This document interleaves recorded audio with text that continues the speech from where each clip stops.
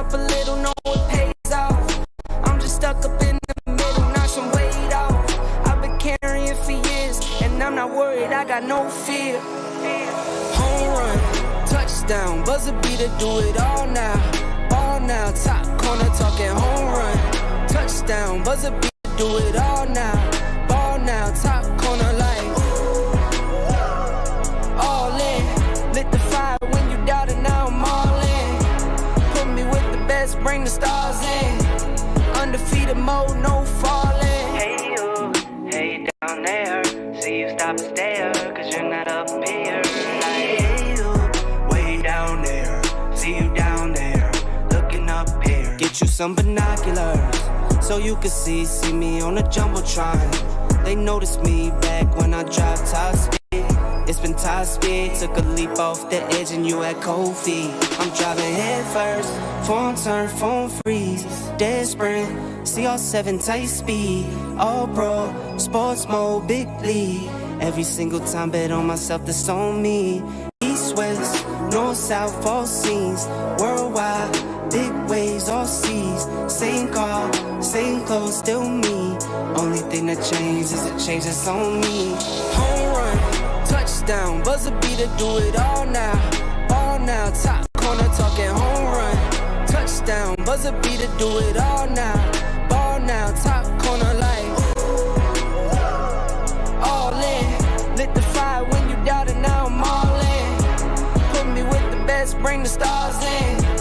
Undefeated mode, no falling.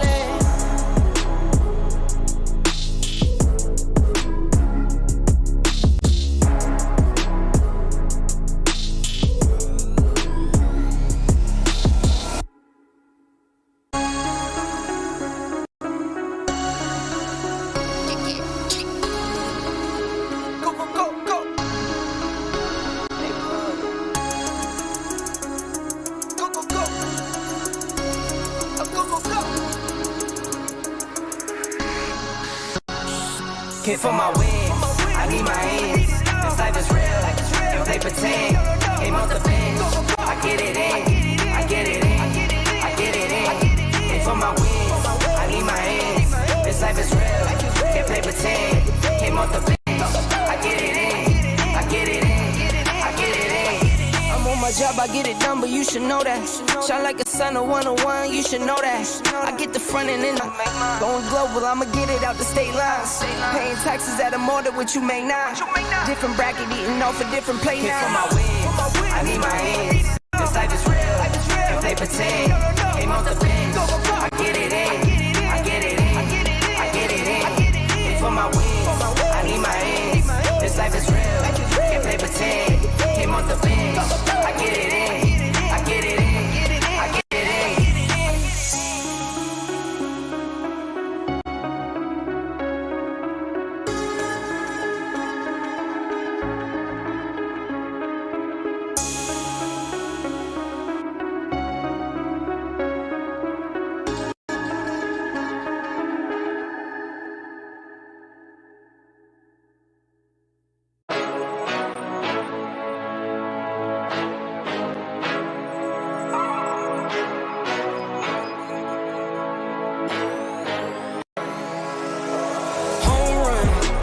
Down, buzzer beater, do it all now. Ball now, top corner talking home run. Touchdown, buzzer beater, do it all now. Ball now, top corner like all in. Lit the fire when you doubted, now I'm all in. Put me with the best, bring the stars in. Undefeated mode, no falling. Doubted when I lost, slide back when I win. Fade and pay the cost, but I rose so thick and thin. Battles in the scars, see them on my skin. They tried to knock me out, but I'ma fight it to the end, and there's no days off. I'm just resting up a little, know it pays off. I'm just stuck up in the middle, knock some weight off. I've been carrying for years, and I'm not worried, I got no fear. Home run, touchdown, buzzer beater, do it all now. Ball now, top corner talking home run. Touchdown, buzzer beater, do it all now. Ball now, top corner like all in. Lit the fire when you doubted, now I'm all in. Put me with the best, bring the stars in. undefeated mode, no falling. Hey you, hey down there, see you stop and stare, cause you're not up here. Like, hey you, way down there, see you down there, looking up here. Get you some binoculars, so you can see me on the jumbotron. They noticed me back when I dropped top speed. It's been top speed, took a leap off the edge and you had cold feet. I'm driving head first, phone turn, phone freeze, dead sprint, CR7 tight speed, all pro, sports mode, big bleed. Every single time bet on myself, that's on me. East, west, north, south, all scenes, worldwide, big waves, all seas. Same car, same clothes, still me. Only thing that changed is the change that's on me. Home run, touchdown, buzzer beater, do it all now. Ball now, top corner, talking home run. Touchdown, buzzer beater, do it all now. Ball now, top corner, like all in. Lit the fire when you doubt it, now I'm all in. Put me with the best, bring the stars in. Undefeated mode, no falling.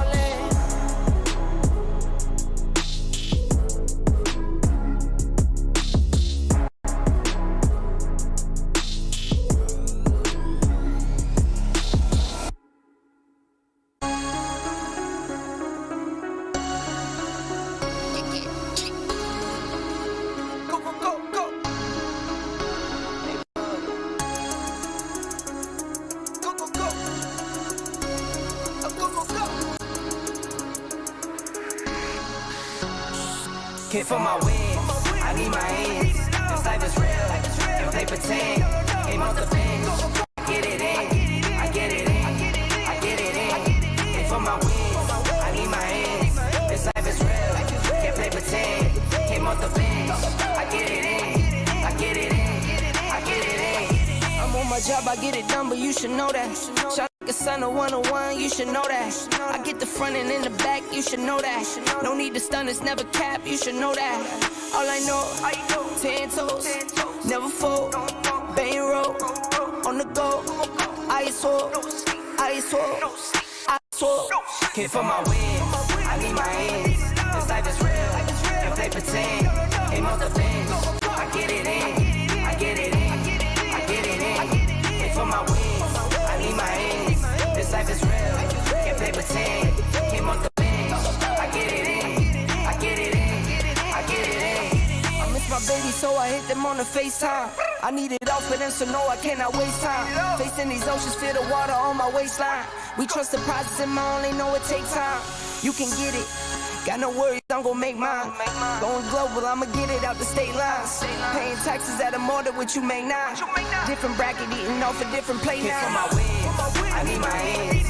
This life is real, if they pretend. Aim off the bench, I get it in, I get it in, I get it in. Hit for my wins, I need my ends. This life is real, if they pretend. Aim off the bench, I get it in, I get it in, I get it in.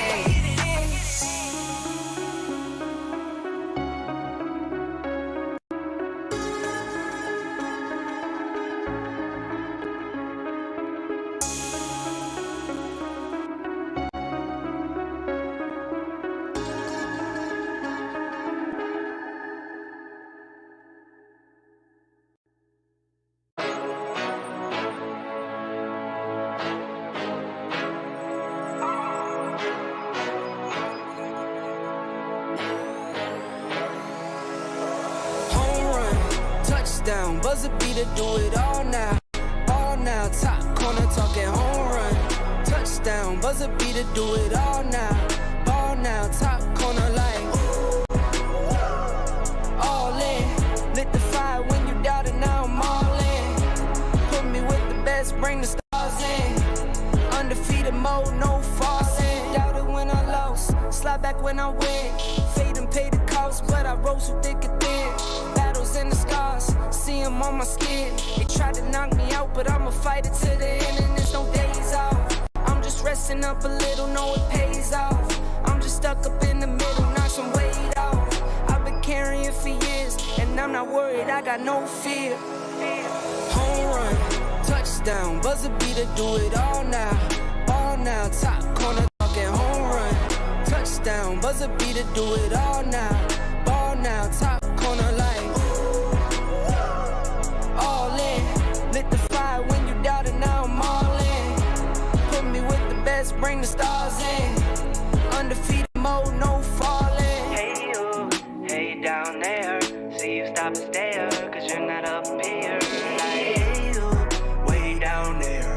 See you down there, looking up here. Get you some binoculars, so you can see me on the jumbotron. They noticed me back when I dropped top speed. It's been top speed, took a leap off the edge and you had cold feet. I'm driving head first, phone turn, phone freeze, dead sprint, CR7 tight speed, all pro, sports mode, big league. Every single time bet on myself, that's on me. East, west, north, south, all scenes, worldwide, big waves, all seas. Same car, same clothes, still me. Only thing that changes is the change that's on me. Home run, touchdown, buzzer beater, do it all now. Ball now, top corner, talking home run. Touchdown, buzzer beater, do it all now. Ball now, top corner like all in. Lit the fire when you doubt it, now I'm all in. Put me with the best, bring the stars in. Undefeated mode, no falling.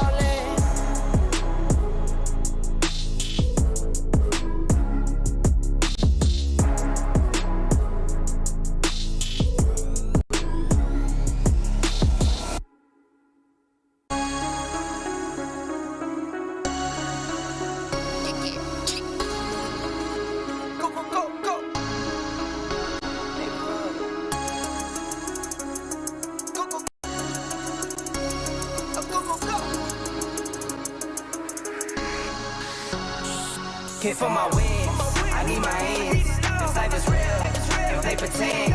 Came off the bench, I get it in, I get it in, I get it in. Hit for my wins, I need my ends. This life is real, if they pretend. Came off the bench, I get it in, I get it in, I get it in. I'm on my job, I get it done, but you should know that. Shine like a sun, a 101, you should know that. I get the front in the back, you should know that. No need to stun, it's never cap, you should know that. All I know, 10 toes, never fold, bang roll, on the go, ice hold, ice hold, ice hold. Hit for my wins, I need my ends. This life is real, if they pretend. Came off the bench, I get it in, I get it in, I get it in. Hit for my wins, I need my ends.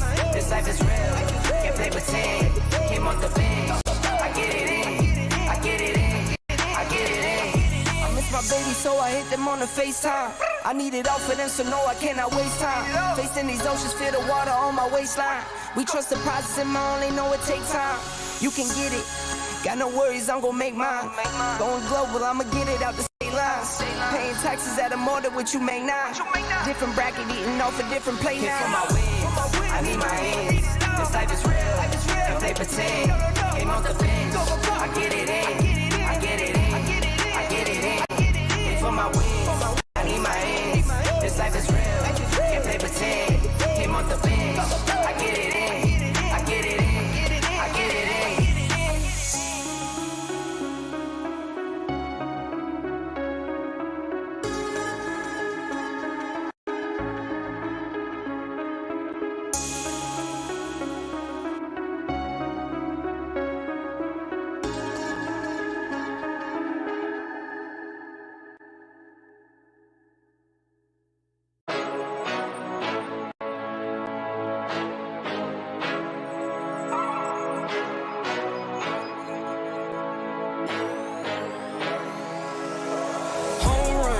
Touchdown, buzzer beater, do it all now.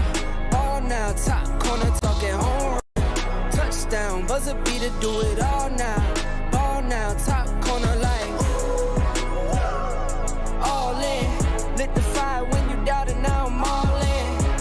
Put me with the best, bring the stars in. Undefeated mode, no falling. Doubted when I lost, slide back when I win. Fade and pay the cost, but I rose so thick and thin. Battles in the scars, see them on my skin. They tried to knock me out, but I'ma fight it to the end, and there's no days off. I'm just resting up a little, know it pays off. I'm just stuck up in the middle, and I'm not worried, I got no fear. Home run, touchdown, buzzer beater, do it all now. Ball now, top corner talking home run. Touchdown, buzzer beater, do it all now. Ball now, top corner like all in. Lit the fire when you doubted, now I'm all in. Put me with the best, bring the stars in. Undefeated mode, no falling. Hey you, hey down there. See you stop and stare, cause you're not up here. Like, hey you, way down there. See you down there, looking up here. Get you some binoculars, so you can see me on the Jumbotron. They noticed me back when I dropped top speed. It's been top speed, took a leap off the edge and you had cold feet. I'm driving head first, phone turn, phone freeze. Dead sprint, CR7 tight speed. All pro, sports mode, big league. Every single time bet on myself, that's on me. East, west, north, south, all scenes.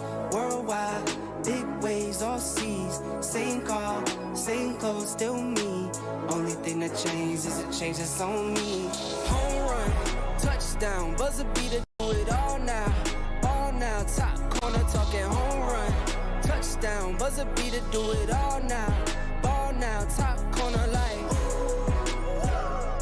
all in. Lit the fire when you doubted, now I'm all in.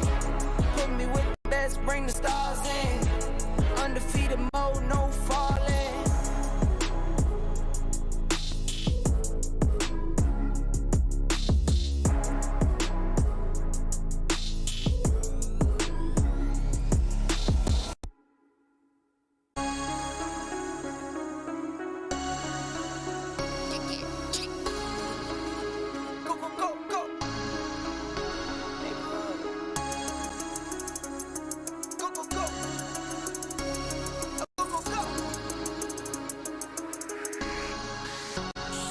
Came for my wins, I need my ends. This life is real, if they pretend.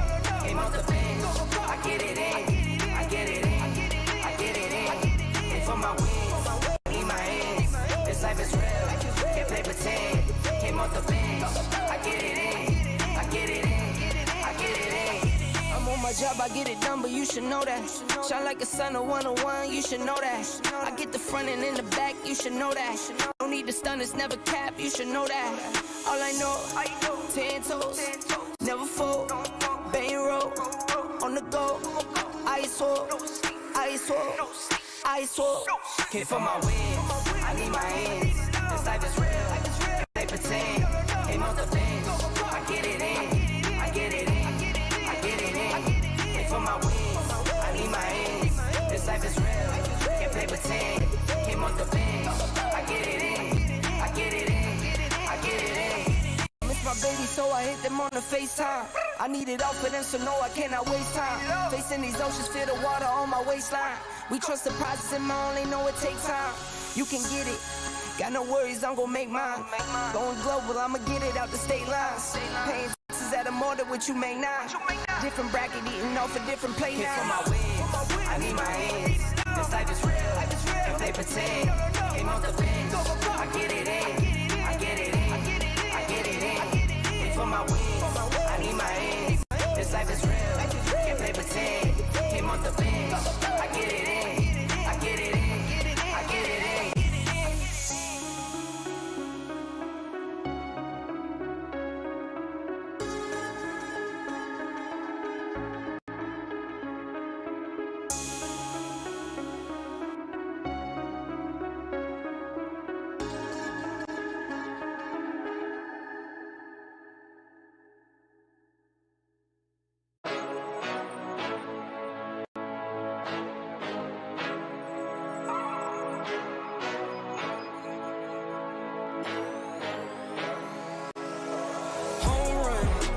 Down, buzzer beater, do it all now.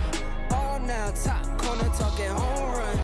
Touchdown, buzzer beater, do it all now. Ball now, top corner like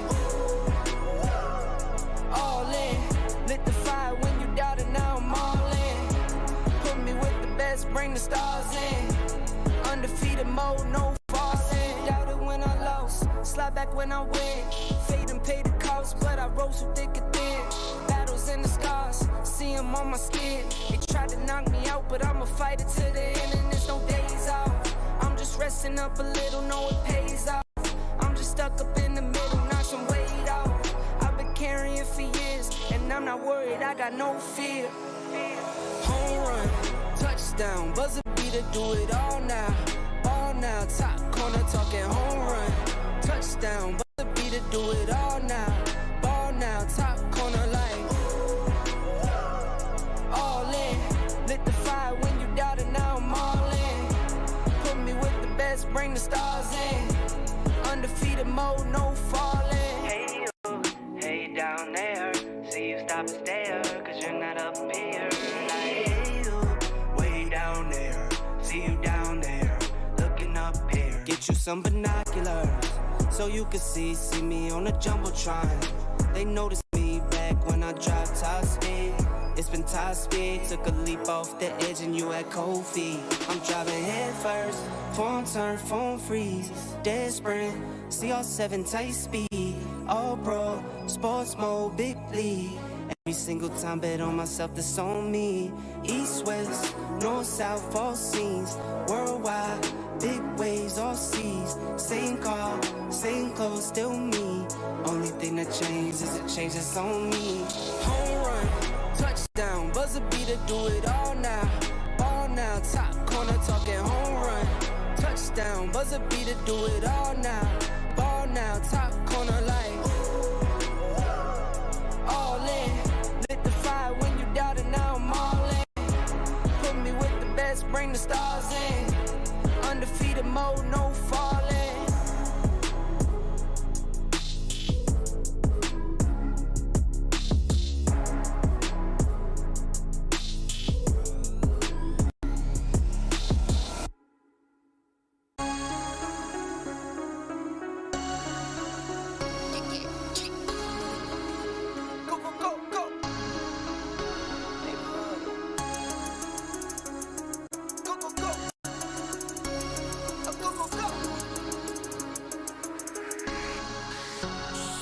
Hit for my wins, I need my ends. This life is real, if they pretend. Came off the bench, I get it in, I get it in, I get it in. Hit for my wins, I need my ends. This life is real, if they pretend. Came off the bench, I get it in, I get it in, I get it in. I'm on my job, I get it done, but you should know that. Shine like a sun of 101, you should know that. I get the front and in the back, you should know that. No need to stun, it's never cap, you should know that. All I know, 10 toes, never fold. Bang roll, on the go. Ice wall, ice wall, ice wall. Hit for my wins, I need my ends. This life is real, if they pretend. Came off the bench, I get it in, I get it in, I get it in. Hit for my wins, I need my ends. This life is real, if they pretend. Came off the bench, I get it in, I get it in, I get it in. I miss my baby, so I hit them on the FaceTime. I need it all for them, so no, I cannot waste time. Facing these oceans, feel the water on my waistline. We trust the process and I only know it takes time. You can get it, got no worries, I'm gon' make mine. Going global, I'ma get it out the state lines. Paying taxes at a more than what you make now. Different bracket, eating off a different plate Hit for now. my wins, I need my ends. This life is real, if they pretend. Came off the bench, I get it in, I get it in, I get it in. Hit for my wins, I need my ends. This life is real, if they pretend. Came off the bench, I get it in, I get it in, I get it in.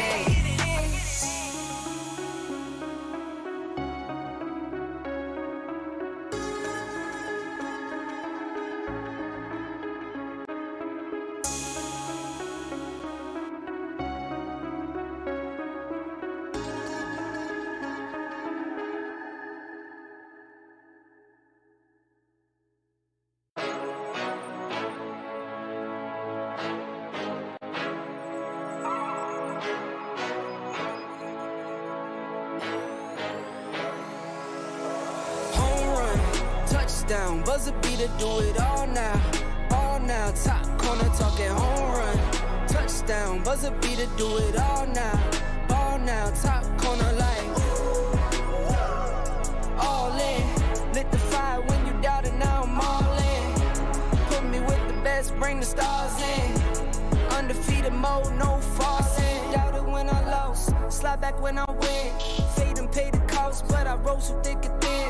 Battles and the scars, see them on my skin. They tried to knock me out, but I'ma fight it to the end, and there's no days off. I'm just resting up a little, know it pays off. I'm just stuck up in the middle, knock some weight off. I've been carrying for years, and I'm not worried, I got no fear. Home run, touchdown, buzzer beater, do it all now. Ball now, top corner talking home run. Touchdown, buzzer beater, do it all now. Ball now, top corner like all in. Lit the fire when you doubted, now I'm all in. Put me with the best, bring the stars in. Undefeated mode, no falling. Hey you, hey down there. See you stop and stare, cause you're not up here. Like, hey you, way down there. See you down there, looking up here. Get you some binoculars, so you can see me on the Jumbotron. They noticed me back when I dropped top speed. It's been top speed, took a leap off the edge and you had cold feet. I'm driving head first, phone turn, phone freeze. Dead sprint, CR7 tight speed. All pro, sports mode, big league. Every single time bet on myself, that's on me. East, west, north, south, all scenes. Worldwide, big waves, all seas. Same car, same clothes, still me. Only thing that changed is a change that's on me. Home run, touchdown, buzzer beater, do it all now. Ball now, top corner talking home run. Touchdown, buzzer beater, do it all now. Ball now, top corner like all in. Lit the fire when you doubted, now I'm all in. Put me with the best, bring the stars in. Undefeated mode, no falling.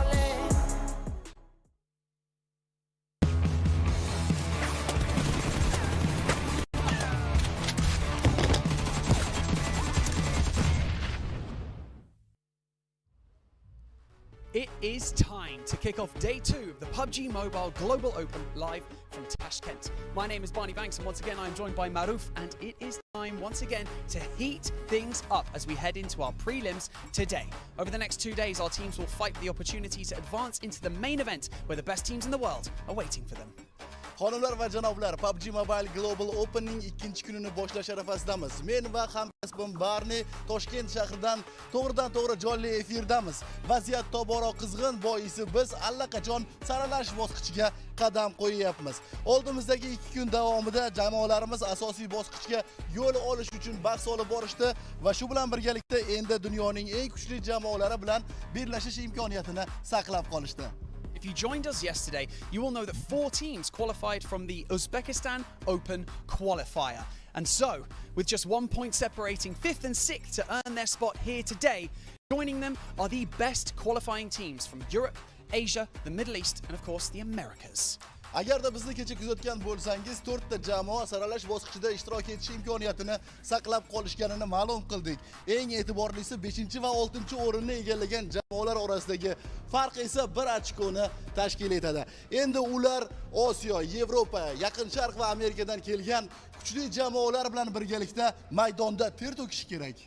Just 7 of these teams will advance through to the main event this weekend. So remember, 2 days, just 12 matches to earn your spot. Faqatgina 7 ta jamoa ushbu hafta oxirida asosiy bosqichga yo'l oladi. Atigi 2 kun va 12 ta o'yin orqali ular o'z o'rinlarini bizga namoyish etishlari kerak. And so, as Godzilla behind us is going to bring the fire, let's see which of our teams is going to set the stage ablaze. But before we do any of that, let's head over to our analysts who can break everything down before we head into match number 1. Ortimizdagi Godzilla singari olov sochgan jamoa esa chinakam ma'noda ushbu mavqeni saqlab qolishlari mumkin. Keling qadrli do'stlar, o'yinlarga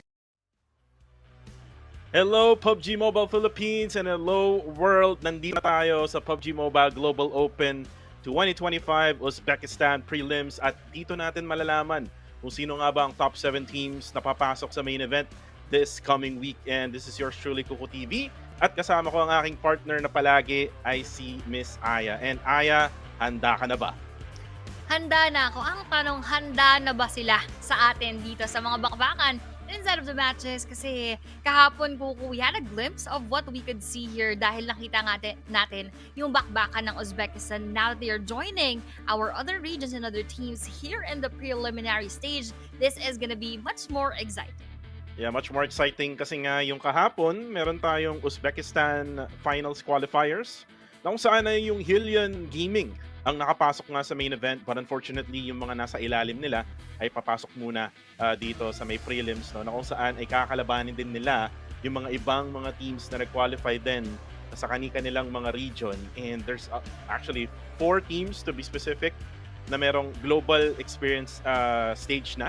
So basically mamaya-maya ay mapapakilala natin yung mga yan. Pero for now, let's take a look at the schedule for this week for the PMGO. So kahapon nga nangyari yung Uzbekistan Qualifier Finals, and then today will be the prelims, April 10th and 11th. And then, pagdating ng main event, it's going to be on Saturday and Sunday on April 12th and 13th. And by the way, gusto ko lang sabihin, Aya, no, on the 13th din, magkakaroon din tayo ng 7th year anniversary, no, dyan sa party, dyan sa QC. Pero ito na, yung PMGO format, Aya. Of course, we have here the format coming from yesterday. Doon sa PMGO Uzbekistan Finals, yung mga teams na manggagaling dyan ay pupunta ng main event for the number 1 spot from yesterday. Tapos from 2 to 5, yung nakapasok onto the PMGO prelims that we had or we already have for today. Tapos yung ating Open Qualifiers, 12 teams yung nandito. So 16 overall yung ating mga koponan na makikita para sa araw na to. And they only have 2 days, Kuko, and 12 matches overall para magkaroon ng tsansang makuha or makakuha ng tsansa sa main event to get a part of the $41,500 na prize pool. Napakalaking prize pool yan, $41,500. And kita naman natin, no, yung top 7 ay magka-qualify nga for the main event. But then again, yung 8 to 16 will get their own share of that prize pool from $7,000 pababa hanggang $2,500. So ibig sabihin nito, no, yung mga pupunta ng main event will actually get a much bigger prize, even though na say for example mag 16th place ka in the main event, mas malaki pa sa 7K ang makukuha mo. Pero going into the point structure, ito yung point system natin with a winner-winner chicken dinner ay makakuha nga ng 10 points, 6 points naman on the second. Third will get 5 points, 4 points for the fourth placer, 3 points for the fifth, 6 naman with 2, and 1 point for 7 and 8. And then, kung 9 to 16 ka, wala ka makukuhang puntos, pero kung magkakaroon ka ng elimination, ay equivalent yan to 1 point per elimination. So, ganun pa rin, no? Kagaya ng mga nakaraang tournaments na meron tayo, yung Mini Rondo Cup, yung PMRC Rondo Cup, or even yung PMCL, pareho pa rin yung point system. But ito na, yung kinaabangan natin, no? Sino nga ba ang mga teams na sasali? Unahan ko na, Aya, no? We have T2K. T2K played for PMGC before. So, isa sa mga teams to na dapat natin tignan, pero meron ding NEPX, XT, KZE from Indonesia. We also have Black Goat FB or yung Fenerbahce Esports na naglaro na rin for PMGC. iCurd din na naglaro rin for PMGC before. K21 R8 na sikat din yan in PMGC before. But we also have from North America and South America Dope, ACT, T721, DRG, UPG, and AKE na nag-qualify nga through the Uzbekistan Qualifier Finals yesterday. Nakita natin yung mga performance kahapon ng mga koponan na ito. So, they were the top 2 to top number 5 ng ating finals yesterday from Uzbekistan. So, probably, I believe they have a bit of that momentum, pero depende rin kung paano nga ba nila magagawa na makisabay dito sa ating teams from Asia, Europe, from the MEA region, of course, from North America and South America as well. So, all of these teams in one battlefield, talagang interesting naman. Yeah, very, very interesting to. Again, this is because this is not the usual teams na napapanood natin, no? During the PMWC, PMSL, PMGC, no? These are teams who came from all regions across the world, Aya. Na kung saan ay, ito yung mga teams na hindi nakapag-qualify through their own pro leagues. So, ibig sabihin na nito, Aya, this is their only chance for now, na pwedeng makapasok na in the global stage. Pero syempre, no, dahil nga dun sa esports structure na nilabas ni James Young nung nakaraan, every season na magkakaroon na ng mga qualifiers. Kagaya nga, nung nangyayaring PMNC Summer 2025. PH qualifiers natin na still in registration pa rin. Pwede pa rin mag-register, no, Ayan? Tama. Tama, actually, last day ng registration ngayon. So, marami-rami pang pwedeng sumali. Kaya don't miss your chance, guys, na makisali dito sa ating PMNC 2025 Summer sa ating PH region. So, for those asking, in the comment section kanina, sabi nila, may PH daw ba? Wala pong PH team. Ang Pinoy po ay yung casters. So, ayan, I play together with Coco TV once again. Para sa mga aspiring pro players in the PH scene, don't forget to join. I-check nyo lang ating PUBG Mobile Philippines Esports Facebook page at doon nyo makikita yung ating QR code for the registration. Totoo yan. And actually, nagkaroon din naman ng qualifiers, no, in our own region, Aya. And just so unfortunately, wala tayong Filipino representative for PMGO for maybe next year na lang siguro, no? Or maybe sa mga susunod na mga global event na agaya nga ng PMWC or PMGC. Meron tayong dadaan na sinabi nga natin na PMNC Summer na kung saan ay pwede silang mag-register until now, and definitely pwede silang mag-qualify through those tournaments. Pero Aya, let's talk about itong mga teams, no, na maglalaban-laban. I did mention some teams na naglaro na for PMGC.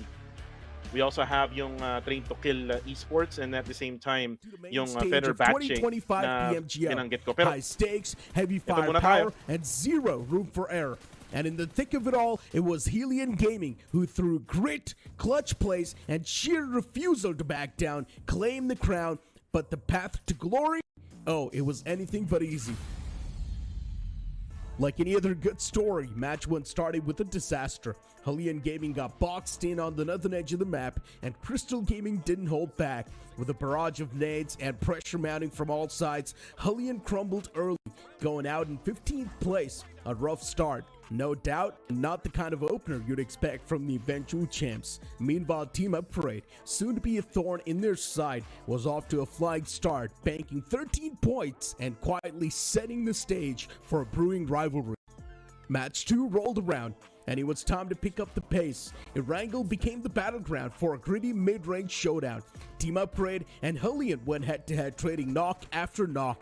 But just as Upgrade looked set to bounce back, the zone turned savage and forced them into the open, straight into a wipeout. Energy Gaming swooped in to clean up and served up a beautiful 1v3. Even so, our heroes, Helian Gaming, wrapped up this round with 17 points.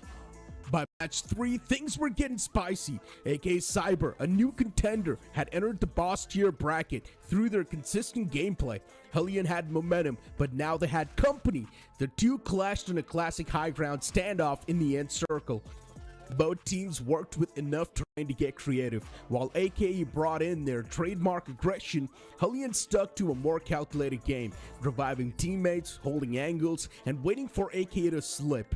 And when they did, Helian swooped in and grabbed their first chicken dinner and bagged a juicy 27 points. AKE weren't far behind, dropping 24 points of their own. The leaderboard tighter than ever.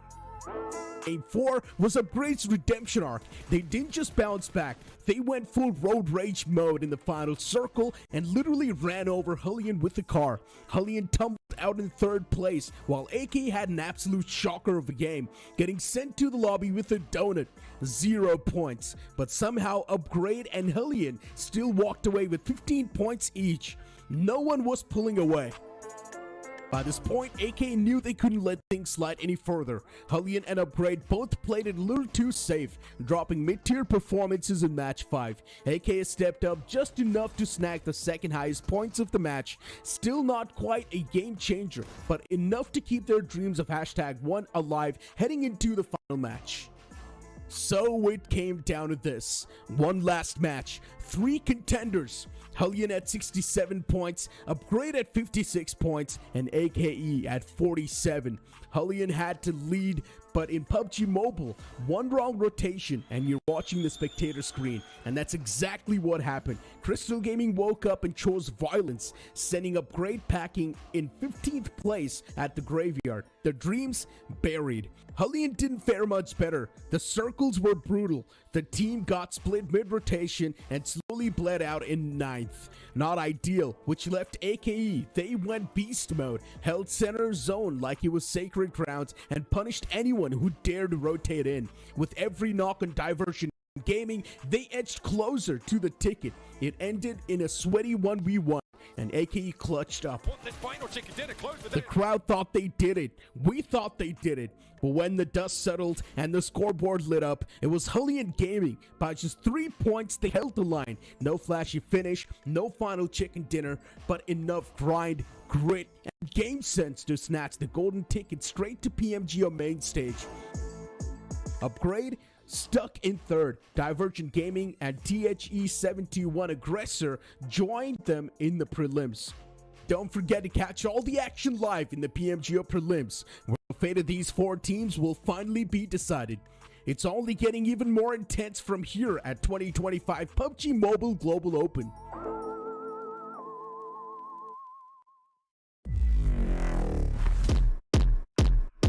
But he's anything but stealthy right now. Towards position and a lovely wide swing finds. Hoje são meus amigos, o Revo da Alpha 7 e o Lohan da Inf. 6 eliminations and Prestige just comes in for the steal, but of course I know that the other teams are going to be hard to compete against, but we just need to have that confidence in ourselves and believe in ourselves and our abilities to win.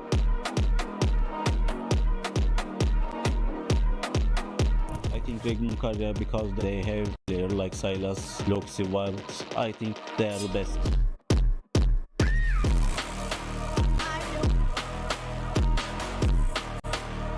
So the biggest competitor of our team is Team T2K Sports because there's a player, Rose, he's an IGL. He has a good experience in global events. मेरो बिगेस्ट अब मेरो जुन पहिला डब्लुजेड हुँदाखेरि त्यो टिमबाट मैले अन्डरडग थिएँ अनि त्यतिखेर चाहिँ अब PMCO, PMBL सबै एकैचोटि जितेको थिएँ मेरो लागि त्यही नै होला ठुलो Divergent Gaming have a little bit more trouble to handle. Energy losing players. Kakash spray down connect. Weapon swap for Dynamo moves forwards. And Kakash goes down next. That managed to make that one work. Force able.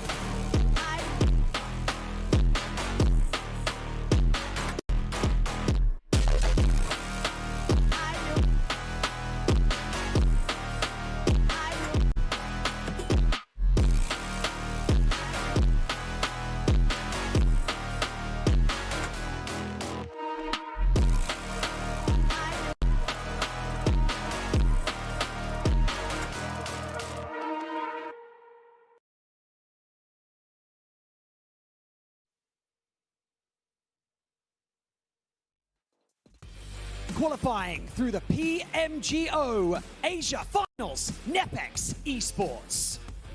Qadrli do'stlar, PUBG Mobile Global Open 2025 Osiyo chempionati finalchisi Nepex Esports jamoasi.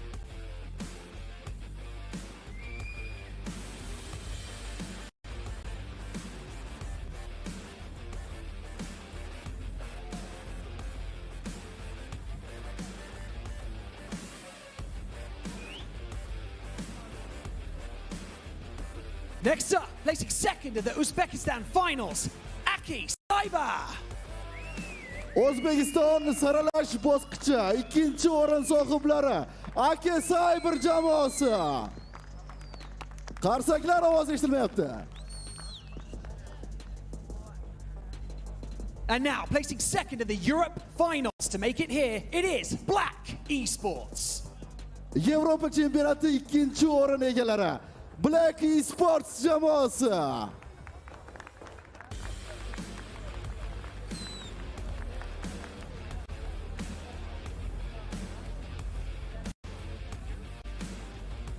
Securing 5th place at the PMGO Asia Finals, KZE Underage. PUBG Mobile Global Open Osiyo chempionati 5-chi o'rin sohiblari KZE Underage jamoasi.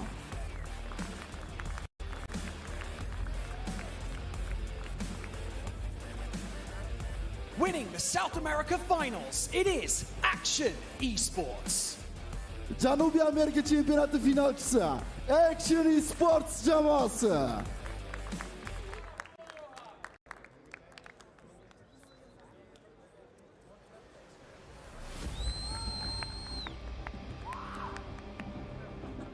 Taking first place at the PMGO Europe Finals, Fenerbahce Esports.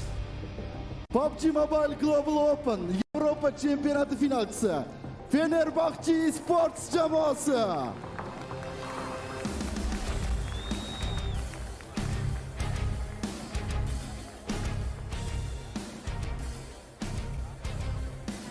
Taking first place at the Middle East Finals to make it here today, iCurd Esports.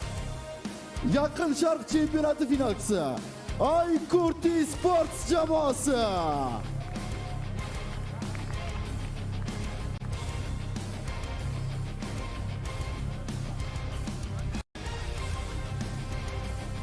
Taking third place at the Middle East Finals, it is K21 Esports. Yakın Şark Çempionatı 3. oyun sahipleri K21 Esports jamoasi.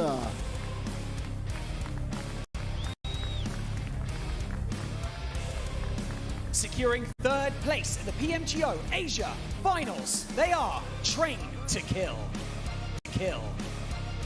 PUBG Mobile Global Open Osiyo Çempionatı 3. o'rin sahipleri Train to Kill jamoasi.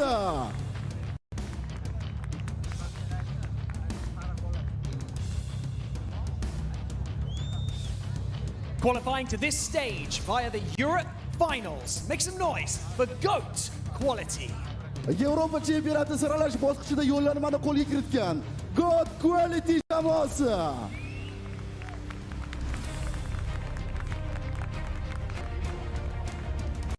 Your fourth place finisher at the PMGO Asia Finals, Exotics Esports.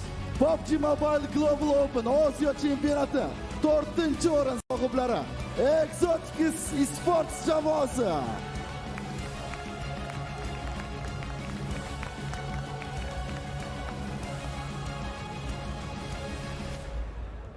Placing second in the Middle East Finals. Can they secure the top spot here in the prelims? R8 Esports. Yakın Şark Çempionatı 2. o'rin sohiblari R8 Esports jamoasi.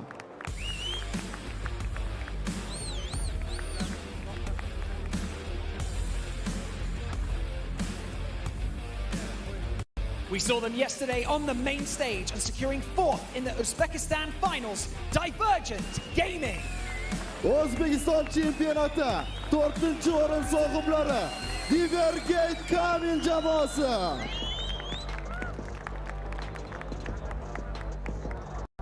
Another team to impress on the stage yesterday, placing third in the Uzbekistan Finals, Upgrade. PUBG Mobile Global Open 3. o'rin sohiblari Upgrade jamoasi.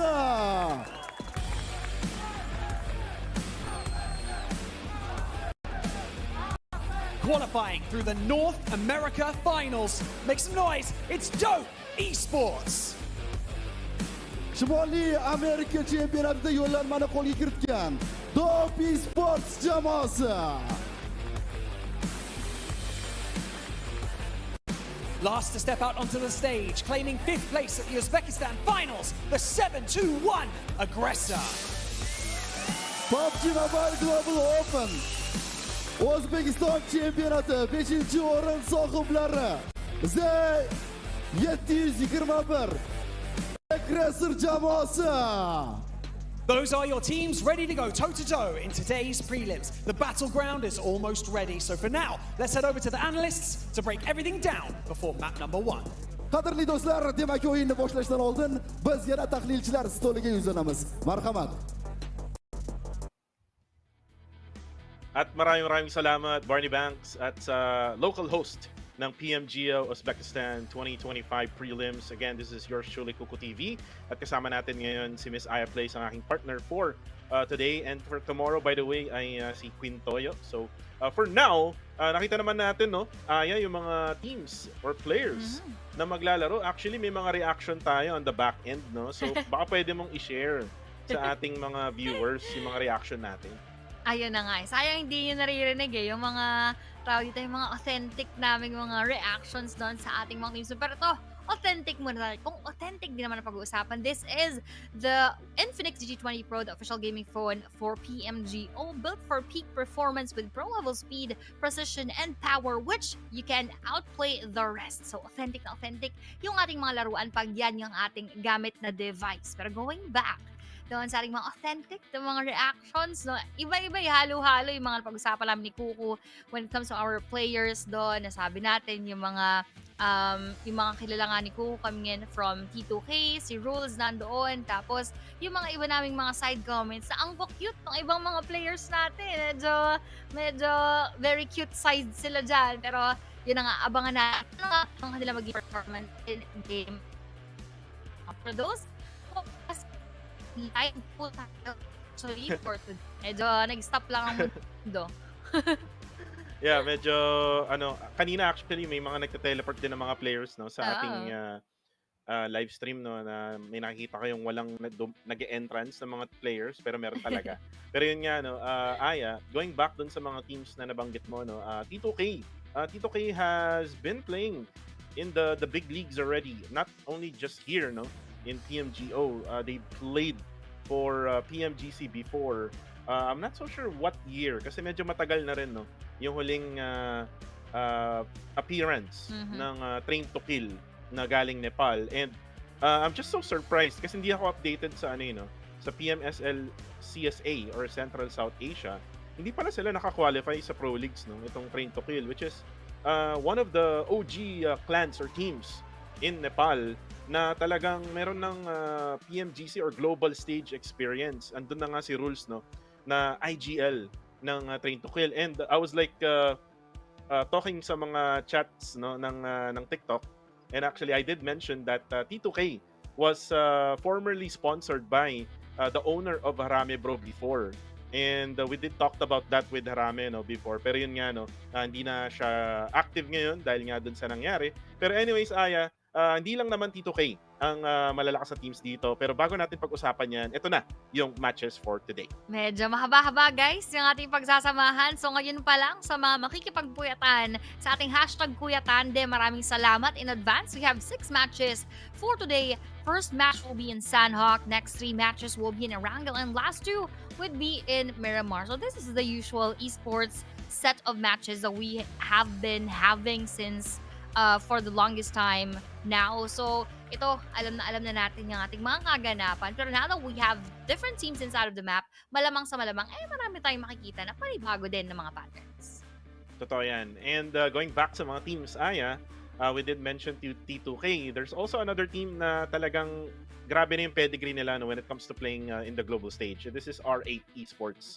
Nandyan si SK Ton, isa sa mga malalakas na players no. Even though na-scout siya sa team nila, malakas na scout yan. Kumbaga, sa Philippines, no, we have 214 Esports. Si Cree, yung nagsa-scout for their squad. And you can see naman yung performance ni Cree, no, sa 214 Esports. Talagang balagbagan talaga. Ilang eliminations per game yung ginagawa ni Cree madalas. No? So, it's kind of like what SK Ton for R8 Esports can do dito sa prelims no, ng PMGO 2025 Uzbekistan. And again, yun lang yung mga expected na mga teams no na sa aking knowledge Aya na magkakaroon ng magagandang laro. Pero may nasabi rin tayo during the entrance ng mga teams na may mga other teams din na baka maging dark horse dito sa prelims. Pwede. Actually, when I was going through the teams, no, karamihan sa kanila, wala pang Wikipedia na page. So, ibig sabihin nun, wala tayong masyado makikitang background, most especially for the Uzbekistan team. Do you think NEPX has what it takes to gain the fan base that has already been behind the other popular teams from Nepal? Definitely, every team got every chances to achieve more fan base, but it all takes is their gameplay. So I believe in my team, and we got gameplay to achieve more fan base and support. Every team plays to be champion at every tournament or every global stage. So it's an honor because Nepal never got #1 in global stage, but DRS Gaming came close with being runner-up. So being humble, I would definitely try to achieve #1, but I don't want to talk about this anymore because mouth shut, but gameplay on. One team that NEPX considers as the most formidable threat in the 2025 PMGO prelims, and why? The team which we fears the most is the one we look in the mirror. But with respect, I want to say my TTK boys, our friends from Nepal, they've been a good team and wish to compete them in prelims. Which invited team are you most excited to play against in the main event of 2025 PMGO, and why? I'm excited to play with every invited teams in the final, but with respect, I want to say is for MV because they got 2 PMGC finals MVP, Joel and Top, so they are actually all-star team. So it will be cherry on top if we defeat 4MB and take the trophy home. Nepali supporters र audienceहरुलाई एकदमै थ्याङ्कफुल भन्न चाहन्छु हजुरहरुको माया साथ सपोर्ट यिनै एकदमै मोटिभेट गरेर हामी ग्लोबल स्टेज खेल्दै छौं। गेमको बारेमा म केही धेरै अहिले त्यस्तो केही भन्दिन, तर जे देख्छ हजुरहरुले गेममै देख्नुहुन्छ। थ्यांक यू फर सपोर्टिङ अस। जय Nepal.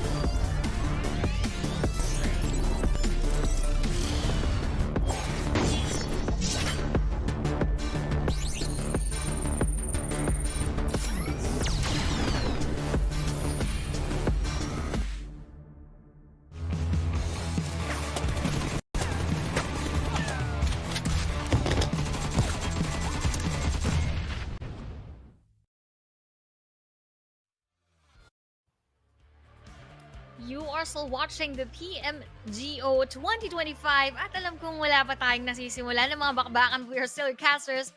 For today, I plays together with Goku TV at medyo malapit-lapit na tayo guys para simulan yung ating match number 1 dahil we are gonna have 6 matches for today. Sit back and relax lang kayo dyan. Mag-dinner na rin kayo habang kayo ay nanonood dito sa ating pagsisimula. Grabe, no? Time check, it's 8:01. Merong counting delay, no? Sa live, if you will notice that. So time check namin is 8:01 PM. So doon yung malalaman kung gaano katagal yung delay nung live stream. Pero yun nga, may delay din to through the venue kasi nga we are connecting doon sa venue mismo sa Uzbekistan. Pero yun nga, no, Aya, match number 1, hindi pa nagsisimula and it's already 8:01 dito sa Pilipinas. Usually kasi, di ba? Aya, sanay na sanay tayo. 6 o'clock pa lang, nagsisimula na. Tama. Yung mga bakbakan. Pero again, due to, yung time zones, yung difference, no? Ng oras sa Philippines and then also in Uzbekistan, again, kailangan namin mag-adjust sa mga matches. But again, let's take a look at itong mga players now in the venue as they're now getting prepared, no, for match number 1 in Sanok. At kitang-kita naman natin, no, yung focus nila. Itong nasa pinaka-kanan natin, no, parang palong-palo. Talagang grabe. Wala pang laban yan, Aya. Parang nasa spawn area pa lang yan ng Sanok pero parang palong-palo na magpindot ng cellphone eh. Kaya nga parang gusto na agad Gina eh. Natapusin na yung mga laban pero magsisimula pa lang tayo. So dito natin malalaman kung sino nga ba yung masanda for our initial match for today na mangyayari nga sa mapa ng Sunhawk. So 16 teams will battle it out towards our main event. Mahirap-hirap yung kanilang kailangang kaharapin dyan. So let's just see later on kung sino-sino nga ba yung magpo-prove ng kanilang mga sarili. Well, may nabanggit ako, Aya, no, mga world stage experience. We have the Fenerbahce Esports who came from Turkey. They have experience in the PMGC before, which is yung going back pa to, Aya, sa PUBG Mobile Club Open. Ay, hindi, PUBG Mobile Global Championship 2021 rather. So, 4 years ago pa yung experience ng team na yan. We also have yung R8 Esports na nasabi natin, si SK Ton, na naglaro nga in the PMGC 2022. And then we also have Train to Kill, which is from Nepal, na naglaro din. At parang same batch sila ng R8 Esports, no? In PMGC 2022. And by the way, these teams are probably, no, S-tier teams na to, no? Kumbaga sa mga klase ng mga halimaw, no? Ito yung mga class S na halimaw dito sa prelims and expectations natin, no, sa mga yan, and let's see kung makapag-qualify nga sila in the top 7. Eto na, Coco, finally, we are gonna land in the map of Sanhawk. Kaya naman lahat ay naghahanda na dahil lumilipad na ang aeroplano into the 2025 PMGO preliminary stage for everyone here in Uzbekistan, brought to you by the Infinix Z20 Pro, where you can outplay the rest. Napakagandang cellphone yan. Bumili na kayo sa mga retail stores, online, or sa mall. Pero ito na, flight path in the first matchup. Ladies and gentlemen, let's start this game.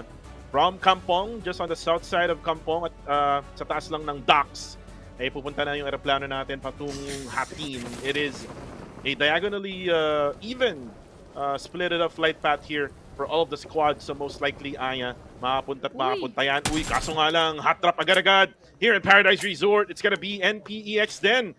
Down on Lakawi, 1 player off already para sa team ng DRG.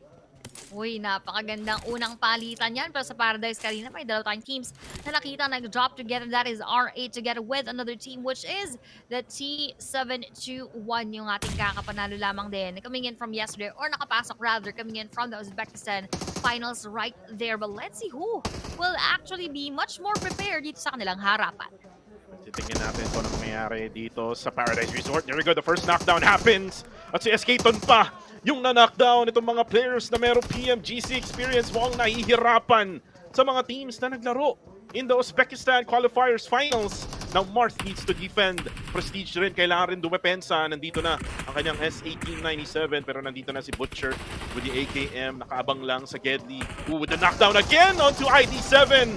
R8 Esports right now is in trouble. One more knockdown. And then si Prestige na lang ang natitira for the side of R8. Oh, unfortunately, Paradise Resort will be taken by the 7-2-1 aggressor.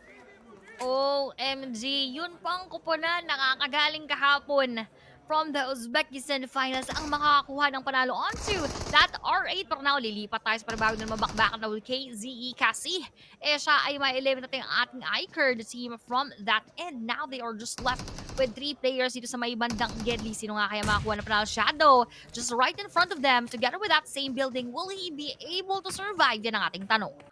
KZ underage, ito yung tinitingnan natin, no? Indonesian Pride, the Southeast Asian Pride. Going up against Iker. DPS na naman, ito na naman, DPS sa mukha. Knockdown na ang isa, pero uy, yun lang, Shadow pushes only by himself. Yun lang yung naging problema ng KZE. And this is probably yung inexperience nila, no? Masyadong konti pa yung experience itong mga players ng KZE underage. Sa pangalan pa lang, underage sila lahat. Pero Raise God, tingnan natin kung anong gagawin niya with the DBS. Now, going in! And Ali goes down! And Iker, kailangan nila mag-reset, pero yun nandun pa rin. Uy, si Devan from behind! Iker now down to 2. And now si Z down to low HP. At yung kasama pa niya ay nagbabak na pre. Ang ganda sana, no, nung kaninang ginagawa ng iCard, but now medyo mukhang binabaliktad ng ating KZE yung ating lamesa. Pero babalikan ko lang sa rating, hindi natin nasilip yung ating predictions before we started. So it's actually iCard for Kuku right here. And for me, it's DRG. So it's also a good thing to mention dahil nga iCard, yun nandito katapat nating KZE. So let's see what will happen dahil underage na, KZE underage. Kanina nga sila yung dehado ngayon. Mukhang halos patay na at lumalamang pa onto Azzy right here. That will be a knockdown and that will be a confirmation as well, leaving us with only the last player nating iCard na si Aleko. Aleko, anong gagawin mo? Ako po, mukhang mahirap yung ginagawa ngayon ng KZE underage. Gagaling sila sa second floor. Nakahanda na siya with the UMP, pero sobrang dami. 2 DPS ba naman ang kalaban mo? Sinampal sa mukha. And iCard, yung aking prediction for match number 1, unfortunately, Aya, will die too soon. Ayun na nga lang, wala pa munang first point para kay Kuku dito. Ako medyo may chance pa tayo ng slide dahil hindi pa nakaharap sa bakbakan yung ating DRG. Although they already lost 1 player na rin kanina, mukhang medyo dehado rin sila dyan. Pero at least for iCard, they already took 2 eliminations bago sila mawala. So hindi pa rin naman bokya para dito sa ating laban. Pero for the Fenerbahce Esports, just like what you've mentioned, one of the most promising teams dito sa ating PMGO is so far wala pa rin silang nakakahalubilo na mga kalaban. Fenerbahce Esports right now, ang ginagawa nila ngayon, they're taking the higher ground advantage right now. And madalas mo makita yan, no? If you compare it to PMCL region, yan yung ginagawa madalas ng dati Genesis Esports. Ginagawa din yan ng Yangon Galacticos ngayon. And ganoon naman talaga, no? Dito sa Sanok, it's all about the high ground advantage in the early stages. And then eventually, Aya, pagka lumit na yung circle, talagang dikit-dikit na. Kumbaga, kailangan labanan na, no? Right at the end of the game. Pero kung merong GOAT Esports sa PMCL, dito merong GOAT quality, di ba? Napakaganda. Ibang-iba. Feeling ko masarap yung baka dito eh. Yung kanilang yung kambaka tuloy kambing. Yung quality ng kambing. Nagugutom na naman ako. Kahit kakain ko lang sa mga nandyan, ang inyong dinner? Sana kayo ay kumain na. Pero teka, mukhang magkakaroon ng magandang bakbakan dito. Goat Quality Ego is actually coming from behind. At yung ating K21 na si Shroud, pwede niya makasalubong. Pero maging ass gameplay ito. Kaso naunahan ang bakbakan. Kaso with that AUG right there, that would push through and that will be coming in from Goat Ego, eliminating siya. Oh, and a flying Kuparpi! Oh my goodness, he knocks down one and knocks down another one coming from his teammate, itong si FIS. And now, tignan natin kung makakabawi pa ba ang K21. Mukhang isa na lang ang natitira at nasa malayo siya. Up above dyan sa templo ng Camp Alpha. At itong si FIS, or rather, ay mukhang magbabak muna. Gagamitin na nga ang ridge para hindi siya makita nitong si Goran ng K21 Esports. K21 Esports will be left now with only 1. Uy! Merong nangyayaring laban. It's gonna be Upgrade versus NEPX. At mawawala na nga yung isa. And NEPX, I think they have much more of an advantage, no, against Team Upgrade na nanggaling nga sa Uzbekistan Qualifiers Finals. Exactly. And actually for Nepex, they are going to be one of my predictions later on. So I'm just happy that they're performing well, even if we are still starting here in match number 1. So this means they could have that momentum later on. Katulad nga sinabi nila, gusto nila makaharap yung ating mga tropa na T2K later on sa ating mga laban. So let's look forward to that. Pero for now, what is happening is they're still looking for those players na ating upgrade na nowhere to be found pa rin at mukhang nakaiwas para hindi matuluyan yung buong koponan. Pero doon sa kabilang banda, GOAT na naman, T21, itunuloy yung kanilang bakbakan. GOAT quality. Kita-kita mo naman. Quality talagang nakuha nila. 3 eliminations na ang meron sila. Circle is now closing in less than 6 seconds. And by the way, we're now down to only 14 teams remaining. No? Napakaaga ng dalawang teams na yon. Just on the first stage. Now we're at the second stage. And ang tanong, saan pumunta yung bilog? Hindi natin nakita. Pero KZE na naman. Underage, Devan goes down. Or Devan rather. And Devan will now be confirmed. It's an off-cam kill. Hindi natin nakita kasi tinitingnan natin mag-loot, no? Ang galing mag-loot talaga ng GOAT quality. Malupet, mag-loot. Talagang quality yung loot ng ating mga tropa. Pero panabaglaban yung ating Fenerbahce Esports versus our action right there, Gigante. Mukhang natuluyan doon sa ating mga tropa from Brazil. And that will be one casualty from their end. Habang tayo ay nakasilip pa rin sa mga exotics sa kanilang pagsipat sa paligid. And napaganda na ginagawa ng exotics na Aya. Sila ay nag-aabang. Kumbaga ng bridge camp sila, no?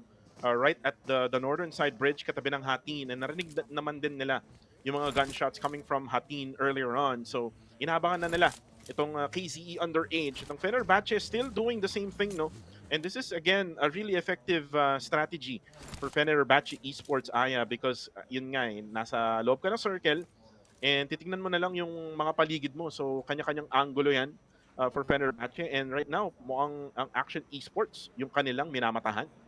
Yun nga yung nangyari kanina as they lost Gigante. In the process, they need to be extra careful right there. Pero another battle that could actually emerge ay yung dito sa ating DRG, Divergent Esports. And together with our Train to Kill, Black Symphony lang nakita na yung uling member ng ating upgrade, and that will be the UPG being eliminated right there.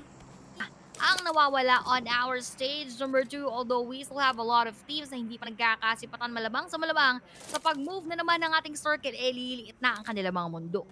And ito yung sinasabi kong team, no? Train to Kill.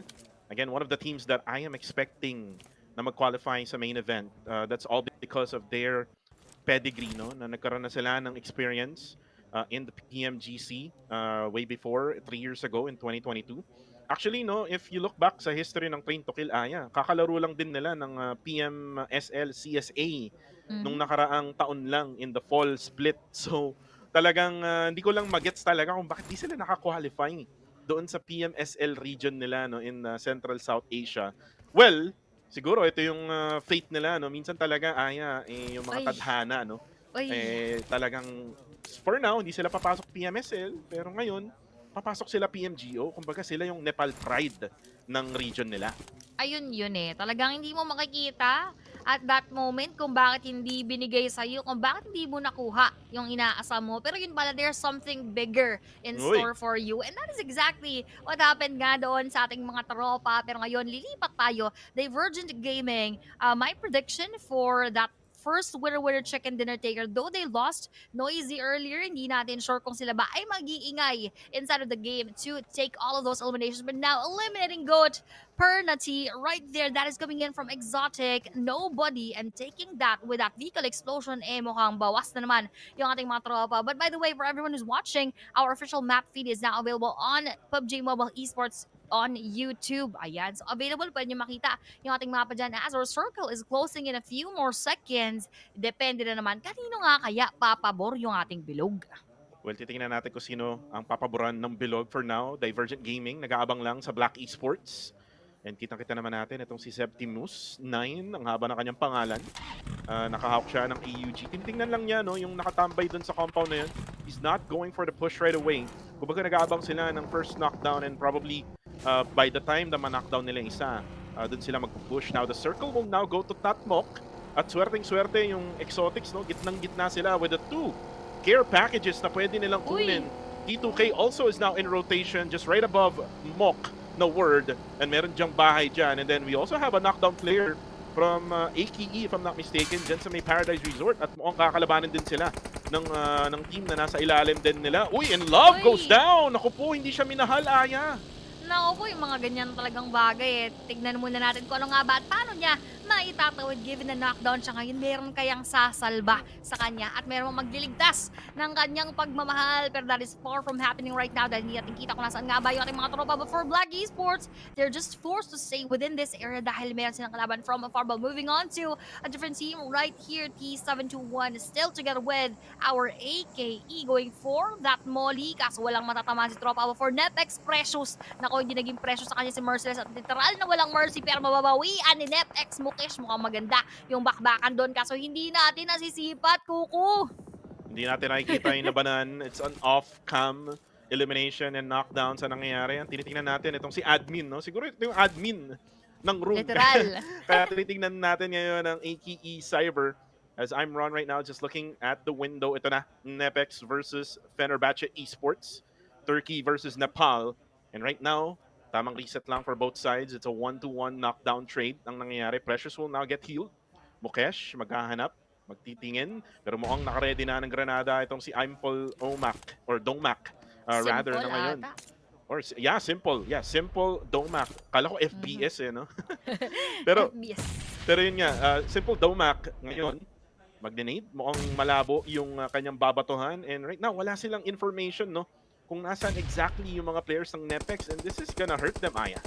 Mahirap talaga pag hindi mo alam yung iyong kakaharapin. But right here, that will be NetX Rex would be knocked down coming in from our Fenerbahce Esports. Nobody, kailangan sumayaw-sayaw ng side. Pero Baby Chang, from behind, galing naman sa dope, siya ay mababagsak. Simple Domak, masasalihan pa ng ating Blue Zone. Isa-isang nagkakabagsakan. Yung ating Fenerbahce and Nepex Esports, sila yung ma-advantage right here. Pero he will also be spotted in the process. So si Domain makukuha from the side of our Nepex habang si Rex lamang. Uy, may paglipad pa. Isa Bien from behind. Tamang bakbakan down there with all those bullets. That is almost a good clutch. Pero ang nangyari ay yung Blue Zone nakisawsaw.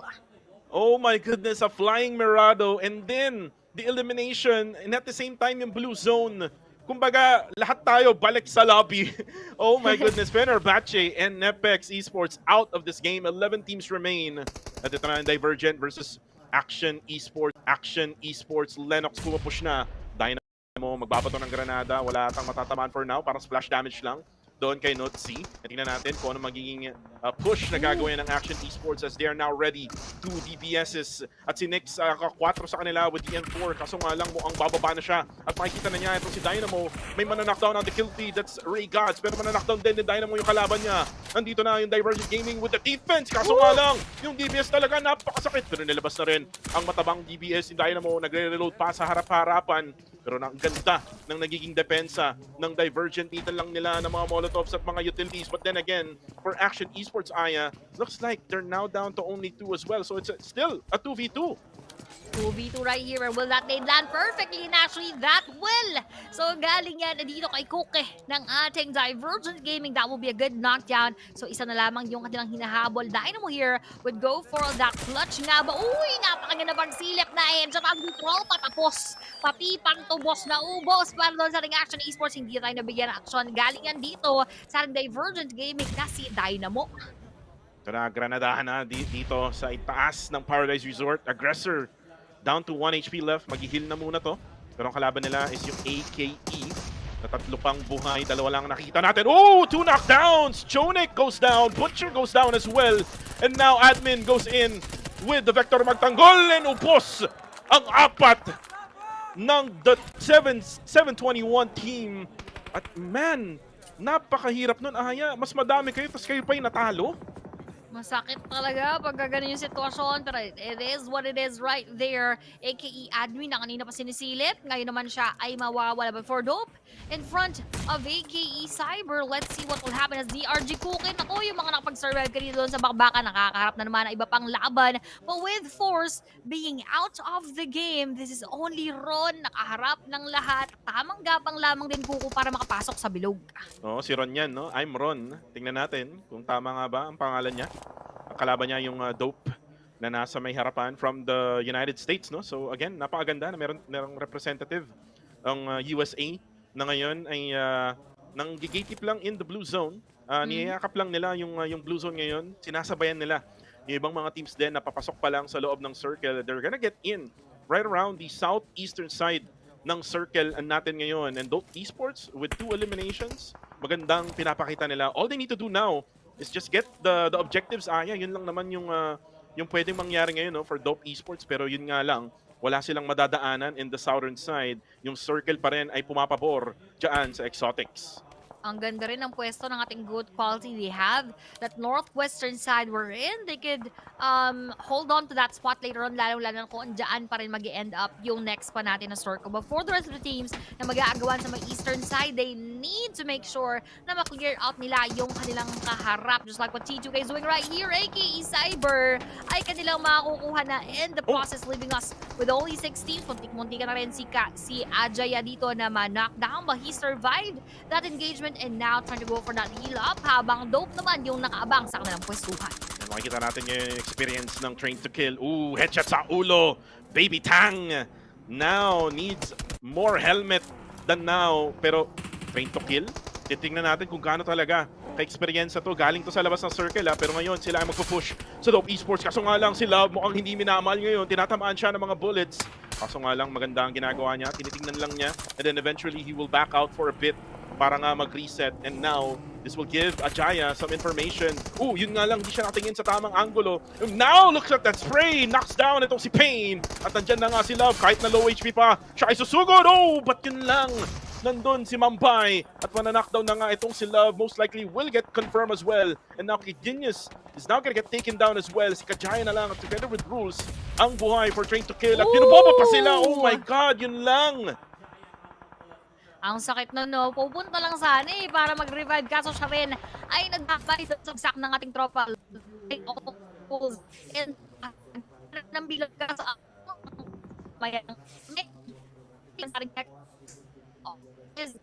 eastern side here, pag siya ay tumingin sa side, pwedeng makasalubong niya yung ating mga tropa from Blacks. That is gonna be difficult later on, habang Goat Esports, or rather Goat Quality, prenting-prente doon sa kanilang positioning. Meanwhile, for Dope Esports, muntik-muntik ka na si Mambay magbabay, but nakatakas naman ng bahagya doon sa mga bala. And Mambay, saka si Baby Tang, kailangan nila munang manahimik. Marami pang oras, 18 seconds left bago pa mag-close ng blue zone. Pwede nila itong gapangan, no? Patungo sa southern side. There's not much of any enemies din, no? If you look at the minimap right now, Pero syempre, di nila alam yan. They will have to also check it out for themselves. Pero still, yung circle talagang pabor na pabor dyan sa Exotics. Though, if you look at the scoreboard right now, 6 eliminations para sa Goat Quality. Talagang quality yung nakuha nila dito sa Sanok. Quality. Sulit na sulit yung elimination. Kaso naku po, nalikuran si tropa si Dynamo. Mukhang ganoon din ba yung gagawin? Pero ngayon nakaramdam. Gustong kaharapin yung mga bala onto Black Symphony. But that will be the end of him right there as well. So wala rin punto. Si Aya plays pa rin sa ating predictions. Parehas ng ating predict ay nawala na sa ating bakbakan. So we only have our Goat, we have our Dope, Exotics, T2K, and Black. Pero pwestuhan, kitang-kita si Daniel. Magkakaroon nga ba ng denial onto our Goat Quality, or will he get that elimination right here? Ego nagluluto ng granada. Will it connect? Splash damage only. 20 damage lang ang nakuha ni Daniel. Pero nandito na si Varenic with the S12K. Now, nilabasan na ng DPS. Kaso sabi niya, wait lang, back lang muna tayo, pre. Magkuklose na yung circle. At aantayin ko na lang kayo dito sa may bahay kubo ko. Pero magluluto din ako ng granada. Ika-cancel out ko muna. Mga-asar lang ako. Si FES naman ay makaka-knockdown on the kill feed. Looks like Dope Esports is now down to only 1. Hindi natin nakikita yan ngayon kasi nakikita natin itong laban nila. And Ego with a pre-fire. And now knocks down itong player ng XC or Exotics. And Exotics is now down to 3. Yun lang yung nangyari, nahiwalay. Yung isa na lang tropa. Nahiwalay, medyo malayo yung pwestuhan ng tropa nila dyan. Pero habang 5 teams na lamang to, nakikita pa nga doon sa may bandang Gedli.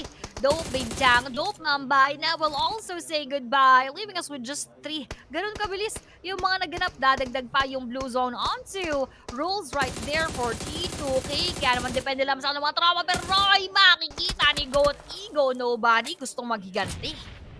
Ego, napakarami pang bala na ito. Goat Quality with 8 eliminations already. Black Esports naman, wala silang no choice kundi mag-push talaga. Wala rin silang smoke.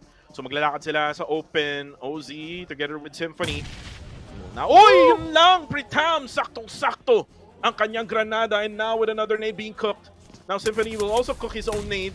May matatamaan ba? Wala pa muna, pero lalabas na. Yun lang! Bakit ka lumabas? Mag-isa ka pang lumabas, and those are the little errors na kailangan matutunan ng mga semi-pro level teams kagaya nila.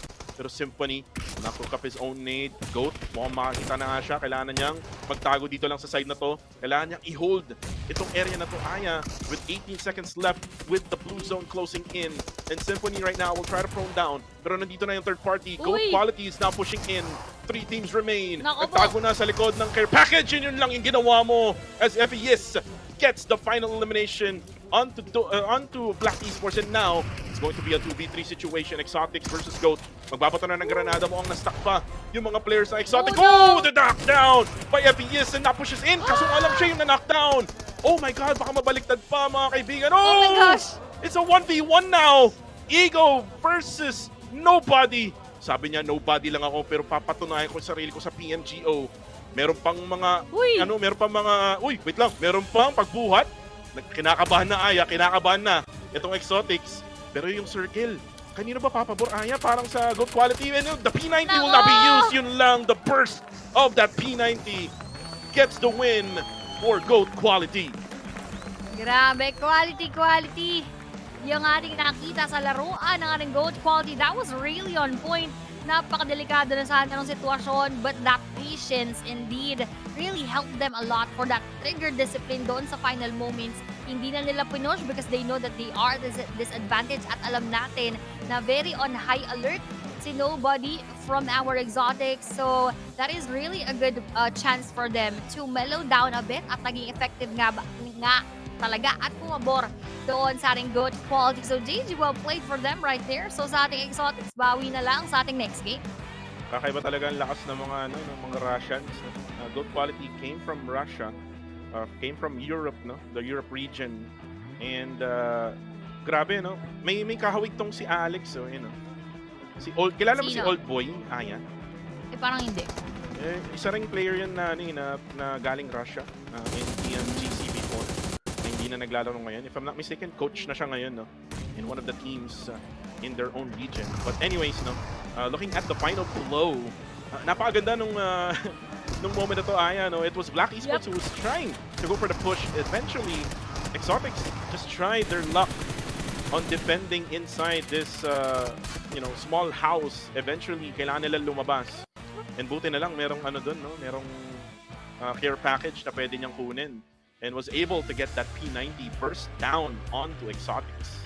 Tama. Pero kung sakasakali lang na pumabor pa rin, no, doon kila nobody, or rather kay nobody, yung sitwasyon na hindi na kailangan lumabas ng ating area, most likely baka siya pa nga yung makakuha ng chicken dinner. But for now, we have here the winner and chicken team stats that we had for Goat Quality. That was Ego, Vadinik, FIL together with Pernity with a total of 11 eliminations. At si FIL pala yung nakakuha ng most of that kills with 7 personal eliminations. We just weren't able to see most of those kills, pero yung ating highlights from Ego for that final moment ang nagpanalo sa ating mga tropa. So JG, well played, and kudos once again to Goat Quality. Wow, 7 eliminations, no, in Sana for FIL.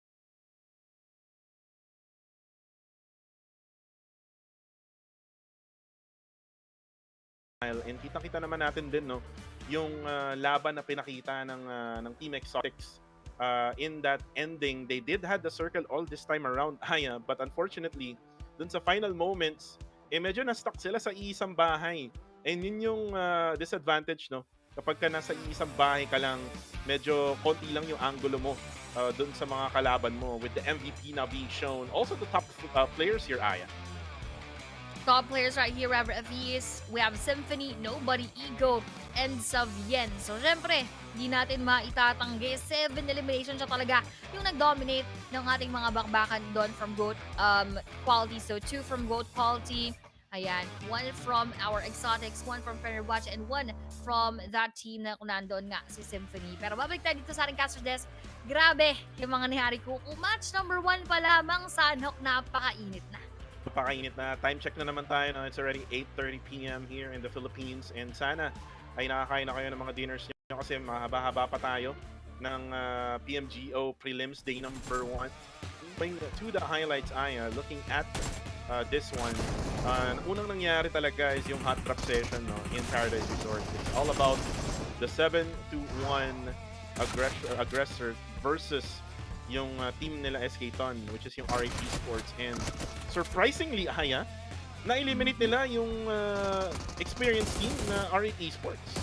Oo nga, talagang hindi mo pwedeng pupaliwalain yung mga teams dito na mga medyo underdog or mga hindi masyadong kilala. Kasi nagpapakilala sila dito sa ring PMGO for our prelims, and probably we would see a lot more of those as we go through and progress through this PMGO. Habang nakita natin dito yung ating Fenerbahce kanina and now Goat Quality as they took those eliminations. At ito, napakaganda actually na pagsilip doon ni Dynamo onto that team wherein they got that win over the battle. Pero Black versus DRG, ito naman yung nangyaring pagkaubos ng Divergent. Nakita-kita din naman natin, no, yung pag-push ng T2K over to the side of Dope Esports, but just so unfortunate, no? Ipit din kasi yung T2K, there was bullets na coming from the right side nila, and then the left-hand side is Dope Esports. And then here comes the final moments, no? Nobody was able to defend yung bahay na to and was able to get out, but it's just way too late, no? Kasi nga nakakuha na ng P90 itong team ng Goat Quality. Talagang quality talaga yung bawas din ng P90 gun. As the match ranking now is being shown, you can see Goat Quality 21 total points ang nakuha nila for this match alone. But Exotics getting 12 points, 9 naman for Black Esports, T2K getting 9 points as well, 7 naman for Dope Esports, DRG getting 5 together with AKE, T721 will also get 5 together with Fenerbahce Esports.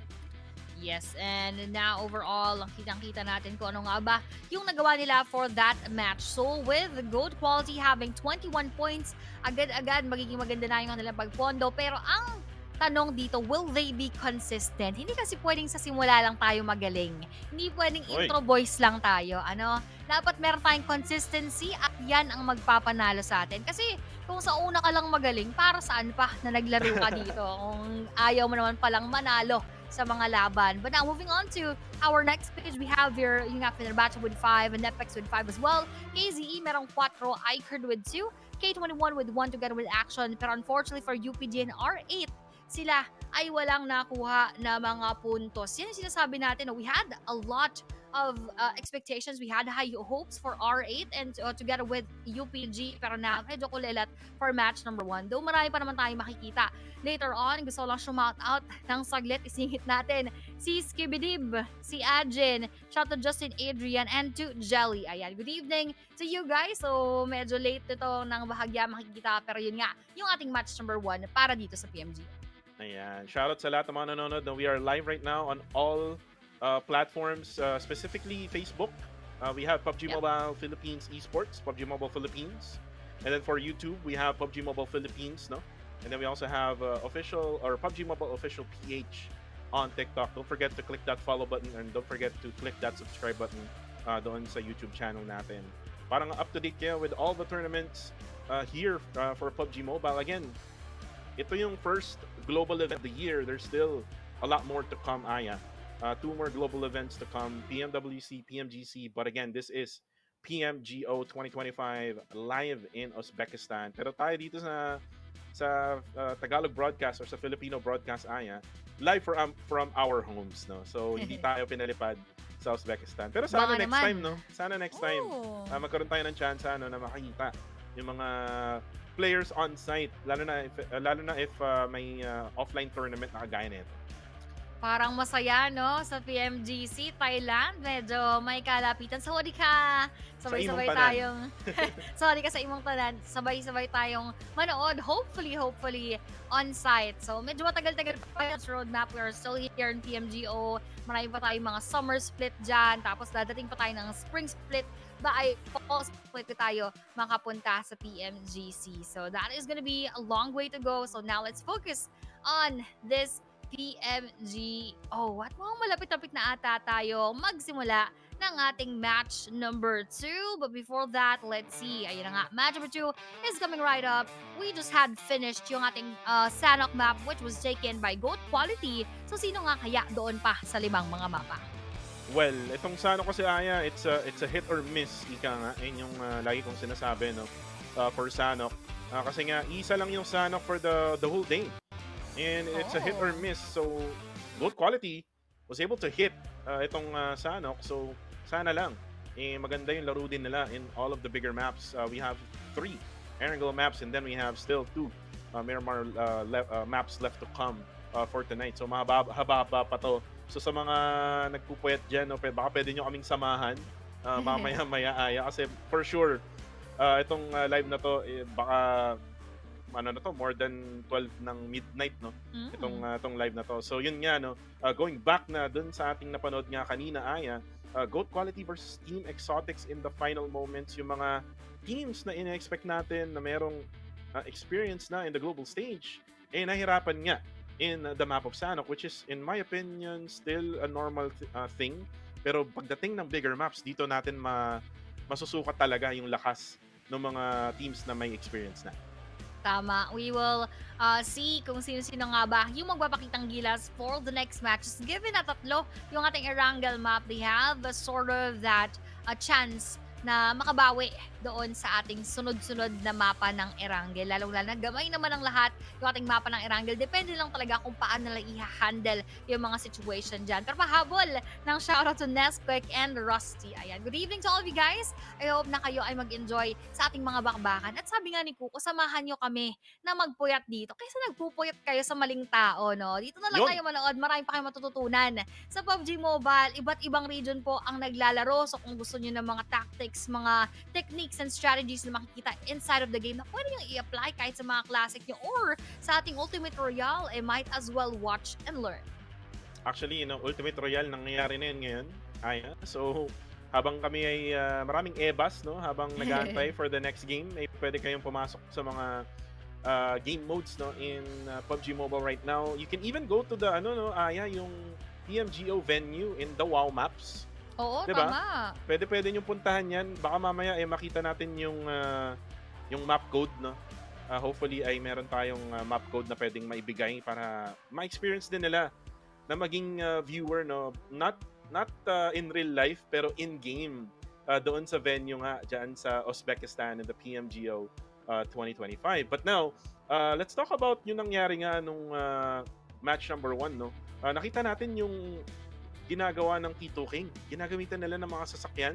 Isipin mo, imagine mo yun, Sanok, stage number 5 or 6, no? Ginagamitan nila ng mga sasakyan, which is gonna be effective right in the bigger maps. Pero bago natin pag-usapan yan, Aya, ipakita na natin siguro, no, yung ating predictions, no, sa ating screens. Kanina nga, yung prediction natin, hindi pumabor sa atin. Yung akin, I-curd, na hindi nag-survive, natuson sila, no? And then yung sa'yo, DRG, medyo nakasurvive, pero hindi sila nanalo. Pero on the second game, ang aking prediction, Aya, would be R8 Esports. Sa'yo ba? Sino ang prediction mo? Teka, ayan, sisilipin ko, nalimutan ko actually. But for match number 2, I have your K21. Also one of the teams na we don't have much information on, pero I'm just really rooting for this team right here. So ayan, nakita nyo na last sa ating screen right now. So for R8, actually, ang hirap, no, napag-usapan natin sa backstage, mahirap mag-predict actually dito. It's a mix of unknown teams generally, tapos meron tayong mga teams na kilala, just like what you predicted there, yung ating R8. Kaso ang nangyari naman for match number 1, na-0 yung puntos ng ating R8. So a lot of these things could happen inside of the game. So expect the unexpected nga naman talaga. Pero dahil nabanggit ni Kuko kanina ito, kung gusto nyo pumunta ng PMGO kaso wala kayong pan-ticket katulad nga yung place at Kuko TV, might as well join doon sa ating WoW map for the PMGO venue. The map code is 12123503. Screenshot na lang din para sure kayo na mababalikan nyo later on. Ayan. Ay wala sayang. Sayang.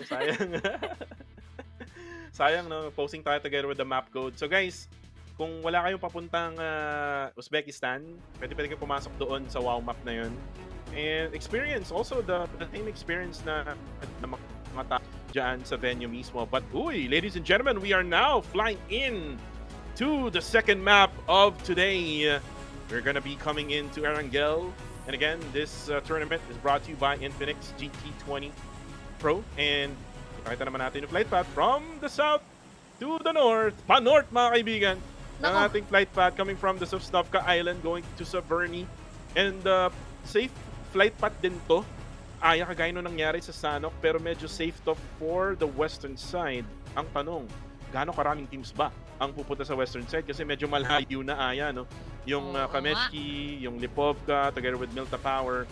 So baka nga magkaroon tayo, ng mga agawan na naman ng mga kotse sa garahe. Nako, parang yung nakita natin sa PMCL nung nakaraan.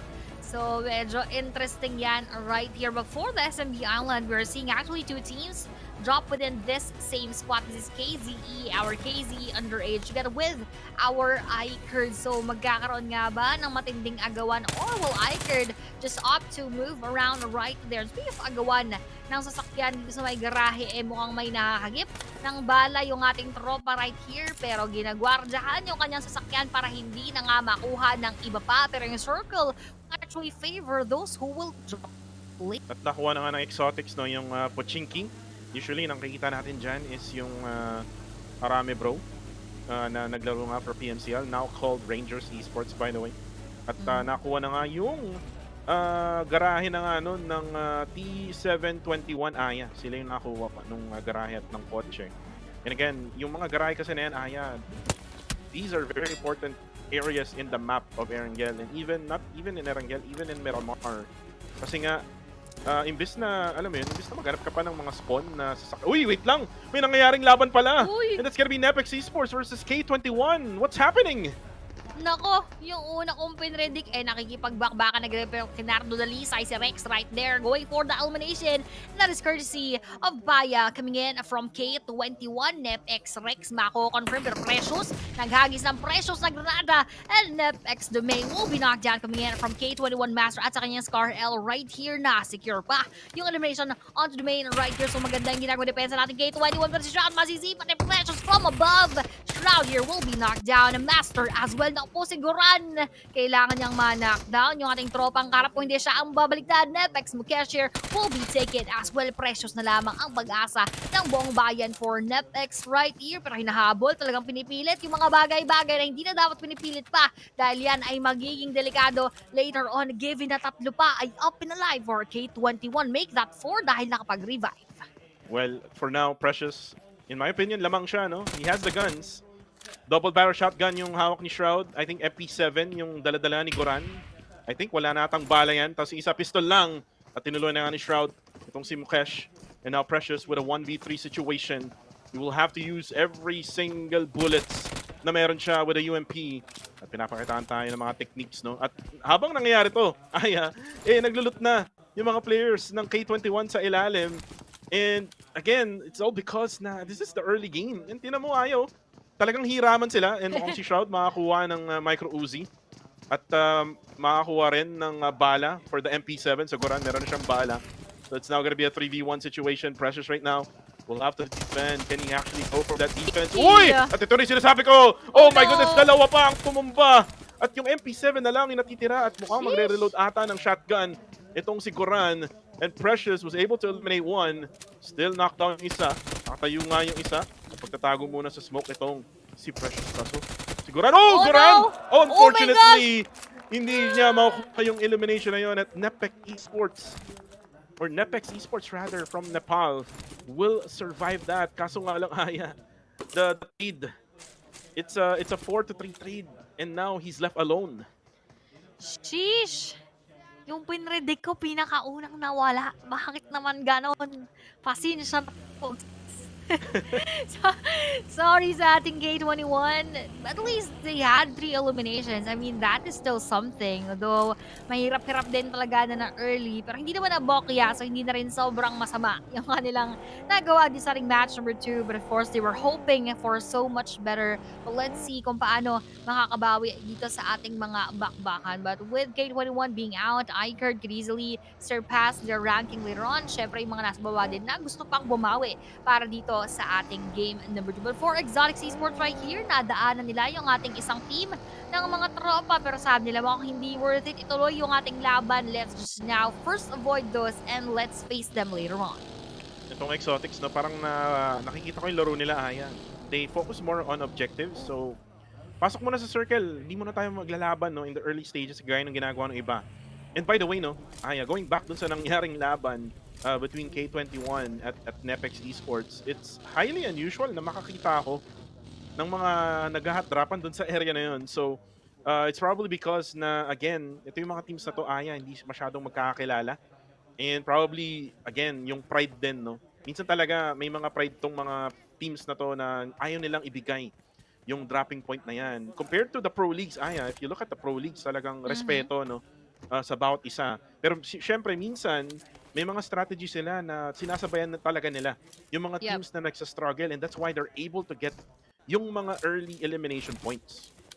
Exactly. Because if they can have that chance, why not, diba? Lalong-lalo na kung alam mo na ikaw yung may advantage at that point. Kasi at the end of the day, it's a battle for survival and it's a battle for points. So elimination is really one of your main goals to get inside of the game. Kasi 1 kill is equal to 1 point, so napakalaking bagay yan. So in any case that they have the chance to do so, parang wala namang magiging problema kung sakaling yun ang kanilang gagawin. Kasi syempre malaking problema para doon sa kanilang makakaharap na medyo at a disadvantage. All they need to do is to prove themselves that they can actually go for those early games. But first, let's check yung ating mga and I'm joined by the coach of T2K, Bipul. Bipul, we actually had a conversation earlier today, and we spoke about how you kind of put this team together.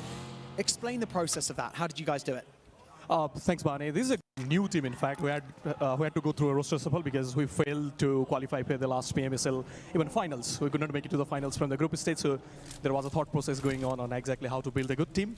And then, thankfully, we got a snatch of rules from DRS Gaming, who once took his team to #2 position in PMGC. You were there, 2022?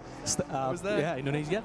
And then we got him as an ISL. Then we have another experienced player in the team, Turulab, famously known as Turulab. Now he had changed his IGN club, but he has played a couple of global events, including PMWI and PMGC for the other team. So we have 2 experienced players, and then we were searching for someone who had a great jill in them to prove themselves, a young gunpowder maybe. So we got Igneous and Azay, who are probably the best underdog player in Nepal currently. So this is how the team has formed. That's awesome. I mean, like, you speak about how like impressive these players are and how experienced they are. Talk to me about the play style. Do you have like a generic play style that you guys just stick to no matter who you're up against, or do you kind of adapt to depending on who you're going up against?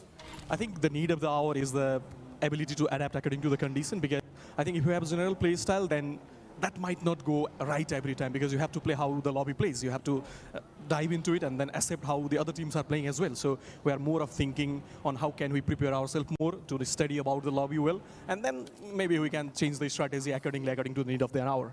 We've also spoken quite quickly earlier as well about the popularity of the game.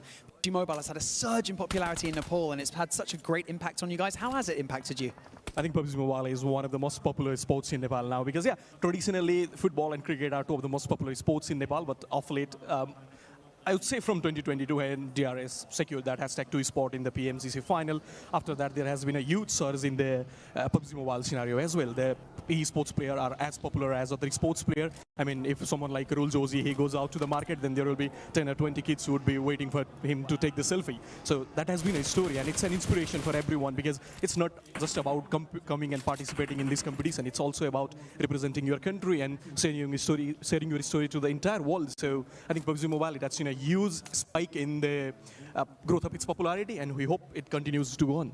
Awesome. Bipul, thank you so much for joining me. Best of luck for Thank you, T2K man. for Thank the prelims. We hope to see you in the main event. Back to you guys. Salamat kay Coach Bipul dyan. Pero babalik muna tayo. Teka, bago natin i-decode yung mga sinabi kanina doon sa mga laban, tutuloy natin yung ating engagement here right here with Jope versus our AKA with that nade na pas na nasabugan yung kanyang sarili. Ako po sinasaktan si Self. Kaso down si Jope Pain. Ako po nabigyan ng maganda-gandang pain right there. But with Daniel being knocked down coming in from our upgrade, si Dope Baby Tang kailangan munang tumakas doon sa ating sitwasyon. Oh, no. Going back to what we have talked about earlier, mukhang pwede nating ituloy na sinabi nga doon ni Coach, meron tayong 2 experienced player, meron tayong 2 kitang-kita nila yung potential forming our T2K right there. Pero galit na galit kay Baby Tang, tinapos yung buhay. That is Dope now. Included on that 14th spot. And Dope Esports na from USA. Unfortunately, hindi sila makakasurvive dito sa unang Erangel map. And GOAT quality, they're able to get good positioning here dito sa may gasoline station, no, sa may taas ng Rozok, right after the bridge lang, right after the higher ground advantage, which is nandoon yung Black Esports. And Black Esports, by the way, is actually on a 2-2 split. Dalawa dyan sa gasoline station, dalawa dun sa higher ground advantage, and Ego nag-aabang lang ng tamang tempo, naghahanap ng magandang angulo para nga maka-knockdown, and maglalagay muna ng gas. Ang Black Esports, again, only in PUBG Mobile. Ayan, hindi na PUBG M. Baka mamaya mabash na naman tayo. Ayun na nga, kita naman natin no, na tawag dito. Grabe yung ating mga far dun nga sa pagsingit ni Coach kanina. Marami tayong mga narinig. Di ko lang masyado naintindihan exactly. Medyo mabilis yung pagsasalita ni Coach. Pero ang nakuha ko rin doon na sobrang sikat talaga ng PUBG Mobile sa Nepal. So that gives them so much of that honor and glory as well. Na syempre nandito sila sa ating global stage. So malamang sa malamang marami silang fans right there. But looking at this, Kuku, yung paggalaw ng ating circle, maraming maiiwan. Ako po, napakasakit pa naman. Nako po, wag na tayong magpapaloko, no, para hindi tayo maiwan. Kaso ang daming naiwan sa ilalim ng circle. The circle now shifted towards the area where T2K together with itong Fenerbahce, no? Fenerbahce and T2K. Alam naman natin, sila yung mga experienced na teams na talagang naipagbakbakan in the global stage. And right now, a lot of teams needs to cross over the bridge. And then one of which is yung iCurd. Na-knockdown na rin itong si SK Ton with a headshot by a team doon sa kill feed. And then iCurd, babangga nga ba sila sa mga players ng Black Esports? Mukhang hindi pa muna. Mukhang titignan na muna ng iCurd yung area. And looks like they're gonna stay at this location. Medyo delikado to, no? Kasi prone to sa sa pag-crash ng ibang mga teams if ever man na wala silang no choice, no? So kailangan talagang magkaroon ng magandang depensa itong iCurd Esports. They need that good defense right here. Pero GOAT quality, kakaharapin na naman. Another team right above them would be our Black. Pero hindi natin sure kung itutuloy ba nila dahil iCurd nga nandoon lamang din sa kabilang side. So GOAT Ego is the only one right here. So medyo mahirap to kung sakasakaling masipat na nga siya ng ating team Black. But with GOAT Ego just hiding a bit, probably waiting for that movement. So hintayan portion muna ang magaganap. But with our alright in iCurd, sinimula na nga yung bakbakan. And on the kill feed, that's Hiwa Clar. Makaka-knockdown ng isa. Action Esports naman, Gigante. Medyo gigante yung mga kamay niya, naka-FPP pa, no? And kita-kita naman natin na red dot lang yung gamit niya. So medyo mahirap to, no, for Gigante, especially for long range. Kailangan mo talaga ng either a 3-time scope or maybe a 4-time scope, and sometimes even a 6-time scope, no? Para nga talagang maganda yung tutok mo. Pero Action Esports looks like they're gonna go ahead and rotate na from that bottom side ng bilog, and probably papasok sila right at the maybe eastern side or maybe southeastern side of the circle. iCurd naman, nakakaramdam na sila ng mga galaw from Black Esports. Look at this. Exotics laban sa T721. Mukhang babangga yung dalawa. Jonic at siya ang ngayon. Kaso nga lang, ang ganda ng ginagawa ngayon ng Exotics. Dalawa na ang tumba. Aggressor goes down. Butcher goes down as well. And where is it coming from, Aya? With the DBS finish coming from Pritam. Saan nanggagaling? Yung mga gunshots nila. Doon pala sa gilid. Pero yun lang, nakita na nga siya ng isang player ng T721. The circle is now closing in Now for Exotics, they need more help doon kay Pritam. Uy, napakaganda nga na pagsilip din ni Nobody. Kaso siya rin ay masisipat dahil nabalikan ni Johnny. At mukhang hindi siya nagjo-joke right here. Talagang seryosong-seryoso sa pag-eliminate ang ating mga tropa. Now, Roy with this frag grenade in hand, will he be able to confirm our T721? Dahil yan na lamang ang kanilang chance dahil solo player right here is left for our Exotics. Going for that nade on to Johnny. Pero hindi na-survive yung ating laban habang na-revive pa nga si Butcher. MVP sabay nababangon pero si Roy hindi na nga makakaahon. Jonic with that clutch play. Kaso nga lang, punta muna tayo dito. AKE versus Action Esports. Ito yung kanina natin tinitingnan natin na try nilang pumasok at nakuha na nga nila itong security tower. With all the smokes, no? Ecoms muna. Uy, kaso nga lang, sunugan ng bahay na mga kaibigan. Oh! With a splash damage, Nix, kailangan niya na mag-heal. May nangyari ding laban on the kill feed. Black Esports right now. Mukhang pinapatumba na sila ng mga karamihan ng mga teams na nakakapaligid sa kanila. Pero now the nade coming in from Linux. Walang matatamaan muna. Splash damage lang kay Ron. Pero naman si Nix, mukhang titingnan na niya. Uy! Nakita na nga si Nix with a knockdown. And not so sure kung sino yung naka-knockdown sa kanya. Pero may nangyayari ding laban aya between Train to Kill. Laban sa iCard on the kill feed. At si Vesda na ang nakakuha ata nung knockdown na yun. Now Force. Oh! With the frag grenade! All 4 members of Action Esports is out! What a force coming in from AKE Force. Biruin mo yun, saktong-sakto yung frag grenade because they were all planning to get inside that vehicle. Tapos bitbit pa nga nila isang knockdown na player. Kaso perfect yung magkakahagis ni AKE Force. Perfect din yung pag-push ni Fenerbahce. Nobody right there to eliminate the rest of our iCard. So GG's para doon sa kanila. Nobody trying to revive Merciless right here habang napapaligiran ng iba pang mga kupunan. Nasa cliff naman natin, Goat Varenic right here together with T721. Varenic, ginagamitan niya ng FPP. Medyo kasi delikado yung pwesto niya dito. Baka nga mag-slide siya, no? Patungo sa lake ng Yasnaya Poliana.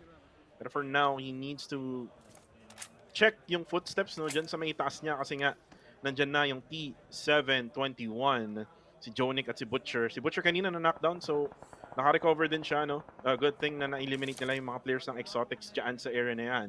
Pero si FIS, yung kaninang MVP. By the way, guys, you can watch the vertical stream right now available on TikTok, guys, and on YouTube. Just go to PUBG Mobile Esports and, uy, look at this, Mark. DPS, uy, walang mana-knockdown. Matutuloy na si SK Ton. Si Devon naman ay mana-knockdown din from the kill feed. That's Nobody from Fenerbahce Esports. Ang dami nangyayaring labanan. Pero ito si Marto! Yun lang! Na-scarlight sa mukha, mga kaibigan. And R8 Esports again still struggling.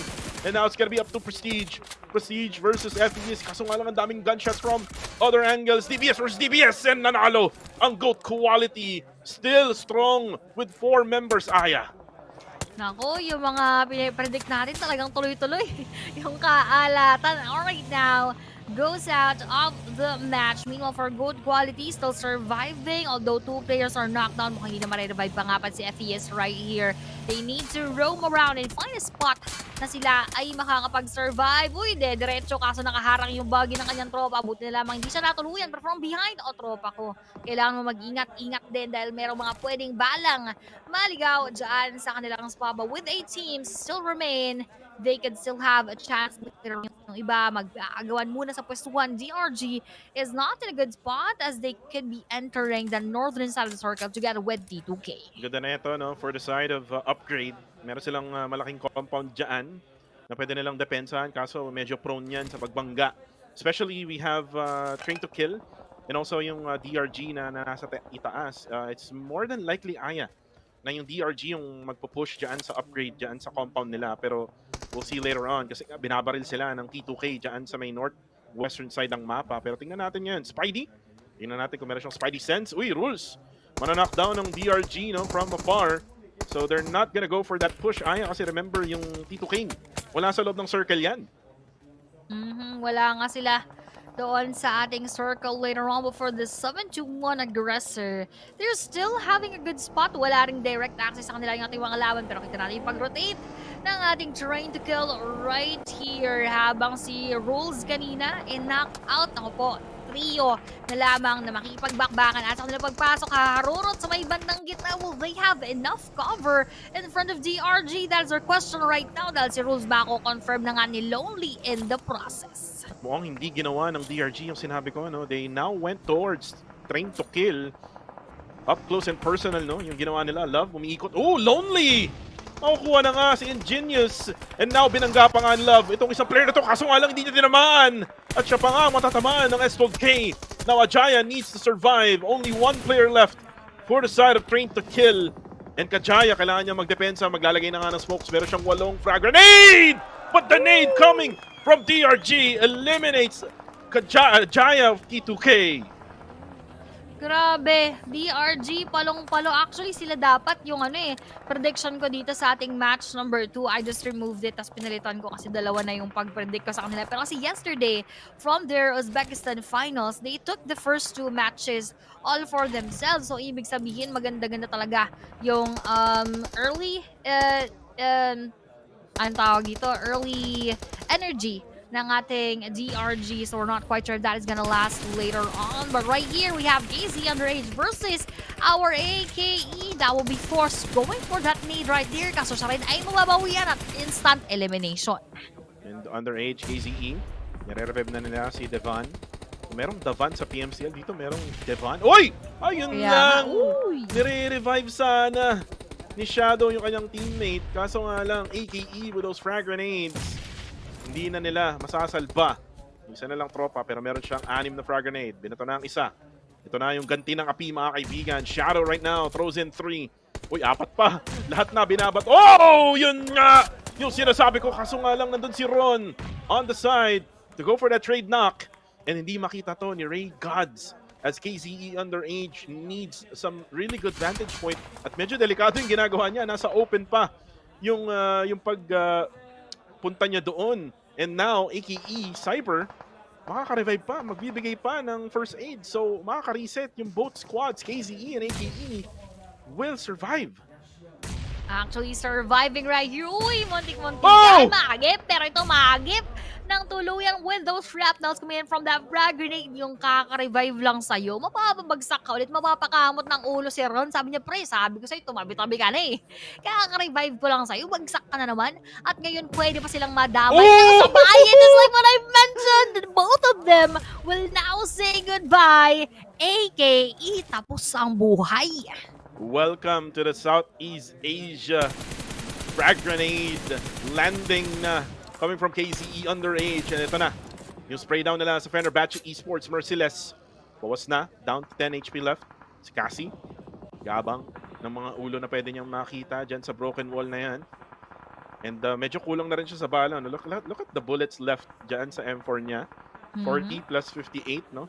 So talagang sinisave na lang niya, no? Minimake sure na niya na magsispray down siya sa tamang pagkakataon. Pero on the skill feed, it's gonna be upgrade. May mana-knockdown na isa. Spidey now will also go down, courtesy of GOAT quality ego. Now no body.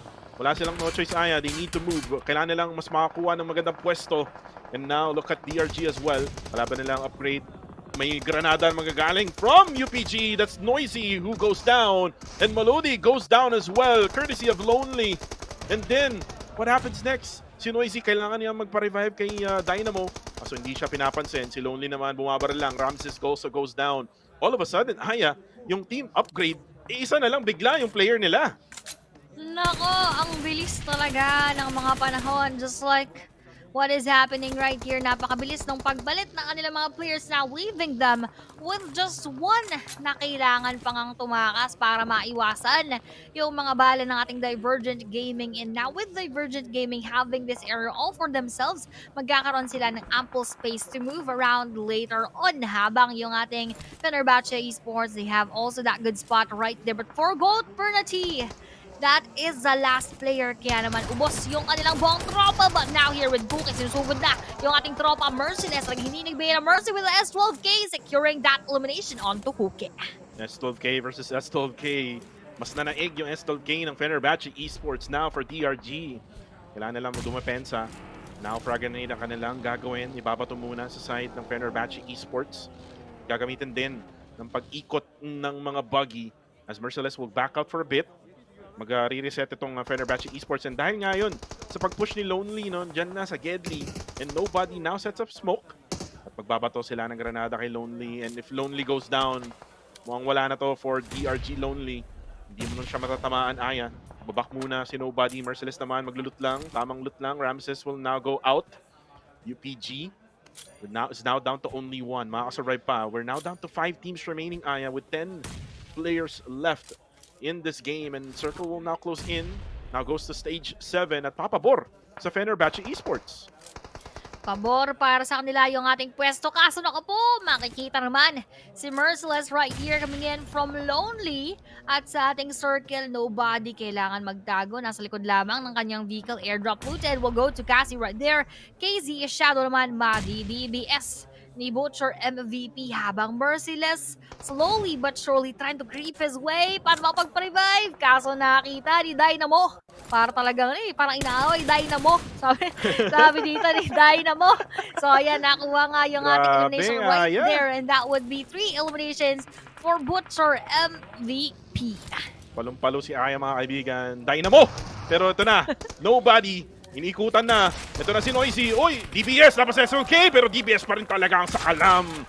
As Fenerbahce Esports will be eliminated, Divergent Gaming survives at kalaban nila ngayon ang mga Indonesian underage players. KZE underage 2v3. Lamang sa numbers tong team ng DRG Aya. Diyan pa rin si Lonely together with Noisy at saka si Dynamo. Uy! Inuna na nga. Cassie goes down already. And Raise God na lang ang natitira. At mukhang nakita pa nga ni Dynamo. At binabaril na nga siya ng P90. Buti na lang nakadapa agad-agad. And Raise Gods, wala na siyang utilities. Aya, medyo delikado to for him. Uy! With that knockdown! 2v1. At nakita pa nga si Dynamo. Baka manakdown pa! Oh my G! At mukhang babanggain pa. 1v1 with a great for Noisy! Oh my God! 1v3 clutch! Coming from the Indonesian region, KZE underage gets the winner chicken dinner for match number 2. Grabe! Nakakabilib yung ating mga bagets dito sa ating KZE underage. Congratulations for getting that winner chicken dinner. Well deserved. Kitang-kita natin kung paano na-clutch yung mga final moments right there. That was really impressive. Talagang iiyak ka kung ikaw yung katapat na 1v3 ba naman kayo ng mga bata. Talagang mapapasigaw na lang talaga si yung isang player ng Divergent. Dynamo! Dapat nanak! Dynamo! Nanakdown mo na dapat yun. P90 yun eh. Meron kang P90. Walang, ito, partida Aya. Partida, walang utilities. Si Ray Gods. Walang frag grenade, walang smoke grenade, even stun grenade, or even molotovs, Aya. And look at this final blow, Aya. This is so epic. And Butcher, yung nag-iisang player ng T721, kinanswer pa nga niya yung isa. And then eventually, Cassie gets the last player of upgrade. And then ito na yung nangyari between Divergent and Fenerbahce. And here comes the clutch play of Ray God. The DBS S12K ang ginamit niya in the ending. And look at that celebration. Sabi pa nung Marshall sa likod, wait lang, huwag yung sirahin yung table. Gigil na gigil yung ating mga baget. Sino nga naman bang hindi sisigaw? Mapapalo ng lamesa pag hindi nyo naubos yung ating trio doon. Nakaharap lamang ng ating one player from our KE. So with all of them, looking at this, Ray Gods with 6 eliminations, deserved na makuha yung ating mga kills right there for Cassie naman with 2, Shadow with 1, and Devon tamang support lamang muna yung ating tropa with 266 overall damage. So with KZE, Kanza Esports taking that winner chicken dinner. What an impressive way to do that. 1v3, hindi lang 1v3 with a very, very low HP. Very, very low HP, Aya. Yung ginawa doon ni Ray Gods. Man, hindi natin madalas makita yung mga clutch na ganun, Aya. Only here in PUBG Mobile Global Open na nakakita tayo ng ganong klaseng clutch right at the end. And by the way, Aya, with this win, this gives a big boost, no, for KZE underage in the overall rankings. Makikita natin yan, Aya, unti-unti, no, as we go along this day. Exactly. We will see more of those later on. But again, this was Ray Gods, Cassie, Shadow, and Devon taking that winner-winner chicken dinner onto our match number 2. Hindi nakuha ng ating DRG, although they had that most advantage doon sa ating mga moments. Pero babalik tayo dito sa ating Caster Jazz together with Coco TV, yours truly, Iron Place, at kakatapos nga lang ng ating 2 matches for the PMGO. Kakatapos lang, no? Sanok is done, 1 Erangel is done. Grabe yung excitement, no? 1v1 yung nangyari in Sanok, dun sa ending. And then here, a 1v3 clutch happened, and it's all about Ray Gods. A one in a million chance yan, no? Na makaklatch ni Ray Gods yung ganong klaseng moment, and dito pa sa global stage, di ba? Grabe yun. And by the way, this team from Indonesia, dito yung Indonesian teams na madalas natin makita, kagaya nila Federales, BTR, di ba? We have Alter Ego. We also have Boom Esports, no? This is basically grassroots, grassroots team to na dito nga sa Pilipinas. Meron tayong PMST, meron tayong mga iba't ibang mga mini cup na tournament, no, kagaya ng Rondo mini cup noong nakaraan. And ito na yung chance natin, no, for Filipinos na naglalaro ng PUBG Mobile. It will give you know, yung courage. Pero yun na nga, bago natin pag-usapan yan, let's go to the interview. Let's go, Barney Banks. From KZE Underage, what a phenomenal performance in that last matchup. I've got to ask you, after getting those 9 eliminations, 6 of them were yours, how are you feeling? Abis mendapat 9 eliminasi itu, dan lu dapat 6, rasanya kayak gimana, bro? Biasa aja. Just nothing, just like that. A man, a few words. I like this. Now, you know what? One of the crucial things that you look for when we're kind of watching you guys on stage is how energized you are. If any of you guys look particularly nervous, when I came up to you and I shook your hand after an explosive finish like that, no sweat. You guys seem very calm. Is that how you're feeling? Tadi pas akhir match kayak eksplosif banget, sangat seru. Tapi pas dia sapa kamu merasa sangat kalem aja, biasa aja.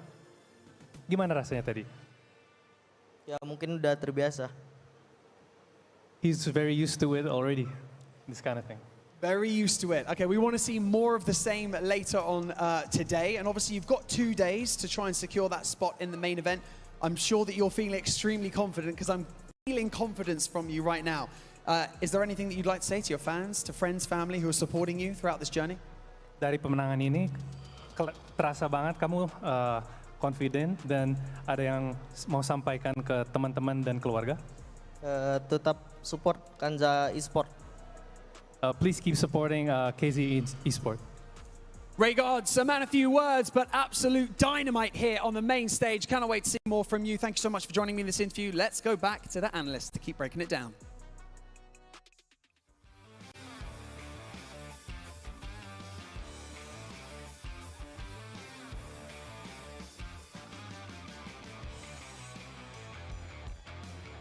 Damage done by this kid. Yung tatlo pala niyang nakuhang elimination, no, galing dun sa huli. So total of 6 coming from this player of the Indonesian region, KZ Underage. Ray Gods is doing it. Na kumbaga ano lang, no? Very konti lang din yung sinabi niya, no, Aya? Oo. Ang ano nga talagang literal man of few words. Di ko alam kung dinaday na mo ba nila tayo, niloloko ba nila tayo dyan. Pero ang naintindihan lang natin doon, sabi lang niya, he's very used to, you know, winning, ganyan. So very confident si idol nating Ray God. Kaso may pagyukot tsaka pagtawa So hindi natin alam kung din ba talaga yung sinabi niya, tinranslate ng translator. But anyway, GG's ba dito kay Ray God, Sukuke, to Force, Lonely, and Jonic for being the top players of our second match for today. And grabe, no, yung nangyari nga for the first Erangel map. There's still more to come, Aya, as we go back to the casters. Again, this is yours truly, Kuko TV. And Miss Aya Plays, my partner, ever since PMCL. And we have 4 more matches left to go. Two more Erangel maps, 2 more Miramar left to go. At mababa pa ang araw na to, Aya. Time check ulit tayo, no? We always do time checks here.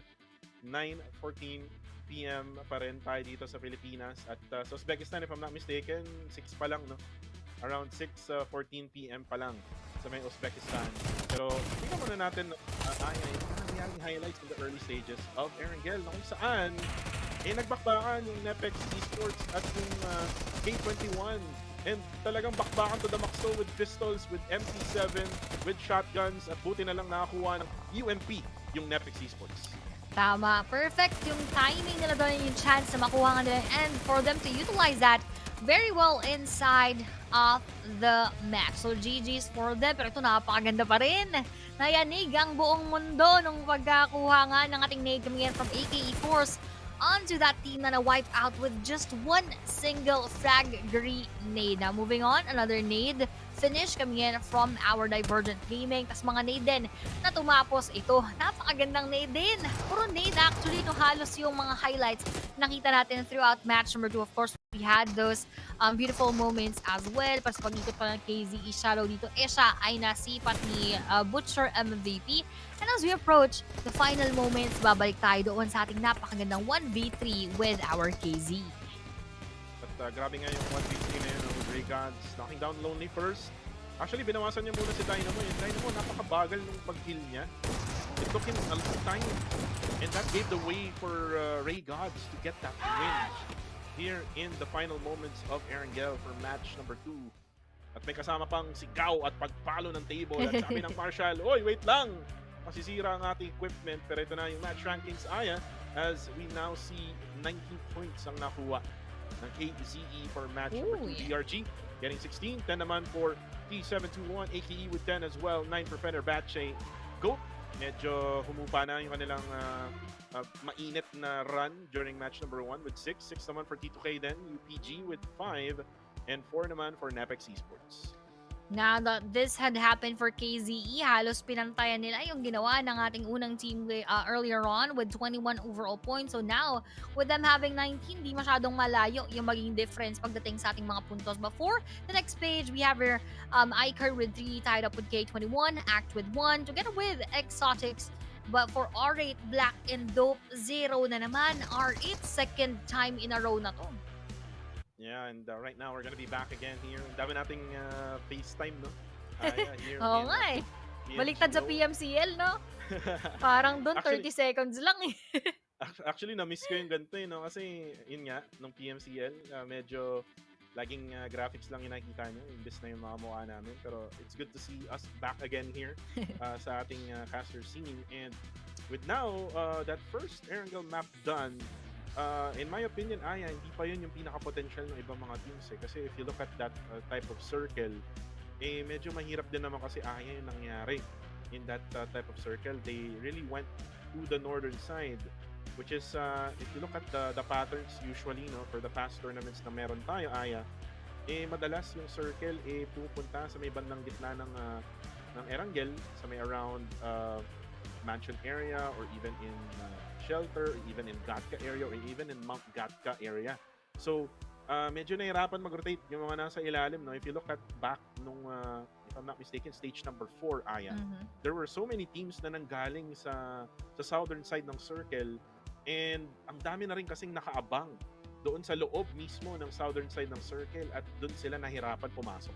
Actually, no. So most of their struggles emerged from their positioning quite early in the game. Tapos biglang nag-shift. Minsan ganoon kasi talaga eh. May mga bigla-biglang nagbabago sa mga buhay natin. So ang importante, handa tayo kung paano natin haharap. And just like what the other teams did, nagawa nila ng paraan. They adjusted very well. And they even got that winner-winner chicken dinner na nakita nga natin sa KZ.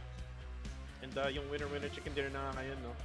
With the KZ underage, ang tanong dyan is, will their momentum go towards match number 3?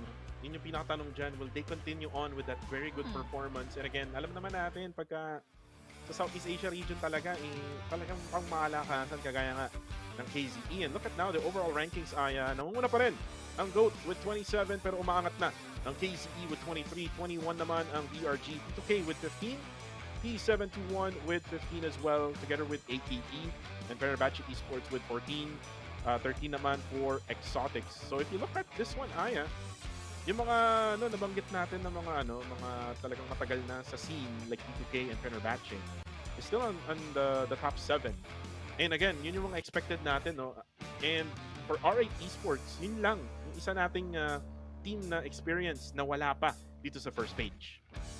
And now moving on to our second page, halos karamihan bumaba dahil lang sa nangyari ngang pagkakapanalo ng KZ in that second game. So Black going down with 9 points, Nepex with 9, Dope with 7, UPG with 5, tied up with iCurd with 5, pero UPG umangat and pushing down iCurd right there. Kid with 1 with 4, Action with 2, and R8 still with 0 points. Very, very underwhelming. So we're expecting a lot from R8. Let's just look forward to ano nga ba yung ano may papakita pa for the next matches. At dahil 4 pa to, pwede pang makita pwede pa tayo makakita ng changes doon sa kanilang mga rankings.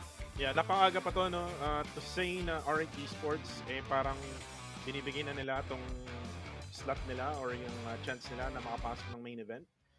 For me, R8 Esports, siguro nag-adjust din sila sa gameplay ng ibang mga squads, no? Kasi nga, mas sanay kasi itong R8 Esports na kumalaban sa mga top tier teams, and dito nga kasi sa PMGO, lalo na sa prelims, karamihan dito mga ano pa talaga, mga semi-pro. So they're not yet able to play through the big pro leagues, no? Gaya ng PMSL tournaments or even in the PMPL before. Pero in my opinion, for R8 Esports, if they wanna start doing well, they better start now. This coming match number 3, kasi after netong match number 3, meron na lang 3, no? For the rest of the day, tapos meron na lang 6 for tomorrow. So pangit din na magbibigay sila ng 3 match, no? All throughout, and sabi nga natin kanina na only the top 7 ang makakapasok through the main event. Oo, tsaka mahirap kasing maghabol. Hindi dapat naghahabol. Dapat sila yung nag-iipon ng mga pundos nila. Pero tayo ay magkakaroon muna ng very, very short break. Shout out kay June.23 dyan sa ating TikTok, to Rusty again, to Noel BTW, to M. Anthony on Facebook, to Shuen, to Carla Corsiga, and to Philip Braza dyan sa ating Facebook account. So, again, this is our place together with Google TV, and we are gonna have a very, very short break right now, I believe. So again, this is PMGO 2025. We will see you after a very short while.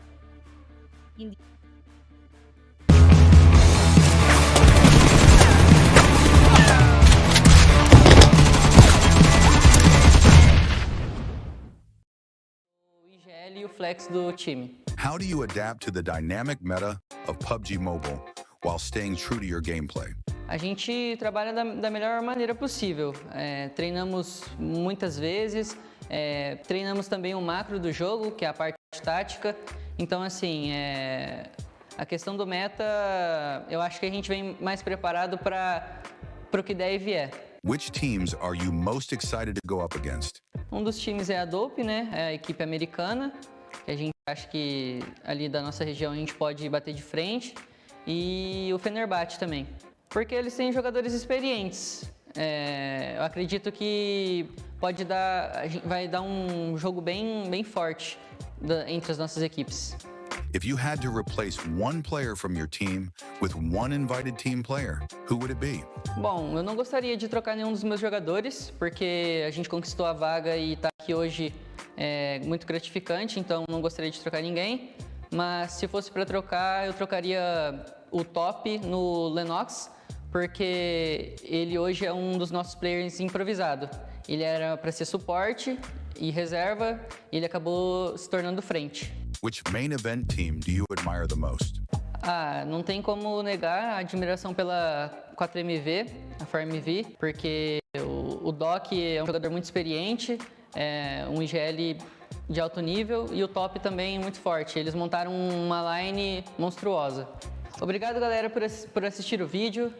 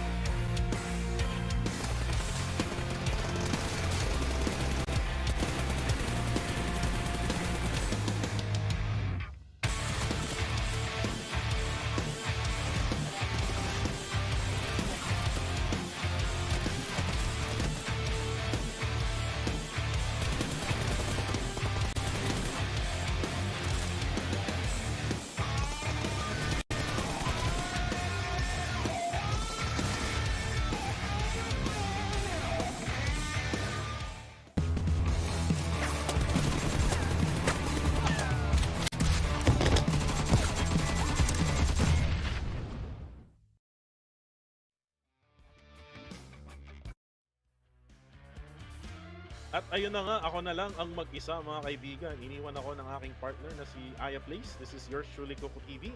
At nagbabalik tayo sa PMGO or PUBG Mobile Global Open 2025 Uzbekistan Prelims. And nakita naman natin, no, guys, yung match number 1 and 2, nakuha na nga ng GOAT quality. And then, yung second match was taken by KZE underage. And guys, yung partner natin ay nagre-reconnect lang sa ating caster scene. So for right now, it's gonna be just me, no? Only me, Kuku TV, ang magiging caster niya for now. Pero mamaya, no, babalik-balik din si Aya by the time na naayos na yung kanyang connection. Pero for now, guys, for match number 3, match number 4, for today's day number 1 ng prelims, kailangan na talagang kumilos ng mga teams na nasa ilalim ng leaderboards, kasi nga yung mga teams na nasa itaas for sure ay gagawa sila ng paraan para ma-i-under nila yung kanilang puntos in the overall ranking. So one of teams na kailangan gumalaw na is yung R8 Esports. R8 Esports, nasabi namin to ni Aya na meron silang experience, no, in the PMGC 2022, wherein they were able to fight against all of the top tier teams in that level. And dito sa PMGO prelims, expected namin na talagang makakuha sila ng mga magagandang laro. Well, kanina nung match number 2, si SK Ton ng R Esports medyo napaaga ng elimination. So, yun yung kailangan nilang iwasan, kasi si SK Ton kasi siya yung scout ng squad, and he's actually a really good scout. Not just a scout but also a fragger at the same time. So, if R Esports wants to qualify in the top 7, they better start now, kasi or else baka makuha nga to ng mga ibang mga teams, especially yung mga galing sa Uzbekistan Qualifier Finals, no? Nakita naman natin yung ibang mga teams kagaya ng Divergent, ng the 721 Aggressor, even yung AKE and Upgrade, medyo maganda yung pinapakita nila all throughout match 1 and 2. Pero ang tanong dyan is, for how long? Gaano katagal silang magiging ganyang consistent? And gaano katagal yung magiging hometown buff nila? Kasi nga, if you're looking at the situation right now, offline tournament to, there's gonna be fans out there who will cheer for them, especially that they're the hometown teams. Here in match number 3, we're gonna fly in towards Erangel. And looks like mukhang yung flight path natin ay nasa ilalim na naman ng Northern Island, and now going from the western side of the Southern Island, going to the northern side of Lipovka. Medyo magiging mahirap itong flight path na to, Aya. And kahit sinasabi kong Aya, no, I'm not sure kung nandyan na siya, pero hopefully ay babalik din siya, kasi mahirap din tayong mag-isa, no, kasi hanggang madaling araw tayo ngayong araw na to. Pero kung titignan nyo, KZE underage, bababa na sila sa kanilang usual spot, and it's reminiscent, no, nung Osja or APG Esports, no, na nagda-drop dyan sa Subsnovka military base. But you can see also Action Esports will drop around the areas of the left side bridge. And if you're gonna ask me kung ano yung kapareho nila, if I'm not mistaken, that's GOAT Esports, no, nung PMCL. No? Medyo memorize na natin yung mga dropping point ng ating region, pero dito hindi pa natin masyadong memorize. AKE, the-drop na dyan sa may Primorks together with the quarry area. iCurve naman, most likely ay kukunin na itong Novo area, as Fenerbahce will get Milta area. And look at that circle now, down on the southern side of our map. The big question is, ladies and gentlemen, magpapabor ba to sa may southern island ng Sovskovka? Still a 50-50 chance, no? Ang pumunta ng farm area, or maybe in Milta area, or maybe even around Pochinki area. Pero malaki pa rin yung chance nga na pumunta dyan sa may Novo area, or even right around Sovsnovka military base, which is what's we're gonna try to see for later on. And habang nangyayari ito, makikita naman natin na parang may nagkakaroon ng agawan yata dyan sa may bandang babalang ng Yasnaya Poliana. It's T2K if I'm not mistaken. And another squad sana ay makita natin. And we're now looking at the 721 Aggressor. At you can see, uy, ang ganda nito, no, guys. You can see the live location kung saan pumupunta ngayon yung mga teams. And yun na ngayon nangyayari, T2K and Upgrade ay nasa may bandang Yasnaya Poliana. Pochinki actually is with two teams, Nepex Esports and Exotics. So titingnan natin kung magkakaroon sila ng maagang labanan as Action Esports right now, Lennox will try to set up smoke. Siguro na na to, na trauma na to. Ang aga-aga nag-smoke agad itong Action Esports, no? Usually you don't do that, especially kung alam mo naman na walang malapit dyan sa area mo. And kita naman natin yung ingat, no, ng mga players ngayon dito sa prelims because they really want to join yung main event. Kung saan ay makakalaban nila yung mga top tier teams kagaya ng RCB Esports, kagaya ng D Xavier or Dingo's Xavier ng Southeast Asia. We also have Reject, no? Makikita na naman natin yung mga dating teammates ni Lufa. And we also have yung formidable team ng 4 Miracle Vibes ng Mongolia na kung saan ay talagang all-in na talaga sila. Nandiyan na lahat ng mga malalakas. Top si Uy! Kaso nga lang! Gigante nagulat! And there you go! Shadow! Nakita na nga si Gigante with the AKM finish. That's gonna be the first blood of this matchup. And napakaaga na itong snowball effect ng KZ Underage. Mukhang paangat yung epekto, no? For KZ Underage of Indonesia. They have that winner-winner chicken dinner in match number 2. But for match number 3, with that early elimination and also with this circle na meron tayo, pwede nilang laruin to with the thing that they're doing right now na nagbe-bridge camp sila. So, again, delicates to, no, for some of the teams. Especially nga, manggagaling sila sa norte ng mapa as we are looking at Gold Quality, the number 1 team right now sa ating overall rankings. Though, if you look at the scoreboard right now, dun sa may right-hand side, hindi natin sila nakikita na number 1. Kasi nga yung KZE pa lang ang nakakuha ng elimination. So, hindi pa kasama dyan yung overall na mga points nila. But again, for the other bridge, which is on the right-hand side bridge, it's gonna be iCurd Esports. At kita-kita naman natin yung ginagawa din nila. Same as what the KZE Esports is actually doing, or KZE Underage rather. They're doing a bridge camp. And again, talagang ganito talaga yung mangyayari kapag tayong circle ay pumapabor dyan sa may ilalim. Pero again, sabi ko nga kanina, 50-50 pa rin ang chance ng circle, no, na pumunta sa ilalim or pumunta sa itaas. But for now, yung blue zone natin ay nagko-close na. 3 minutes and 10 seconds left to go. Medyo matagal pa to. So marami pang oras yung mga teams na mag-rotate. And right now, iCurd Esports is just able to take control right now of the compound. Welcome back to the front of stage. I've got Anzix here from Nepex Esports. Anzix is an analyst. I first and foremost want to ask you, talk to me about your role. Talk to me about how you approach the role of an analyst. Thank you for that. First thing I do is just watch every game, watch every competitors and everyone who drops down near us and every places, and who is threat for us and who is really weak team. And the first thing we do is target the weak team. And after that, maybe in the rotation, we do an analysis for how to fight with the good teams. That's how I do it. Breaking it down, I like it. But you know what? It sounds simple, but it's often the simple things that people miss out on. Now, let's talk about confidence. How confident are your team that they're going to make it through to the main event? They're pretty confident, to be honest. I didn't expect that much to be from them.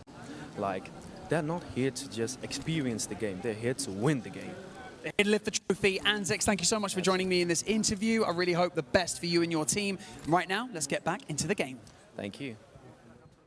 At maraming salamat kay Barney Banks and also sa analyst, no, or coach ng Nepex Esports at inyong Uy, wait lang Wait lang, may lumilipad mga kaibigan. No, it's not a plane, but it's Black Esports.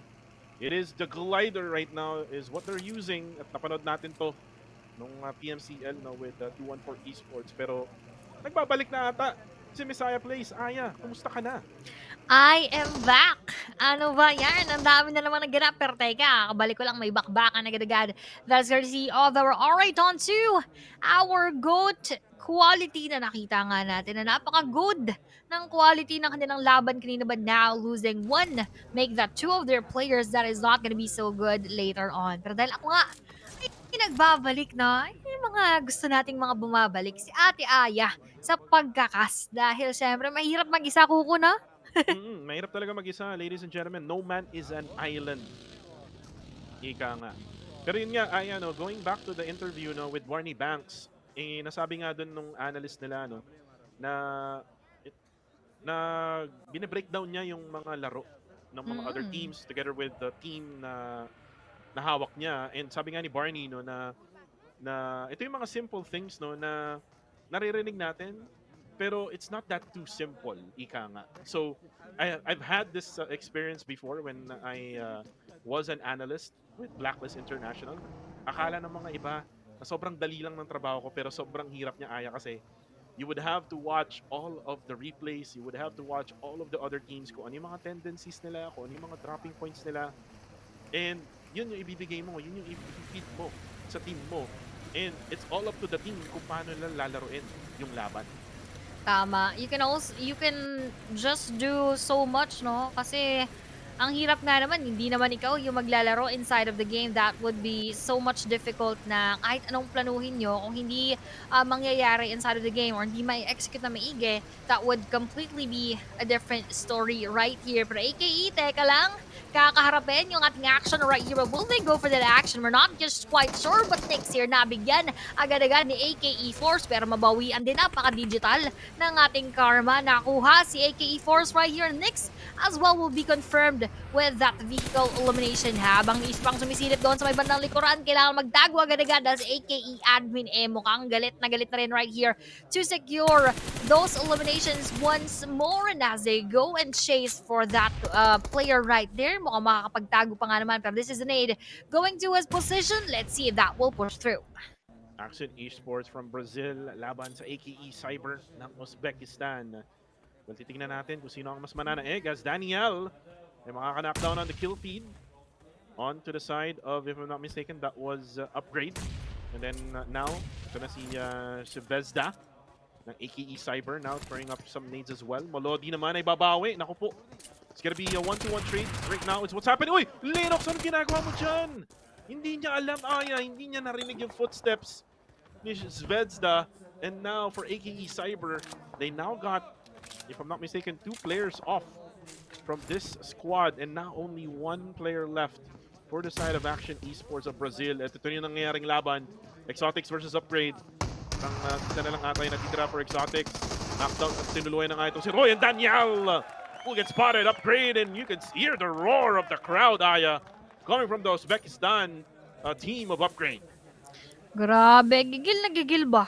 Yung ating mga players right there at yung mga audience lalo, syempre, para sila ay magbunyi sa kanilang mga sinusuportahan na mga koponan. As Rules there, got that airdrop. Mukhang maganda-ganda yung kanilang paghahanda later on as we progress through this game. So for Upgrade, mukhang nag-upgrade din ang kanilang rankings right here because they already had 4 eliminations just in this game alone. So kung sakasakali, pwede nga naman silang magkaroon ng magandang laban later. Pero nga naman, no, may mga nagtanong bakit nagkaroon tayo ng reset sa mga puntos? Yun ay hindi ko rin alam, hindi rin po namin alam dahil nakakalito nga naman kanina meron tayong guide kung nasaan na sila all throughout our overall rankings. But so far, this is just their match rankings para dito sa ating match number 3. Yeah, just match rankings.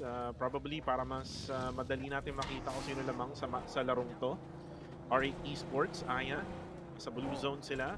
And looks like yung circle, Aya, pumabor na talaga sa may southern side. I was talking about it, 50-50 chance, and now the southern side ang nakuha na nga ng circle ito. Rules, kamuti pa siyang matamaan doon ng granada. Kailangan niya muna mag-back kasi half HP na siya. At kailangan din niya ng tulong, no? Coming from Ajayat, mukhang tinatamaan din siya ng mga bullets coming from Divergent Gaming. And Divergent Gaming, it's gonna be Cook. 77 on the kill feed though. FES, mananakdown itong si Precious. Kumbaga, nangyayari ngayon, no? Laglagan sa blue zone between the two teams, Aya. Laglagan talaga, ubusan. Kung ubusan, kita mo naman si Dynamo. Talagang na-knockdown pero kailangan ng heal up right here before RG2K wants to go for that push. Rules nga doon naghahanda na ng frag grenade. Noisy naman kung naghahanda din na Rumes back at si Rules madadamage ng malala doon at muntik-muntikan pang ma-knockdown. All for Iker Dahil siya ay babagsak. Love naman doon will be taken by DRG Cook. Dynamo was revived and now needs to go for that reset at sa pagsilip. Galing sa shotgun ng ating tropa ma-eliminate si Rules. Isa-isa na Mukhang nagkakabagsak na naman kuko yung ating mga T2K, which we had high expectations from now. Ignis here would go for that molly na iiwan niya sa kanyang mga tropa, pero medyo masakit-sakit na rin yung paggapang ng kanilang HP right here. So he just needs to defend himself and try to go out of this spot. But I don't think that is gonna be so possible dahil gigil na rin yung ating mga DRG na para siya ay burahin sa mapa. Ignis, mag-heal muna. Eliminated na ang Action Esports. Wala silang makuha. Oh! Shotgun! To the face of T2K. Divergent Gaming ay makakasurvive pa nga at mare-revive pa itong si Noisy. And Lonely with that shot. 2 eliminations on him. 4 eliminations total ang meron na ang Divergent. And habang nangyayari yan ay ang dami nangyayari sa kill feed. Sabyen, makukuha pa ng blue zone. Upgrade naman ay mana-knockdown together with T721. Butcher goes down. At matutuloy pa nga. Uy, binangga pa ng Dope Esports. Ikerd will also get eliminated. By the way, Aya, yung ating prediction no, for match number 3, akin T2K na na-eliminate na. At sa'yo naman yung Nepex. Actually, hindi ko na din maalala yon. Pero tama, Nepex nga, sabi ko kanina before we start match number 1, they are one of my predictions in one of the matches. So, nung match number 1, nagkaroon sila magandang mga puntos. But now, they're still here on the 10th spot. Ayan, update na actually yung ating scoreboards. Thank you so much ating back end. So, for Nepex here with 10 overall points, still not so far naman. Pero dahil match number 3 na to, kailangan nila mas makapag-ipon ng mga puntos. Pero that bullet coming in from R8 ID7 connected onto UPD Molodoy, at siya naman ngayon ay mako-confirm ng ating mga tropa, habang si MZFCK Buzz hinahabol pa rin para gantihan, pero all they need to do is get inside of the circle dahil medyo may kahapdiin na yung ating blue zone. Circle will now close in. Going to stage number 4 na tayo, Aya. Nobody, mana-knockdown itong si Lonely. Papasok muna itong si Buzz. Let's just call him Buzz, Aya, kasi medyo baka mawala tayo sa trabaho. Kaya nga eh. Pagka nabanggit natin yung pangalan niya, habang si Merciless naman ay mabu-blue zone. Ayun na nga yung blue zone, no? Yung the factor of the circle shifting in the bottom side. OZ will also go down. 3 eliminations na yung player na yun ang lumabas kanina. We also have Septimus 9 will also go down on the kill feed, and K21. Si Shroud na lang yata yung natitira for their squad. Meron pang isang buhay na nakatayo.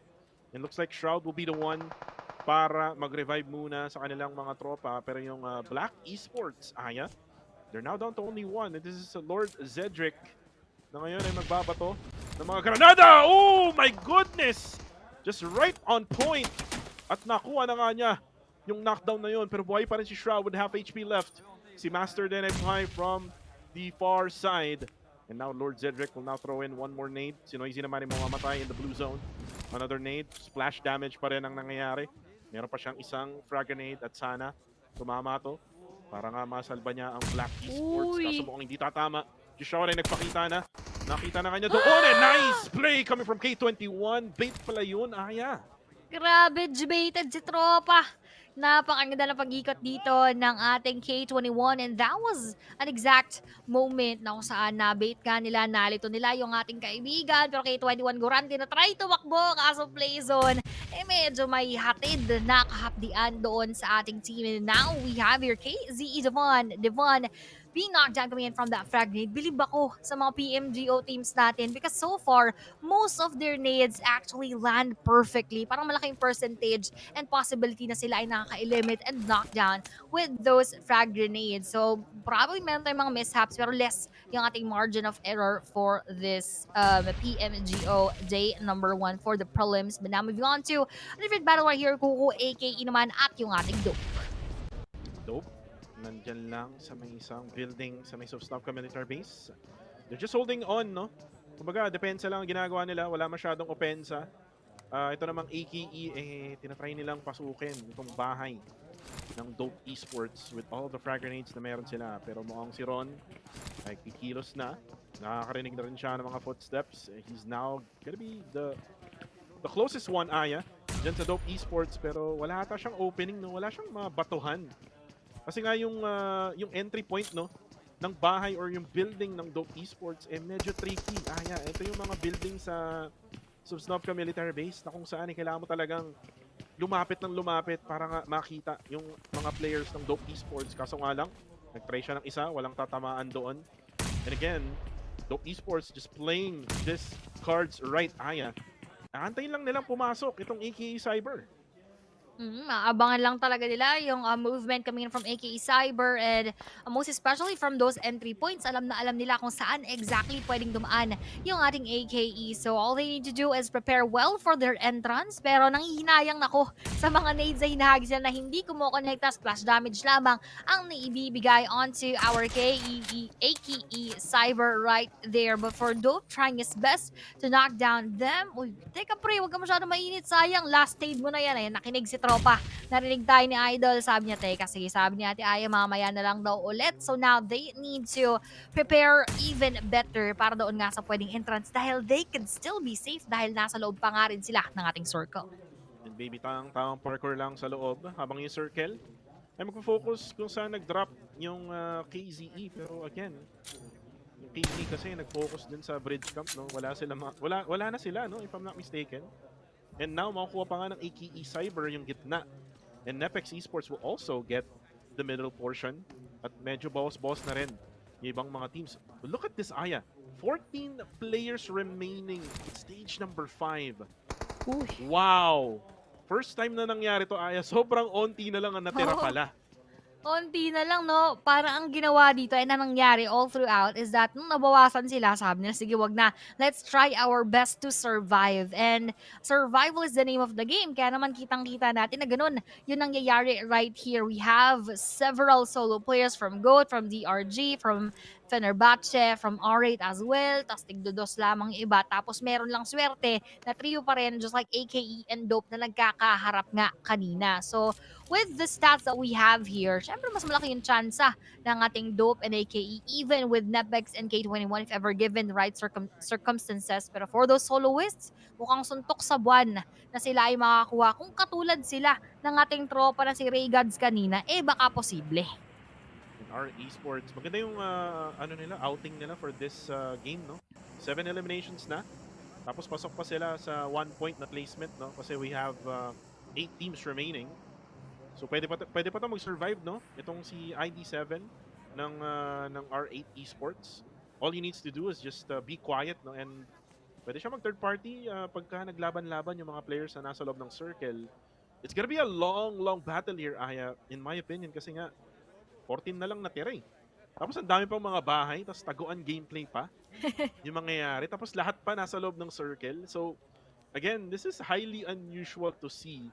Especially, Aya, dito sa circle, sa may ilalim ng Erangel. Oo. Kitang-kita naman natin yung mga pangyayari ngayon. It's all about being passive right now for the squads. And if you look at numbers advantage, Aya, it's gonna be just AKE Cyber at saka yung Dope Esports lang. Yung lamang sa numbers. Tama. Ang pinaka pwedeng manalo dito, yung mga sobrang tataas ng pride. Yung mga hindi talaga magpaparamdam hanggang sa dulo. Talagang hanggat maaari hindi nila gagawin yung mag-first move or mag-initiate ng laban. Kasi nga solo na lang sila. So that will be quite difficult for them to do. So trigger discipline is really the key for this types of moments. Pero Nepex mo cash malakas ang loob. Nag-nade onto that other team which is AKE onto that next building which actually reveals or gives away their positioning para sa AKE. So tignan natin kung ano nga ba yung i-act upon that ng ating AKE right here. But with the movement of the circle, sabay-sabay tayo mag-intay. Saan nga ba papabor? Aangat ng bahagya, maiiwan yung iba sa baba.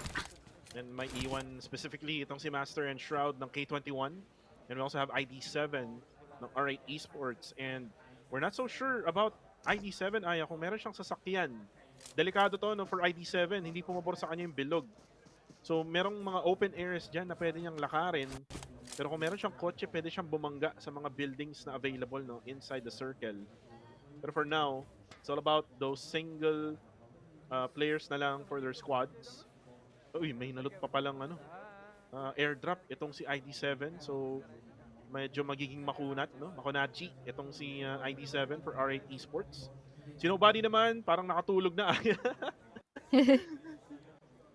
Parang tulog na nga Literal Kumbaga, nasa pinaka-corner siya. Hindi ko lang sure kung abot ba to? Or kalahati ng katawan niya nasa labas? Mga scary yan ha, kasi si Goat FES papasok na rin. So, most likely pag angat niya dyan, it's either si Nobody yung unang makaramdam na may manggagaling sa likod or si FES yung makakita sa helmet ni Nobody. Pero nakita nga niya din doon yung ating R8 with the ID7 who will now be saying goodbye para dito sa ating team. Rather, 7 teams still alive inside of the match. And Master, uy, magpaparamdam na. I think that was the first gunshot after a while, no? After a long while. Ayan, tagal nun, no? Siguro mga 7 minutes or maybe 10 minutes. Uy, yun na! Nagpakita na si FES. And there we go, Nobody gets him down at GOAT quality and mawawala na nga. So now Fenerbahce Esports ay maririnig na with 7 eliminations. Though, if you look at the mini-map, wala naman gaanong pwedeng tumingin sa kanya. So pwede niyang gamitin tong oras na to para makagapang patungo sa loob ng circle. If I'm not mistaken, Aya, he's still not yet in the zone.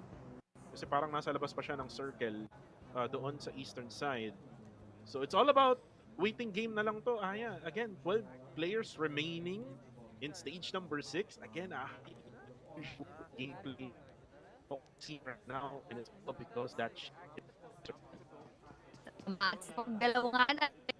that will take the movement of our teams right here. DRG onting-onti na lang yung kailangan nila para mahabol or even malagpasan yung puntos ng GOAT quality. If they last quite longer, tas makapitas ng eliminations, pwedeng-pwede na ma-overtaken na yung ating GOAT quality. Pero for sure, makakabawi later on. Before FB, Fenerbahce, andun din sila sa tsansa na pwedeng malagpasan. Actually, pantay na sila ng DRG right here with 20 or rather, one ranked below them with 28 overall points. So, pag tumagal din at pag nakasilat ng pwesto, kung makapunta sa 4th spot, magiging 32 rin yung kanilang punto. So, a lot can still happen dito sa ating mga final moments even with only 6 teams and 12 players remaining. Circle now closing in. 5 more seconds to go. Nakita pa yung mukha ni Nobody. Tumatawa-tawa pa siya. Kung nakita mo kanina. Sabi niya, dito ako, bahala kayo. Diyan ako sa oil tankers. Uy, mukhang kailangan gumalaw talaga ni Nobody. And at the same time, yung K21 Shroud is still not yet in the zone. And open tong dadaanan niya. Baka makita siya ni Nobody, no? So, we might see K21 Shroud. But him, no? Uy, wait lang. Nakakabarila na. Actually, yung Dope Esports din, no? Nasa labas din pala sila. So, ang open din ang dadaanan nila. So, we're not so sure how they will play this. Uy, may Molotov. Mukhang may narinig yata itong si Baby Tang. Iba yata yung narinig niya. Kailangan niyang palitan yung kanyang headset. May ibang naririnig na itong si Baby Tang ng Dope Esports. Ito rin, may naririnig din si Mambay. Ano yan? Bakit naman gano'n? Nagsasayang ng nade yung ating mga idol. Hindi naman karamihan yung mga bit-bit nila dyan. Pero ito naman si Goaliang. Ito rin actually, feeling ko hobby nila magsayang ng nade. Ito yung kanina pang nagsasayang ng nade. Si Goaliang, pinigilan ko lang kasi nga piso na lang yung kanyang nade dyan. So, probably one of their strategies. I'm not just sure if that is really a worthy strategy to do. Dahil alam naman natin na limited yung ating mga nade. That would be much more helpful as we go to the latter portion of our circle. But now na ganun nga yung sitwasyon, parang hindi nga naging worth it dahil marami silang masayang na nade doon sa area na iyon. But with the movement of this vehicle, K21 Shroud, kinatanggap yung mga balang gagaling sa labas and still surviving pa naman so far. Parang nakikita natin ng dope, no? Itong players ng K21 na si Shroud. Master is inside the circle. At yun, nakita na nyo, pwede na niyang barilin yun. And there we go, Master gets Mumbai down. Dope Esports is in a whole lot of trouble, Aya. Kailangan nilang mag-recover and Baby Tang right now will go for the revive. Pero ang maganda pa rin dito for Dope Esports is nasa loob sila ng zone. So pwede nilang patagalin pa to. With 22 seconds left to go before mag-shift na naman yung circle. And if I'm not mistaken, yes, this is the final circle which will be coming in just 14 seconds. And Shroud! Oh no! Oh, it's actually Nobody who gets the knockdown but was taken by Guliang from Dope Esports. Nastilan pa nga si Nobody. Nako, talagang mapapa. Nobody but you. Tana. Kanina ko pa iniisip yun eh. Umuulit-ulit sa utak ko yung kanta na yun. Pero to, dahil nga na si nobody doon. Let's see what else would happen right here habang yung ating dope inaabangan yung ating ibang teams. Although, it is gonna be much more of a struggle from their end dahil sila yung kailangan pumasok dito kasabay pa nila yung nandito sa may right side natin, which is I believe our K21. Tapos yung mga nasa loob, naku po, napakadelikado na rin. K21 Master, hindi rin alam kung paano nga ba papasok. DRG could possibly have their eyes on Master right here, lalong-lalo na yung ating AKE at yung makakasabay pa na Dope Esports. Si Nobody nagsiset up na ng smokes, Aya. Tinatry niya pumasok. Same goes with Dope Esports. Wala sila sa loob ng circle. Nag-shift na pataas, no? Diyan sa may C building. Baby Tang, medyo nabawasan. And now Admin will try to cook up a nade as well. Walang matatamaan ulit with the splash damage. Nope, wala pa rin for the side of AKE Cypher. And it's going to be either AKE Cypher or maybe Nepex. Uy, yun lang. Wala, nagpa-deny na lang talaga si Master. Wala siyang no choice talaga, no? Wala rin siyang utilities, no? Para, ito na, Baby Tang. Nagpakita na. With that buggy, medyo papasok sila ng bagya. Hindi pa rin. Nasa labas pa rin to. Edge lang ng bottom side ng circle. As Godliang right now will try to trade off some bullets. Laban kay Admin. And Admin, kailangan niya gawin dito is maging pasensya. Uy! Ang takita na nga niya si Baby Tang. Headshot sa ulo pa. At tutuloy na nga niya. And now, down to 2 players na lang ang Dope Esports. Now down to 2 players right here. Meanwhile, for AKE Cyber, sila pa rin yung may upper hand pagdating sa ating players. But now, boss, yung ating Dope Esports right there. Ngayon, ang may pinaka-upper hand na pwedeng mag-capital sa sitwasyon ay yung ating AKE Cyber right here with 3 players still remaining. Tig-solo ng DRG and Fenerbahce. Tapos duo ng ating Nepex. Let's see, may chance pa rin. Yung Nepex dito na prediction ni Aya plays on our stage number 9. Last na circle na pala to, so napakadelikado. Depende kung kanino nga na naman papabor ang ating bilog. Nakaramdam na ng trouble itong si Cook. 77. And now, Nobody. Sabi niya, meron din akong granada. Kala mo, ha? Pero medyo magiging mahirap to for Nobody kasi the moment na lumabas siya dyan sa may cover niya, Nepex Esports will be able to find him. Again, this is the final circle. Kailangan na rin niyang mag-move. Blue zone is now closing in. Nagparamdam na siya doon. Okay right now. Nobody nasa blue zone na. Medyo malakas na yan. Uy! Nades coming from AKE. Pero yung Nepex, ang kunat, hindi sila tinatamaan. And ding, P90 itong si Ron. Ron with a P90. AKE will try his luck. Oh! At TPS, yung naka P90. Now Admin will try to cook up a nade. Pero meron pang tropa sila dyan sa may badang itaas. Si Sveda. Oh! And Precious! With a nade coming from Admin. And now si Mikosh naman ay babawi. Merong molotov. Baka masulog pa. Uy, muntikan pang matamaan itong si Mikosh. Pero yung need, hindi pa rin tinamaan itong si Admin. Napakakunat ni Admin. Now Admin will try his luck. Oh, with the TBS on him. Pero no, PM4 will win. Si Kuke will be the last guy. It's gonna be Uzbekistan versus Uzbekistan. 2v1 situation, ladies and gentlemen. Kuke versus Vera. Together with Admin. Sino nga ba ang mananalo? Nilabas na ang DBS, mga kaibigan. Oh my goodness, nasa gitna na sila halos lahat. Pero nababawasan na ito si Kuke. Kuke magpapakita na nga at nakita na nga rin sa wakas ni Admin getting that winner chicken dinner for match number 3. Akala ko magkakabuntos na ako. Akala ko makukuha ng Nepex at mababaliktad, pero hindi. Sabi ng AKE Cyber, kami ang magwawagi dito sa ating match number 3. So kudos to our AKE right here. I mean, also credits to them, no? Kasi props to our team AKE. They were trying their best earlier pa doon sa ating previous 2 matches. But now, with them ending in this good spot, this would definitely push them and their rankings towards the top. So, GG well played para sa ating mga idol dito sa AKE Cyber. Now, we are just gonna wait. Sino-sino nga ba yung nagkaroon ng palitan doon sa ating overall standings? Para sa akin, in my opinion, that was a really bad circle, a really bad game sa karamihan, no? Kasi nga, it all ended up with 14. 14 na lang inatira, no? Stage number 5 pa. And look at this final flow. Master, wala na siyang nagawa doon. Nalakas na ng blue zone. Then eventually, Cyber was able to defend against those esports. Yan lang talaga yung magiging threat nila, no? And then eventually, nobody maglabanan kay Kuke. And unfortunately, dito mamakay ang shotgun. And then eventually, it was Nepex who tried their luck. Buti na lang, ang ganda ng granada ni Admin. It was a clutch nade for him. And then eventually, gets that clutch spray as well with the M4. And then the shotgun onto Kuke. Able to get that win in match number 3. Yep, and now, speaking of them, we have here the winner chicken dinner team stats for AKE. That was Admin, Zvezda, I am Ron, and Force right here with a total of 8 eliminations adding on to their 10 placement points. So, 18 ang kanilang maiuuwi para dito sa ating match number 3 at sure na sure tayong magbabago ang ihip ng hangin para doon sa ating overall standing. So, indeed, one game could be a huge game changer para nga dito sa ating mga laruan. At yan ang nangyari para dito sa ating AKE. AKE Cyber, together with yung last team then with Kupe, no? 2 Uzbekistan teams. Again, this is very, very surprising, Aya, to see na nado-dominate, no, ng mga Uzbekistan teams, yung ibang mga teams na galing sa ibang region. And again, it's probably because of that hometown buff, no?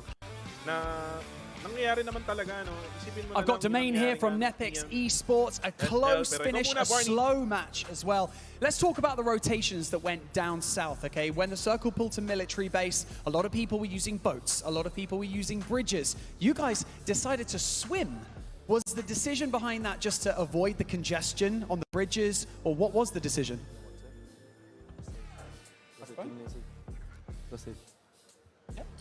Translate, yeah, just translate. जस्तै तिमीले चाहिँ के भन्यो भन्दाखेरि दुईटा स्लिप गर्यो नि त पानीबाट जाने डिसिजन भयो नि त अहिले आएर चाहिँ त्यो डिसिजन किन रहेछ र के गर्दा ठिक हुँदो रहेछ थाहा भयो हाम्रो ड्रप नजिकै छ नि त पारी जान सजिलो छ किनकि हामी अगाडि हुन्छ अब त्यो पछाडि आउने टिमलाई अब गेट किप गरेर जाने सोच थियो अब म एक्लै गएर बसेँ नि त अगाडि अब त्यही हामी अगाडि भएपछि हामी अगाडि लिन सकिन्थ्यो त्यही भएर चाँडो लिएको. So the first thing was our drop is near to the ocean, and we could easily go outside of the zone to the military base. So after that, what he did was he went alone there, checked if the drone is going there. He's just making sure. And after the drone went there, he called all the players over there. Okay, gotcha. So you went and you checked out first, and then your team followed. Now, obviously, it was a slow finish because you were inside a lot of buildings. When it's a city finish, it tends to be slow. You were eventually forced out of your building. Talk to us about, you know, that final fight. What was going through your minds? What were the communications like? And yeah, what happened? जस्तै चाहिँ अब लास्ट फाइटमा चाहिँ तिमीलाई अब circle zone भएर के end circle zone भएर किन यसरी जाँदाखेरि तिम्रो डिसिजन चाहिँ कस्तो थियो अरे हामी 2 म्यान थियो नि त लास्ट जोनमा 2 म्यान थियो अब राइट हान्नु पर्थ्यो तर लेफ्टमा स्मोक थियो अब 2 म्यान थियौँ अब लास्ट जोन नै कुरेको अब लास्ट जोनमा चाहिँ अब क्लस्टरमा अब राइट पुस गर्दाखेरि अब त्यही नेडहरूले डिसिजन त्यही नै थियो हाम्रो हुन चाहिँ.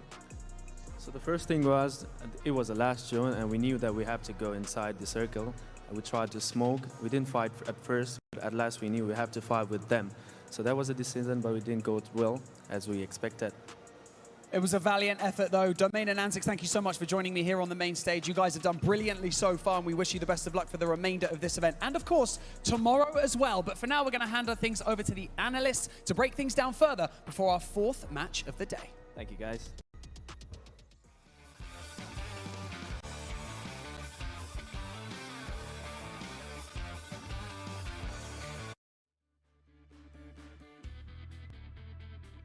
And together with Nepex Esports over there. At narinig naman natin sa kanila Aya na ang ginawa kasi nung player na yun is they tried to check first kung pupunta na nga ba yung circle dyan sa may Sosnovka military base, and it actually went there. So basically, ang gawin lang talaga is kapag ka doon pumunta talagang yung tatlo susunod na lang din doon sa nag-iisang pumunta doon sa Southern Island, and that's why they were able to get that circle doon sa bandang huli. Kaso nga lang, again, those clutch nades coming from AKE Cyber, yun lang talaga yung game changer doon sa hulihan ng match number 3. Tama, exactly. And again, sa mga nangyari sa mga huling moments, kaya pa sana ng ating Nepex pwedeng mabaliktad yung sitwasyon. But of course, a lot of things had happened at hindi nga pumabor sa kanila yon. Pero MVP, very very quick. Kung may mas mabilis pa sa relasyon nyo, yon ay pagpapakita ng ating MVP. Ganun lamang kabilis. Pero top players will be on our screen right here for Admin with 6 eliminations, ID7 with 4, Master with 2, Mukesh with 3, and Merciless with 3 as well. So nagkatalo-talo lamang din sa ating mga damage dyan. Versus Mukesh and Merciless. Actually, mas matagal though. Ang survival time ni Mukesh siguro bilang yon sa ating stats when considering yung ating mga top players. So going back, yung sa ating screen, and I am back as well. So kanina po nung caster scene, nagkagulatan tayo at nag-solo caster si Kuko TV. But before that, shoutout ko lang ng mabilisan si Rimar Chris, to Kurt Emmanuel, and to Janler Kadalin. So good evening to all of you right here. At bago yan, silipin din natin kung ano nga ba yung mga naganap doon sa ating match number 3. Well, yung highlights na nangyari nung una is yung pag-gatekeep nila, Bridge Cup, no? Ng KZ underage, and it's just so unfortunate hindi natin nakita masyado yung KZ underage. Then it was all about exotics versus upgrade, no? Na nangyari nga dyan sa may northern side ng circle. And then eventually it was K21 versus Black Esports kung saan ay nakabawi yung K21 sa bandang huli. And they were able to, you know, survive until the latter parts. But Master ay nakuha na ng blue zone no? Nakuha na siya ng blue zone. Hindi na rin siya nakapag-barrel, no? Onto the side of Dope Esports. And unfortunately for Dope Esports, wala talaga silang makuwang magandang pwesto kasi napaka-open ng area na yan dyan sa may ilalim ng sea building. Then here comes Puke versus Nobody with a spray down with the M4, and ito yung nangyari kay Ron, no? Sayang sana si Ron, no? May P90 na sana siya kaso mas malakas talaga yung DPS no? Pagkamalapitan, pero nakabawi din agad-agad itong si Admin and eventually eliminating itong Nepex Esports, and at the end with a S1897 shot at the finish, they were able to get the winner chicken dinner. But now, match ranking sa Aya as you can see AKE Cyber getting 18 points in this matchup. DRG naman with 11 for Fenerbahce Esports, 8 naman for both Nepex and Dope, and actually R8 then with 8, and then K21 with 7, UPG with 6, and then T721 with 4. Yup, right here, kita naman natin yung mga naipon nila ng mga puntos for match number 3. Again, for that 18 points ng ating AKE, maraming ang pwedeng mangyari dyan. Habang doon sa ibang mga koponan, magiging for yung ating DR. Mas Fenerbahce. Nepex and Dope, the R8, hindi na rin masama dahil hindi na 0. Congratulations naman sa ating R8, 8 points. Talagang nakakabit sa kanilang team name yung kanilang puntos right here. Dahil it was very, very unfortunate for the first 2 matches, 0 nga sila. Well, for R8 Esports, this is a good sign. 8 points na ang nakuha nila for this match. So, ibig sabihin, naiangat na sila from that 16th spot in the overall. Later on, makita natin yun. Pero ito na yung second page no, ng match rankings for match number 3. 4 para sa T721. GOAT Quality naman with 3. 2 naman for Iker. KZE with only 1. And yung Black Esports naman, 1 din together with Action Esports. Pero yung T2K, saka yung XT, ay walang makukuha puntos for this match. So, medyo unexpected, no? For T2K to die early. Especially in a bigger map like Erangel. And expect na mas maganda ang magiging laro nila for match number 4. Yup, let's look forward to that. Dahil tapos na nga yung ating 3 matches. And yung ating overall ranking start here, AKE with 33, just 1 point behind the Miss DRG with 32. Katulad sinabi ko, they were very consistent so far. GOAT naman natin bababa after that very explosive game number 1 with 30 points. Although hindi pa rin naman masyadong kalayuan. FB angat with 25. KZE going down with 24. T721 with 19. Nepex with 17 going up as well as Dope. So, ngayon, so far, ito yung mga nag-dominate the teams. We're not sure if ganyan pa rin ba yung mga sitwasyon as we approach the other half of our day number 1 for our prelim stage. Well, for day number 1, we still have 3 more matches left. 1 more Erangel, and then 2 more Miramars left to go. And sobrang unexpected to Aya kasi look at the overall rankings. Number 1 ang team na galing Uzbekistan. Usually, I would expect it will be Fenerbahce or maybe even T2K. Magna number 1 pero yung T2K bumaba na sa 9th place no with only 15 points. Exotics with 13, 11 naman for up.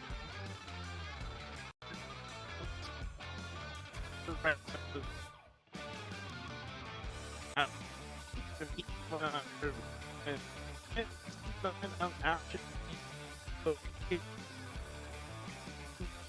teams is the big question is how long can they maintain itong momentum nila? Tama, yun nga yung pinakatanong, intro boys lang ba o kayang maging consistent hanggang sa dulo ng mga bakbakan? So, katulad ng nangyari sa ating R8 kanina, they held quite long for the past 2 matches sa pinakadulo, pero now they are now on the first page. So, possible pa rin talaga. Pero head-to-head muna tayo.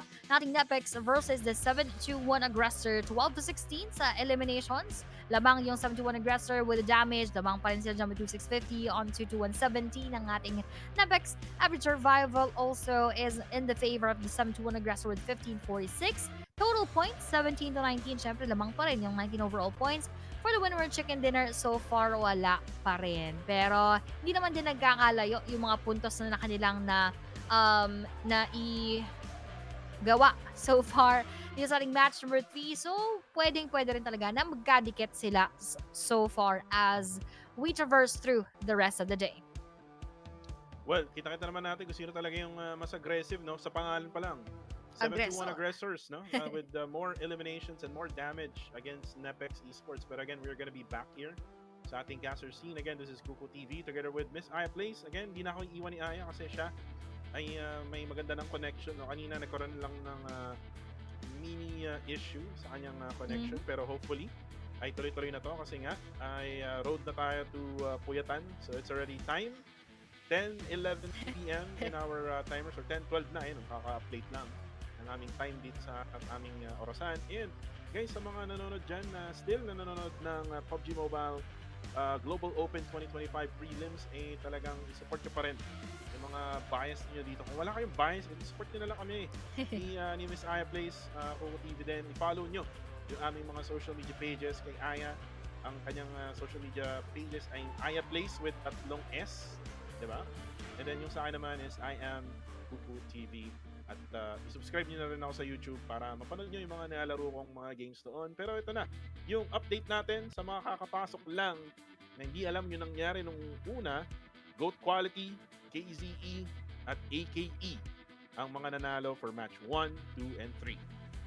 Now for match 4, 5, and 6, the question still remains, who will take that winner chicken dinner? Patapos na yung ating Eras Tour para dito sa ating Erangel map. We already had 2 out of 3. So yung last game natin, hindi pa natin sure kung sino nga kaya ang kukuha niyan. Pero dahil tayo ay magbabalik dito at kakatapos na natin promote nating mga socials sa mga hindi pa po nakakaboto. Dahil last day po actually ng ating Philippine Esports Awards. Ayan, punta kayo sa aking FB page, nandyan yung meron akong ginawang graphics on how to vote. Last day na. So, baka naman gusto nyo iboto si iPlay sa mga hindi pa nakaboto. At sa mga nakaboto na, maraming salamat sa inyong lahat at #ILoveYou. At kung gusto mo maging love kita, iboto mo na rin ako dyan. And again, follow us. iPlay together with Kuko TV. At syempre, PUBG Mobile Philippines and PUBG Mobile Philippines Esports on Facebook, on YouTube, and on TikTok. Yan. Speaking of voting, speaking of voting, meron tayong voting na nangyayari ngayon. Ay, meron pa nga pala. Sa 7th anniversary awards, no? Tama. Ng PUBG Mobile Philippines. So guys, kasali kami dyan ni Aya. So you can vote for us there. And makicelebrate, no, this coming Sunday, April 13. Sayang, wala ako. April 13 sa Quezon City. So the Vibes, no? If I'm not mistaken, the Vibes in Quezon City. Kung meron kayong time na makipag-party or makipag-meet and greet, no? Sa mga idols nyo, kagaya nila Zen Pro, nila Andy,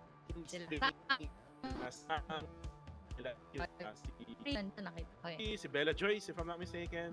And also the pros, no? Nandiyan si Dahil, si Dale, si Shibi, no? Si Yumi Boy.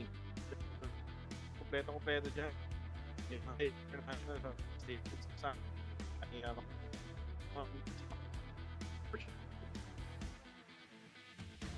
Pero ni Aya at ni Paolo B ay hindi sila makakapunta dahil sila ay magkatakas ng main event ng PMGO. Cry. Grabe, gusto ko pa naman din sana umattend. But anyway, So for now, hindi mo na tayo makakasama doon. Probably for the next on-site events, magkita-kita tayo dyan. Speaking of on-site event, dahil on-site nga nangyayari itong PMGO in Uzbekistan. At kung hindi kayo makakalipad, katulad namin, don't forget to check na lang sa in-game. We have here the PMGO venue on WoW map. So the map code is 12123503. So bisitahin nyo yan, makikita nyo, you'll have sort of a glimpse kung ano nga ba yung feels inside of our PMGO venue. Napakaganda, no? Even in-game, pwede kayong makisali sa venue mismo. Kung wala kayong panglipad, papunta sa Uzbekistan, pwede naman kayong lumipad patungong in-game, no? Para makapasok dyan sa venue to experience kung ano man yung na-experience ngayon ng mga totoong tao na nandun sa Uzbekistan Event Center, no? Na kung saan ay nangyayari nga ang PMGO 2025 prelims. And by the way, guys, yung prelims ay today and tomorrow, and then the main event will be happening during the weekends. So kung hinahanap nyo yung mga paborito nyong teams, I know for sure, hinahanap nyo yung For Miracle Vibes, hinahanap nyo yung RC, hinahanap nyo yung Nick Xavier, in the main event, no? Together with Aya, with their squad na nanggaling din from Uzbekistan Qualifier Finals, na Hillian Gaming, no? Yep. Na talagang sobrang close lang yung nangyaring laban. 3 points lang yung lamang nila against the one at the bottom. And by the way, congratulations to one of their squads in Uzbekistan na nagkaroon na nga ng ticket towards the main event. Napakasaya, no? Kumbaga, less yung magiging challenge and struggles unlike dun sa top 2 to 5 na nakakasama nga natin dito sa ating prelim stage. So they need to work even harder to get that spot into our main event. Pero yung Hellion Gaming, chill lang mo sila dyan. Hintayin lamang nila yung main event. And that is one of the perks of being the number 1 doon nga sa ating nangyaring finals kahapon sa Uzbekistan. So, kudos to them. Congratulations again. And looking forward to their performance in the main event kasama yung mas naglalakihan ng pangalan sa ating PUBG Mobile. Not sure ako, yun nga yung mga hinahanap ng ating mga viewers sa comment section. Yeah, totoo yan. Kasi every time na nagla-live ako sa TikTok, naglalaro ako ng PUBG Mobile, nag-rondo ako, nag-Golden Dynasty event ako. May mga nagtatanong, Kuku, RCB or For Miracle Vibes? Yun yung lagi nilang tanong. Pinagko-compare nila kung sino nga bang mas malakas, or madalas sa tanong nila is, sino bang mas malakas talaga? Si Top nga ba or si Doc? Which is sobrang very, very debatable yan kasi nga right now, Doc is still the best in For Miracle Vibes when it comes to fragging abilities. Pero ito na, yung mga players natin on site as they're getting prepared right now for the next match. And again, this is the 4th match of the day. It's going to be Erangel Aya. So still, we're waiting for that flight, no? Para nga tayo ay lumipad na sa susunod na mapa. Tama. And mukhang they're just chilling, looking at them right here. Mukhang nasa spawn island pa nga lang. So, now let's see. Sino-sino ba itong mga ito? Dope yung nasa screen natin. So, this is from a team from US, I believe. Dahil yan yung ating nasa screen. So, let's see how they will actually prove themselves even further. At lilipat naman tayo sa screen natin on the T2K na parang hindi ko pa masyadong ramdam inside of the game. Yeah, hindi pa natin masyadong ramdam. 9th place sila, if I'm not mistaken, in the overall rankings. And again, with their experience, yung dalawa nilang players, no? Si Rules at si Love. With the 2 others na meron nga sila, these are brand new players. Ika nga, sabi nga nung coach yata nila yun, or analyst. So, they're trying their luck dito nga sa PMGO to try to qualify through the main event with their new lineup. And again, with the new lineup, medyo mahirap din naman kasi, especially for those 2 rookies, no, Aya? Especially on-site pa yung tournament. So talagang in the stage 4 nangyayari dyan. Players na saan na mag-guide yung mga bago nilang players. Exactly. And again, ang dami pa nating mga hindi nakikita na mga kaganapan. And so everyone who's watching, once again, good evening to all of you. Alam ko, medyo antukan moments na, relapse moments dahil alas 10. Fenerbahçe olarak 2020'de bir başarı sağlanmıştı ama o kadro farklıydı tabii ki de. Biz buraya yani PMSA'dan farklı bir ekip olarak çıktık. Yani hedefimiz final oynayıp finalde ilk 5'e girmek. Bu şekilde devam edeceğiz. Herkese merhaba, ben Sevyin. Fenerbahçe Sports takımında Fragger olarak oynuyorum. What does it mean for the team to reach the main event stage and perform against the best of the best around the world? Yani gerçekten dünyanın en iyilerine karşı oynamak çok iyi hissettirecek. Onlardan aşağı kalır bir yanımız olduğunu düşünmüyorum. Onlara karşı yani fightlarda zorlanmayız ama yer alma konusunda biraz zorlanacağımızı düşünüyorum. Onun dışında bir sorun yok. Who is the X factor for your team whose performance you are dependent on? Bu soruya kendim demek istiyorum. Çünkü hem co-IGL'lik yapacağım bu turnuvada hem de yani yaptığım ekstralarla iyi işler başardığımı düşünüyorum. Yani takımı ipten alabiliyorum, fazla adam vurabiliyorum, yer aldırabiliyorum. Bu yüzden bu soruya kendim diyeceğim. Which team do you think is your biggest threat in the prelims? Bu soruya Black demek istiyorum çünkü yani bizimle birlikte geldiler ve diğer takımlara göre daha fazla turnuva tecrübeleri var. O yüzden Black. Which main event team do you admire the most? DK mi desem, Regnum Karya mı desem düşünüyorum şu an yani. Biri birinci oldu, biri ikinci oldu. Bence Regnum Karya çünkü yani PUBG Mobile Global Championship'te ikinci oldu. Yani bu gayet büyük bir başarı. Silas'ın daha önceden dünya şampiyonluğu da var. Kadro olarak da çok uzun birlikte. Bu yüzden Regnum Karya. İzlediğiniz için teşekkür ederim. Bizi desteklemeye devam edin. Teşekkürler.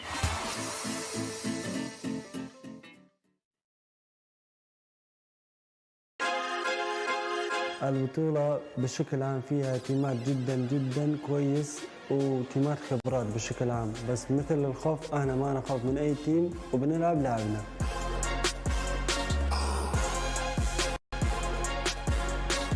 السلام عليكم جماعة، اسمي علي، أنا من العراق، جاي بلعب PMGO هنا ورولي داخل اللعبة فراجر. Which player do you think will have to perform the most if you guys are to lift the trophy? هذا الصراحة أصعب سؤال اللي أسمعها. يعني من تيم أنت تختار من 3 لاعبين كويس تختار لاعب واحد، هذا شيء مستحيل يعني. بس أنا أروح للهيوا كلار عشان هو ما شاء الله لاعب مرة كويس وأشوفه بأداء حلو وإن شاء الله أشوفها من أفضل 3 لاعبين من البطولة وأثق فيها. Talk about your recent roster additions and how they have molded into the team. التغيير الوحيد اللي صار بالفريق غيرنا اي جي ال بشكل عام يعني نص الفريق، اي جي ال يقدر يغير لعبة فريق، فجبنا اي جي ال جديد وصار اداءنا مرة حلو، ان شاء الله نسوي شيء اكثر من اللي سويناه. Who are your top 3 teams for 2025 PMGO main event and why? اول فريق اروح للميجا جالاكسي عشان كلنا نشوف اداء الرؤوف بالPMGO وبالPMGC السنة اللي فات، واتوقع لهم ياخذون من توب 3 اول توب يختار لهم توب اول. التيم الثاني يروح لهم 4 بي، هم التيم ما شاء الله على ادائهم افضل تيم في السي اس حاليا ويقدر يتنافسون على فريقات العالم.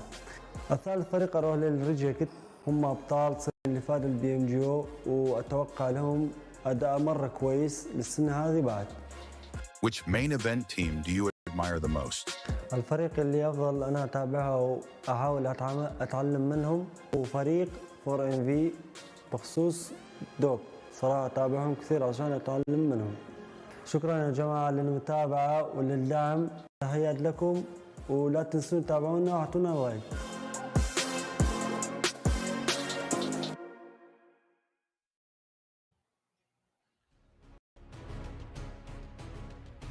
At ayun na nga, dahil sabi ko nga sa inyo 10 PM na, oras ng relapse, oras ng mga what ifs sa mga buhay. Pero ang oras natin ngayon ay magbabalik muna tayo after a very short break. Nanggaling nga tayo dahil may mga inayos on site. Now they are back and most likely we are gonna start the battle in a bit. Though may tinatanong pa si Tropa, pre, anong nangyari dito? Sabi niya, ano nangyari? Bakit black screen to idol? Kaso tinanggal ulit yung mga headset mo ang senyales na may ayusin pa. Oo, medyo kinakabahan ako. Oo nga, medyo kinakabahan din ako kasi medyo mapupuwet pa talaga tayo even more.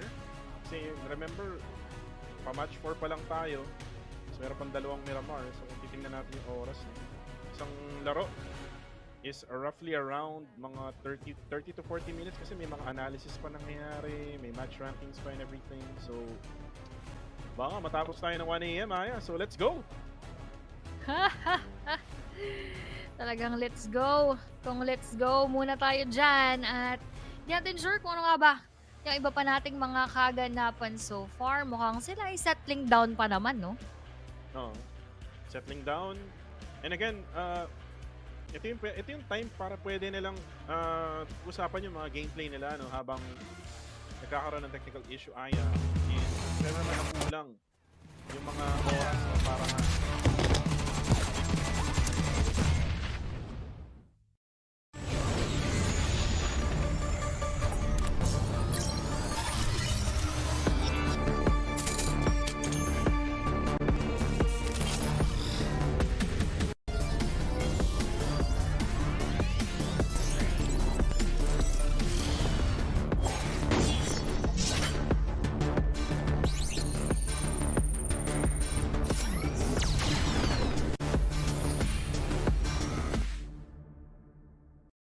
With PUBG Mobile, there's a big impact on my life because I have a very busy work life and life outside of PUBG Mobile.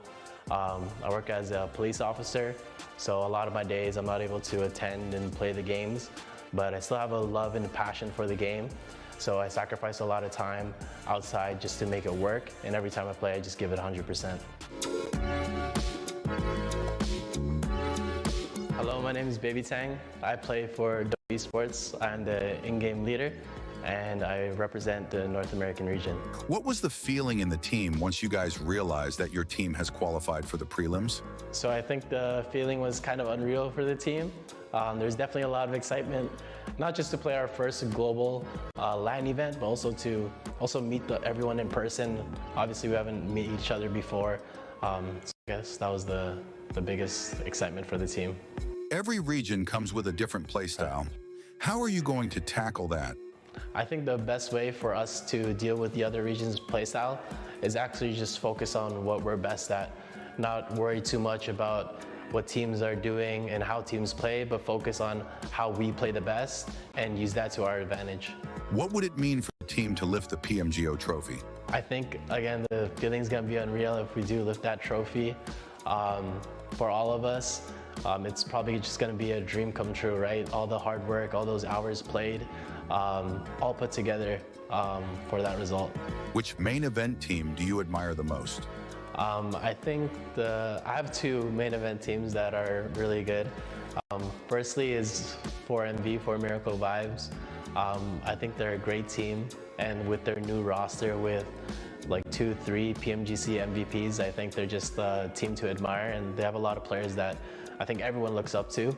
And number 2 would be NGX, Enigma Galaxy. They were a newer team last year, and they performed very well at the global stage in such a short amount of time of being a team. So I think it was very inspiring for new teams and up-and-coming teams that are trying to make it in the global stage as well. Thank you guys so much for watching the video, and thank you for supporting, and we'll see you in the next one.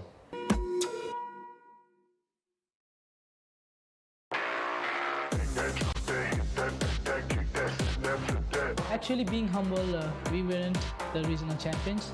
We came run-up. A champion was ATR, but due to some issues, we were regional champion and we came here. It's an honor to represent my country, Nepal, in this global stage. Like, it's every player's dream to represent their country. Hey guys, this is Mukesh from Nebex Esports Nepal. I play support in my team. Do you think NEPX has what it takes to gain the fan base that has already been behind the other popular teams from Nepal? Definitely, every team got every chances to achieve more fan base, but it all takes is their gameplay.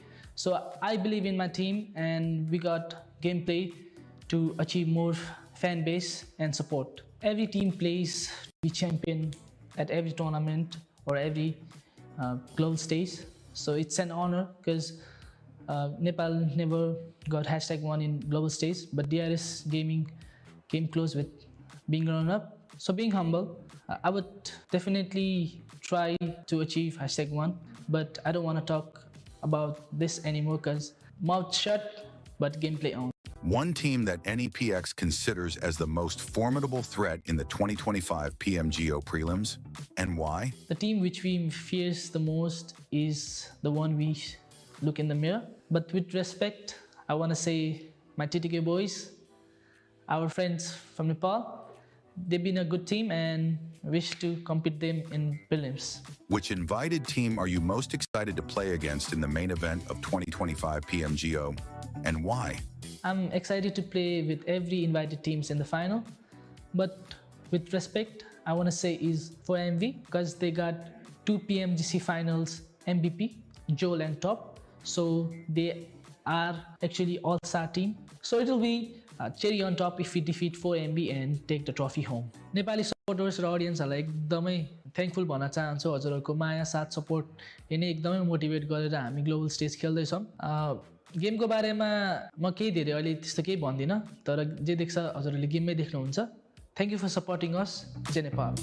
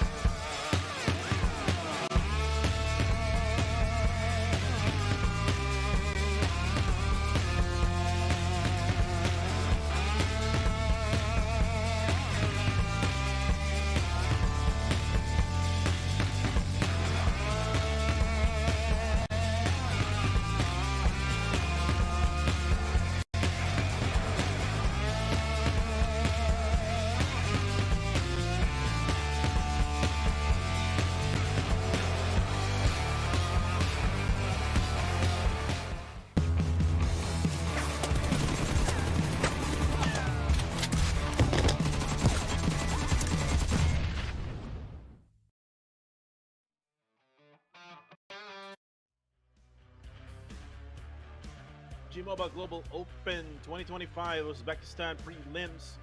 This is yours truly, Kuko TV, at kasama ko si Miss Aya Place na medyo inaantok na kanina. Ako rin actually kasi ang dami nangyayaring technical problem no sa ating on-site event, but hopefully very soon ay mag-start na tayo for our match number 4. At nakita naman natin kanina no, bago tayo mawala sa ating screens inaayos na ng mga marshals Aya yung mga technical problems. And again, usual to no sa mga on-site tournaments talaga Aya. May mga tech pause na nangyayari. If you were not there nung nasa Cubao, no? Nung PMNC Grand Finals, no? Nung PMNC Spring 2024 ng PH Grand Finals, talagang inevitable yung ganyan ng mga issues natin dahil nga marami kasing mga factors na inaayos pag nasa on-site. So, hindi magiging 100% na fault-proof yung ating mga kaganapan dyan. So, again, let's just have a bit more patience. Kahit na feel nyo na naantok si Aya Place, magigising din mamaya onte once we get inside of our game. So, shoutout dyan kay H. Lozano. Ayan, good evening to Falcon as well as Santino. Together with Jonel. Uy, si Jonel nandyan sa comment section. Shoutout to all of you guys. Good evening, good evening. Again, alam kong medyo antukan moments na tayo dito dahil 10:30 na. Pero mahaba-haba pa yung oras natin. Baka abot nga tayo ng 1 AM. So sa mga puyaters dyan, shoutout sa inyo. Sabay-sabay tayo magpuyat. Usually, no, pag 10:30, tapos na yung PMCL. Pero Tama. ito, PMGO, kalahati pa lang tayo. 3 matches pa lang ang lalaro natin. And we're waiting for that start for match number 4. Looking good naman. If you look at the screen right now, kung tinitingnan yung mga staff or yung marshals ng PMGO 2025, kita-kita naman din natin yung mga players na naka-ready na ng kanilang mga phones, ang ating Infinix GT20 Pro. Ang kanilang gamit ngayon. Kung wala pa kayong cellphone pang PUBG Mobile, all you need to do is buy one right now. Infinix GT20 Pro is the phone for you to use here in PUBG Mobile. Pero lilipad na tayo. Ladies and gentlemen, let's welcome the 4th match as we fly in to Erangel. Eto na, lilipad na talaga tayo at papasok nga sa final match final match of Erangel rather. Baka akala nyo tapos na, iwan nyo kami, no? Pero tapos na po yung ating Era Store. Patapos na as we approach match number 4. We still have 2 matches right after this one. And as they are dropping from this plane path na actually manggagaling sa may Primorsk onto Multipower, very south heavy yung ating circle, or rather plane path right here. We're not just quite sure about the circle yet, pero yung mga likely hindi basta-basta mapupuntahan unless they secure those vehicles, and if they want to, lalo na kung doon biglang mag-end up yung ating unang bilo. Actually, Aya, match number 3, ganito rin yung flight path, if you remember. So, ganito rin yung flight path ng match number 3, and yung circle ay Nawala ako pumunta dun eh. sa ilalim. And baka punta na naman sa ilalim to kung ganito yung magiging pattern, pero more than likely hindi. Kasi usually, when the circle goes to a specific place in the previous match, on the next match, magbabago na 90% of the time. So kumbaga 10% chance na magkakaroon ulit tayo ng same circle, which is right in the bottom side of our map itself. Pero habang patapos na, there we go. Uy! Diba? Sabi sa'yo, I guarantee you na hindi pupunta yan sa ilalim. 90% of the time, it will now go to the northern side, centering around ruins area. Tama, and just like what I've said as well kanina, baka sakali na doon nga pumunta yung ating circle, so that means they need to secure those vehicles to go towards the northern side of our circle right here. But those teams na wala naman masyadong pressure pa, they all just need to gather all those equipment. But for T2K and K21, mukhang sila lang yung may malaking chance na mag-meet. But for T2K, feeling the presence of K21, mukhang tamang iwas at lumilihis onto the area of Yasnaya Polyana or around the jungles onto that eastern side. Well, kung titingnan natin, Exotics, medyo nagkaroon na sila ng adjustment agad when it comes to their dropping point. Usually, they drop right around Pochinki area, but look at that, Ayan. A 2-2 split right now. Dalawa sa Watertown, dalawa sa Pochinki. Just giving them a little bit of flexibility, when it comes to rotating from one place to another.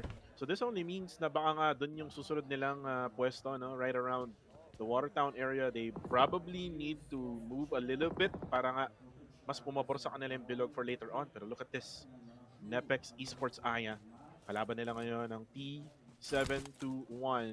At mag-isa lang siya dyan sa may area na yan. At pwedeng ma-push nila Mukesh itong player na to. Mukhang binabalak nga nilang i-push si Jonic, pero kung sakasakali nakahanda rin sa kanyang ihahagis na granada right there, but not exactly a push, not exactly a crash, because nandun nga sa other side si Jonic right there, just waiting for the movement coming in from Nepex. Kaso mabilis ang respo, full squad agad yung kaharap ng ating Nepex. Kaso sila pa ang nadihado, handang-handa doon sa granada. Nepex Rex now will be wrecked. A bad decision by Nepex, pero nandito na ang backup. Si Rex ay knockdown ngayon. Si Mukesh, kailangan niya depensahan. Tatlo ang mabukod sa kanya. Pero boss na yung mga players ng T721. Nandito na yung backup ng Nepex. Uy, yun lang! Butcher! Unfortunately, hindi man na-knockdown ni Mukesh si Butcher. With that S1897, he will go down.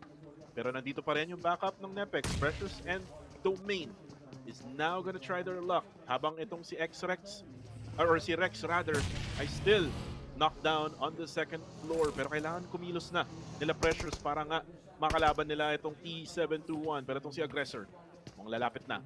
At si Domain ang magiging kalaban niya for now. Pero nasa labas pala itong si Domain.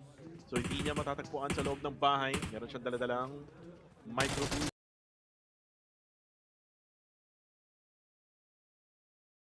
Oh no! As now, Nepex Esports will be eliminated early in the game. Not a good call coming in from Nepex. Masyadong naging aggressive. Hindi nila na-weigh in yung possibilities that T721 could have a full squad right around the corner. And sila pa nga yung nabaliktad. They were supposedly having that upper hand, going for that push onto only Jonic. Kaso mabilis yung movement. So I commend that for the 721 aggressor dahil mabilis nga yung kanilang naging respo doon. At nakuha nila yung 4 eliminations completely with no casualty on their end. So good one for them, pero definitely a bad move coming in from Nepex. Yeah, talagang bad move yun for Nepex Esports. Actually, napanood ko na nung nakaraang PMGC pa, I think 2023. Nagkaroon ng push dun sa same compound And in order for you to be able to push that type of compound, kailangan mo talaga ng maraming utilities. Super early pa ng laban. Tinan mo, 5.5 pa lang yung nakalipas. So wala pang gaanong mga utilities. Pero ito na, yung Exotics, nakapwesto na agad-agad. Action Esports right now, getting sprayed down. Nix, down to low HP. Pero merong granada, ibabato si Nobody. Dalawa pala yung Nobody, no? Dito sa prelims, no? May Nobody sa Exotics, may Nobody din sa Fenerbahce. Tama, talagang nobody but you.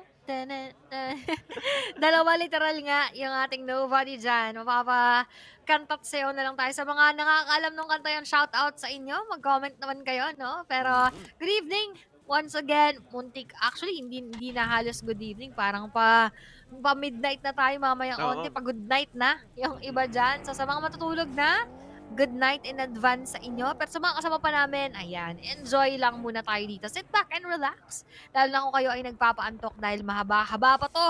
Patapos pa lamang yung ating araw. We still have 3 matches pero doon tinapos na ni Baby Tang si Nobody. Oo, na-knockdown ng Dope Esports. Third party to for the side of Exotics. And ito yung problema ngayon ng Exotics. Remember, nag-2-split sila. And now Daniel goes down as well. Now here for Exotics, Nobody will get revived by his teammates though. Pero itong sila Pritam mukhang nakapwesto na dito sa Watertown. So yun lang talaga yung disadvantage ng maagang 2-split. At medyo malayo din from Pochinki to Watertown. Daniel will be confirmed by Dope Esports. Pero ito na yung push ng Dope. Si Ngayon down to low HP. Pero si Baby Tang walang tinatakutan. Nag-crash in na kay Nobody. Pero ito na, linabas na ang mga utilities. Nobody will now throw in a nade. Kaso nga lang may nade din!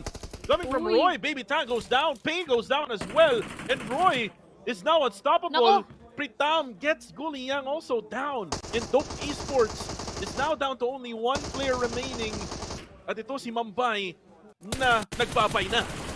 Talagang muntik-muntik ka nang magbabay din at makasama yung kanyang mga tropa pero he managed to escape that situation at ngayon buhay pa naman. But the rest of Dope Esports, mukhang mamamaalam nga at babalik sa lobby. So this will all just boil down to how Mambay will manage the situation dahil yun nga, napakadelikado na kanilang spot right here. They're actually on that 8th rank. So they have that chance to eventually reach the top if ever mapangalagaan yung mga puntos. Pero dito po, mapapangalagaan nga ba na Icard, munti-munti ka masagasaan at makabanggaan yung ating T2721. Pero Jonik out in the open mo, backstab ni Icard Ali. And Icard Esports laban sa T721.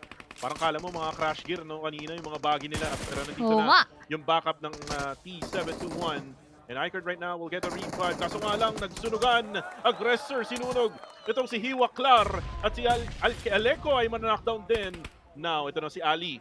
Nagluluto ng granada. Kaso nga lang, tinamaan din sa side. And Aggressor able to get that headshot. And now, si Azzy na lang natitira. Puti na lang.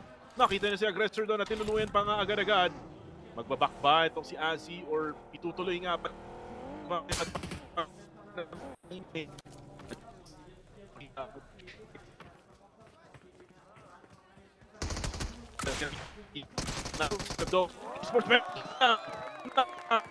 Ang team ng Iker as the 7-2-1 aggressor survives in the blue zone with 8 total eliminations na. Wow! Grabe naman. Literal, again, they are being very aggressive and it's going well in their favor. Kasi if they are gonna continue with this one, 8 eliminations, could add a little bit more. Tapos yung ating placement po is talagang palong-palo in just this match alone. And if they continue, pwede silang makaabot actually ngayon. They're the number 1 if may eliminate yung AKE, DRG, and GOAT. At kung hindi makapagdagdag ng mga puntos, malalagpasan nila yon. But let's look at this replay. Exotics versus our Dope. Kung saan isa nagbabagsakan. T721 naman si Jonik. Nasipat nga nating Icard. Na backstab, nakuha, pero nabaliktad. Nating the 721 aggressor yung sitwasyon at naubos yung mga teams, yung mga players one by one. Aggressor was taken at the same time. Galing doon kay Azzy. Pero pag-ikot ni Spidey, talagang nasa putan.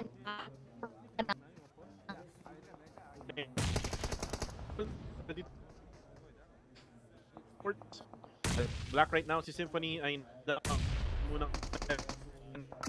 pressure na binibigay ng Exotic Esports is way too na binabatong and frag grenades being used right now. Uy, kaso nga lang si Roy parang mas sprayan doon ng bagya. Parang may third party coming from Fenerbahce Esports pero yung revive ng Black Esports ay mangyayari na. Pritam, nag-aabang lang ng tamang tempo habang si Roy na magbabato ng granada. Will the nade knock one down? Mukhang wala pa ata for now. Pero kailangan nilang mag-reset kasi nga low HP yung mga players ng Black Esports. Nades coming in from the other side naman. Black Esports naman yung magbabato ng mga utilities nila. Pero Symphony, medyo delikado yung ginagawa niya kasi nga may Fenerbahce na third party sa malayo. Oh! And Pritam gets Zeptimus down, pero knockdown din si Zeptimus. Symphony will all go for the heal as well as Ozzy will try to throw up a nade. Matatamaan nga ba sila Roxy? Kaso nga lang, again, the third party. Whoa! With the nade! Oh, that was a friendly nade, unfortunately. My God! Masakit-sakit yun. Kinalaban yung sarili. Malamang magkakaaway, magkakabangayan yung ating mga Black doon. Pero now, let's move on. Exotic Snowbody will be confirmed in the process. Tapos si Daniel nga din kanina dyan. So only Roy and Pritam yung maiiwan. Pero at least nagkaroon na sila ng 5 eliminations right here. But 4K to 1, they're still very much complete. They need to move around and to find a better spot inside of the circle. Actually, nasa loob na sila, pero mukhang lilipat ba yung mga tropa? O sabi nila, sige, chill muna tayo dito habang hindi pa naman umaalis sa atin yung ating bilog. But with 46 more seconds, the rest of the teams who are outside needs to enter, just like our action, yung ating R8, yung ating AKE, yung KZE, and yung T721 na napakaganda nga ng pinakitang performance kanina. So, siksikan galore sa loob ng ating bilog, mga papasok sa school. Dahil nga naman Friday bukas, baka may pasok pa sila. Actually, sa school ko dati, wala nang pasok yan. Happy Thursday, yun na talaga, inuman na. Ay, pero totoo? pagka, sa Lasal dati, hanggang Thursday lang ang pasok namin. And then Happy Thursday na, inuman na pagdating ng gabi. Pero Friday, pagka may laboratory, ayan. May mga laboratory. Pero usually wala eh. Kasi nga, depende yan kung anong course mo. Pero yun na, nangyari na ang laban, nobody. Nakita na nga si Lennox. And by the way, yung circle umapabor sa may school area and yung P2K, pwede nilang i-rotate yun. Kanina nag-rotate sila dun sa may north ng circle. By the way, the new official vertical stream is now available at PUBG Mobile Esports on YouTube and on TikTok. Guys, don't forget to click that button to subscribe and to click that follow button to follow on TikTok. Yun lang naman, ganun lang naman kadali sumuporta, no? Sa PUBG Mobile Esports, isang click lang, isang tap lang sa mga cellphones nyo. And also our official map feed is live on PUBG Mobile Esports on YouTube. Ito para sa mga analyst to, no? Ang daming analyst kasi sa live comment section. Baka pwede kayo mag-apply. Ayan na yung chance nyo. Tignan nyo na yung map feed, di ba? Aralin nyo yung map feed, tapos mag-apply kayo ng analyst. Ayun, at least di ba magkakaroon ng fruitfulness yung inyong pagko-comment dyan kaysa nagko-comment lang kayo nang walang mapapatunguhan. So, hindi naman kayo maririnig ng mga players, hindi rin nila kayo makikitang nagko-comment. So, that is the best thing for you guys to do right here. But stage number 3, coming right up, we have here the movement coming in from AKE. Nandito lamang sa kanilang harapan. Kaso, they're also checking their surroundings dahil nga naman baka biglang may mag-crash dun sa spot na yun na we always see dahil okay din siyang pagpwestuhan, lalong-lalo doon mag-end up yung start. But for FV Merciless, merong isang na-knockdown. Oh, and that was the team na kanina pa natin nakikita, yung AKE kanina na nandoon sa may open. May mga ridge lang sila na pwede nilang gamitin as defense. And yung Fenerbahce kasi nandun sila sa may compound, no, na malapit doon. So talagang madali silang makita. Uy, and Fenerbahce, Sabien will go down as Pritam from Exotics. At mabawi din itong R8 with the elimination on to Action Esports Gigante. 9 seconds to go before mag-close ang ating bilog. We're now going to stage number 4 habang itong Fenerbahce ay nagre-revive lang. Sabien will get that revive that he needed. Pero saan pupunta yung bilog, hindi natin alam kasi hindi pinakita. Ayan. Hindi nga pinasilip. Now we have here the circle. Hagip lang ng slight yung ating school. Tapos water town, karamihan, and more of that open area. So not much of them to take. A bit of that Rozok houses right there. So depende talaga kung paano nga nila didiskartehan yung kanilang pagpwesto dito sa ating bilog. Onto the southern side, we still have here action. Uy, kaya pala, action versus our R8. Nagkakabigayan ng action habang palitan lamang tayo si Marth na nga lang ang right in front of action right here. Tapos meron pang FB na makikisaw-saw. Talagang mahirap yung ating mga third party dyan. Tatlo ang makikipaglaban at makikipagpalitan ng mga nades at mga bala. Now here, we'll just wait for the movement of our Marth. Pero another nade will be thrown, pero pare-parehas hindi tatama kay tropa.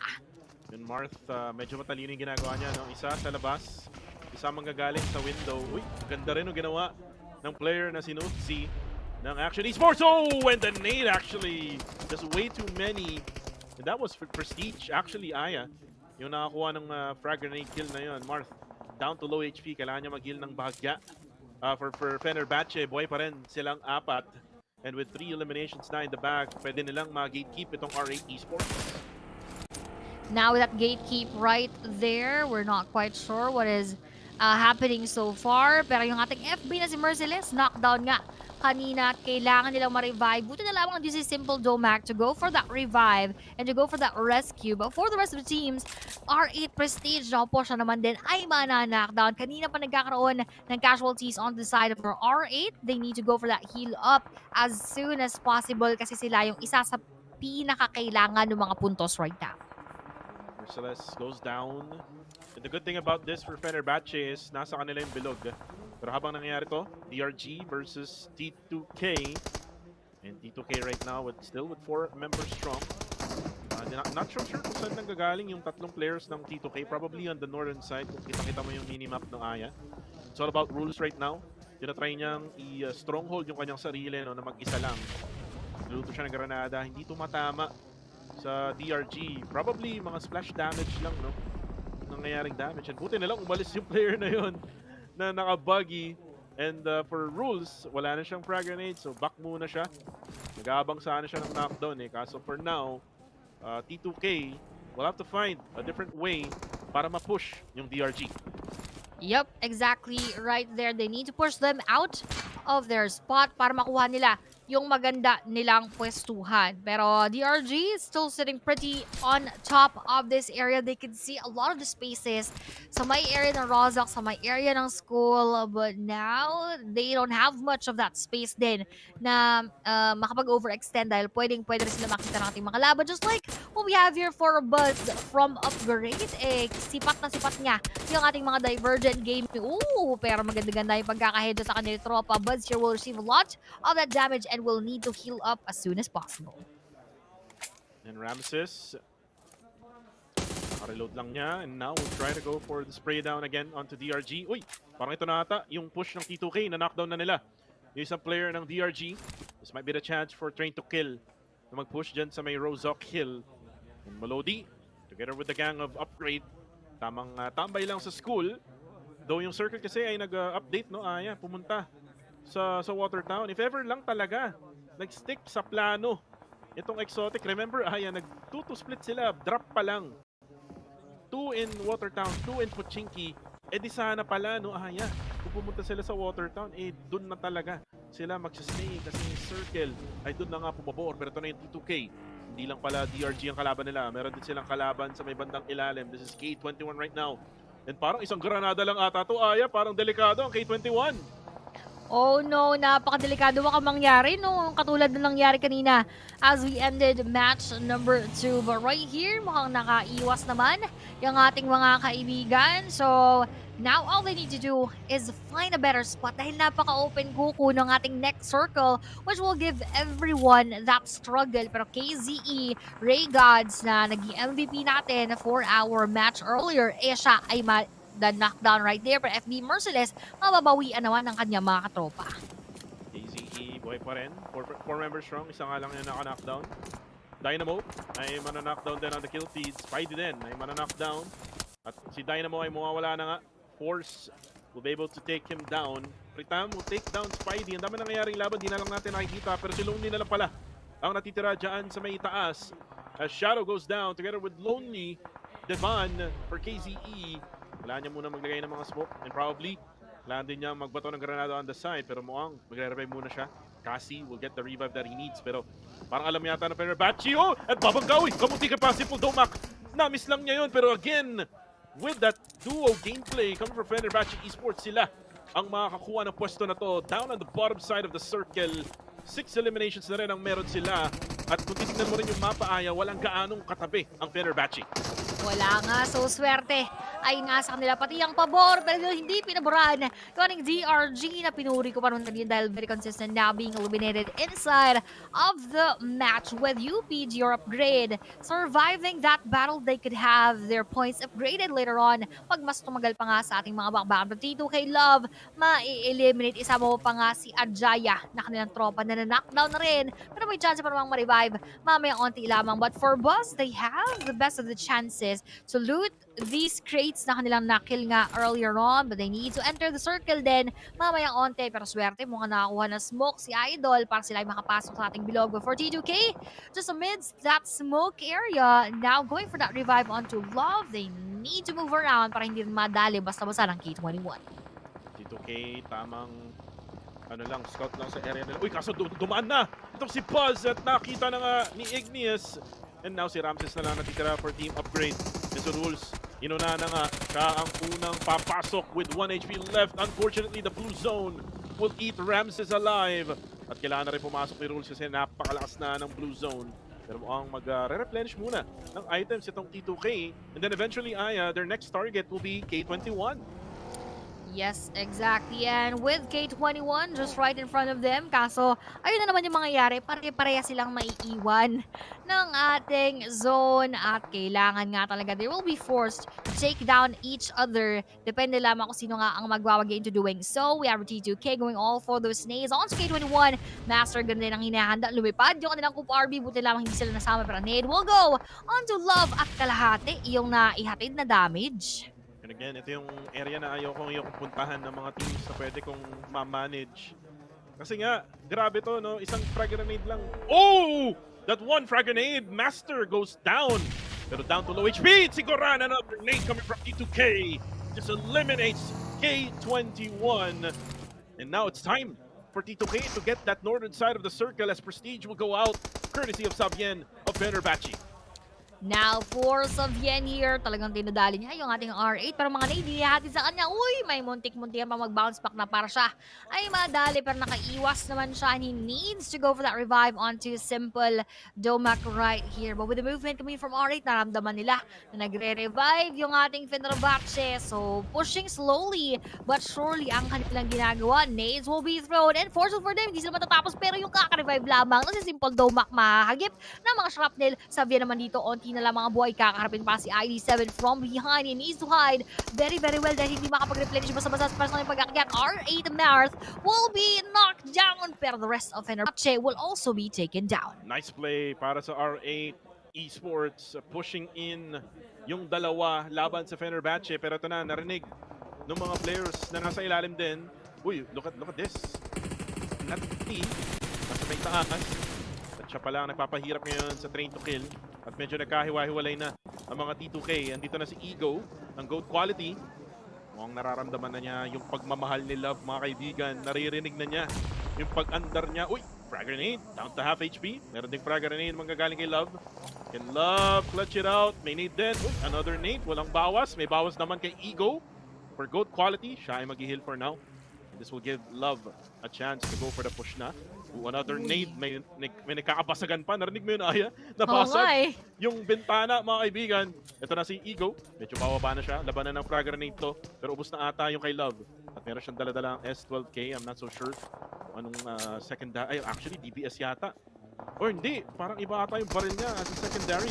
Here for GOAT quality. Pero ito na si Marth. Pinush na ng AKE. Unfortunately, AKE will eliminate R8 Esports. Pero yung R8, nag-i-improve, Aya. They are improving indeed, pero grabe, I just like to emphasize the consistency of AKE.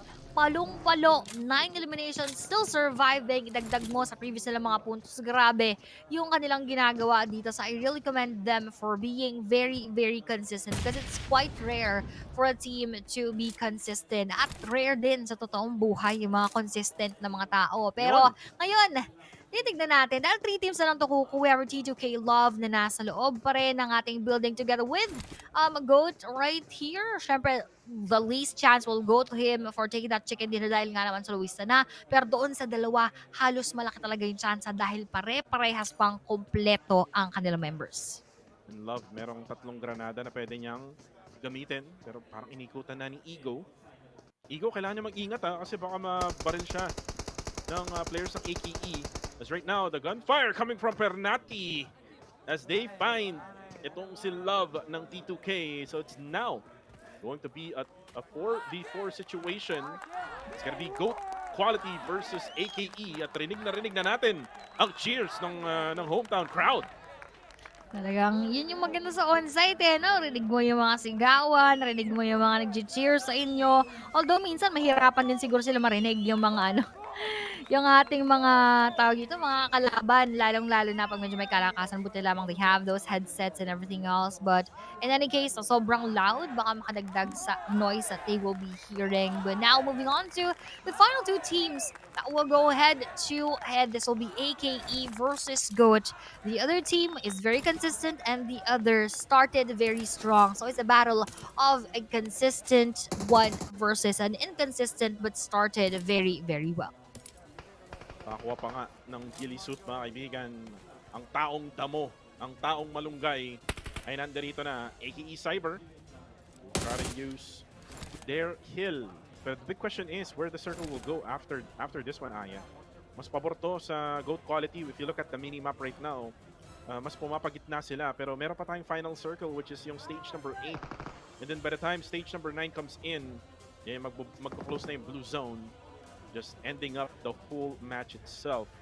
And with 16 seconds left to go, it's just a matter of time, no? Baka nga magkaroon pa ng early knockout pa from either of the sides. Pero looks like they're gonna be disciplined, Aya. They're gonna wait on for this final circle. And now, where will it go? Walang kaano. Pupunta pa sa lang. GOAT actually. Pupunta pa rin sa GOAT Quality. Talagang ang ganda ng quality ng circle nila. Meron pang squad house. Tama. Very GOAT. Very GOAT ang quality. Very good ang quality ng circle. At again, that will favor them right here. But in 30 seconds, hindi ko alam kung paano to iha-handle ng ating AKE. Given, ayan na nga, pinangunahan na nila with a Coop RB movement. Napakabilis sa pagharurot, going for that crash. On to goal, FEs. Pero na yung mga hawak nila doon, mabibigyan si Zvezda right here with that grand entrance galing kay FEs. But with a follow-up, let's see that will happen. But from behind, nagulat si Idol ni Ron with that S12K securing that right away with Varinik here. Gagantihan si Ron with that nade para hindi siya matatamaan. Tropa niya pa ngayon nakapaghatid sa kanya ng kaunting splash damage. This is just quite interesting right now. A 4v4 situation now trimmed down to a 3v3. Uy! Okay, mga kaibigan, knockdown na itong si Admin. Matutuloy pa agad-agad ni Pernati. So it's now a 2v2. Pernati together with Varinik. At matutuluan pa nga niya yung mga knockdown na players. Just adding more points to the name of GOAT Quality.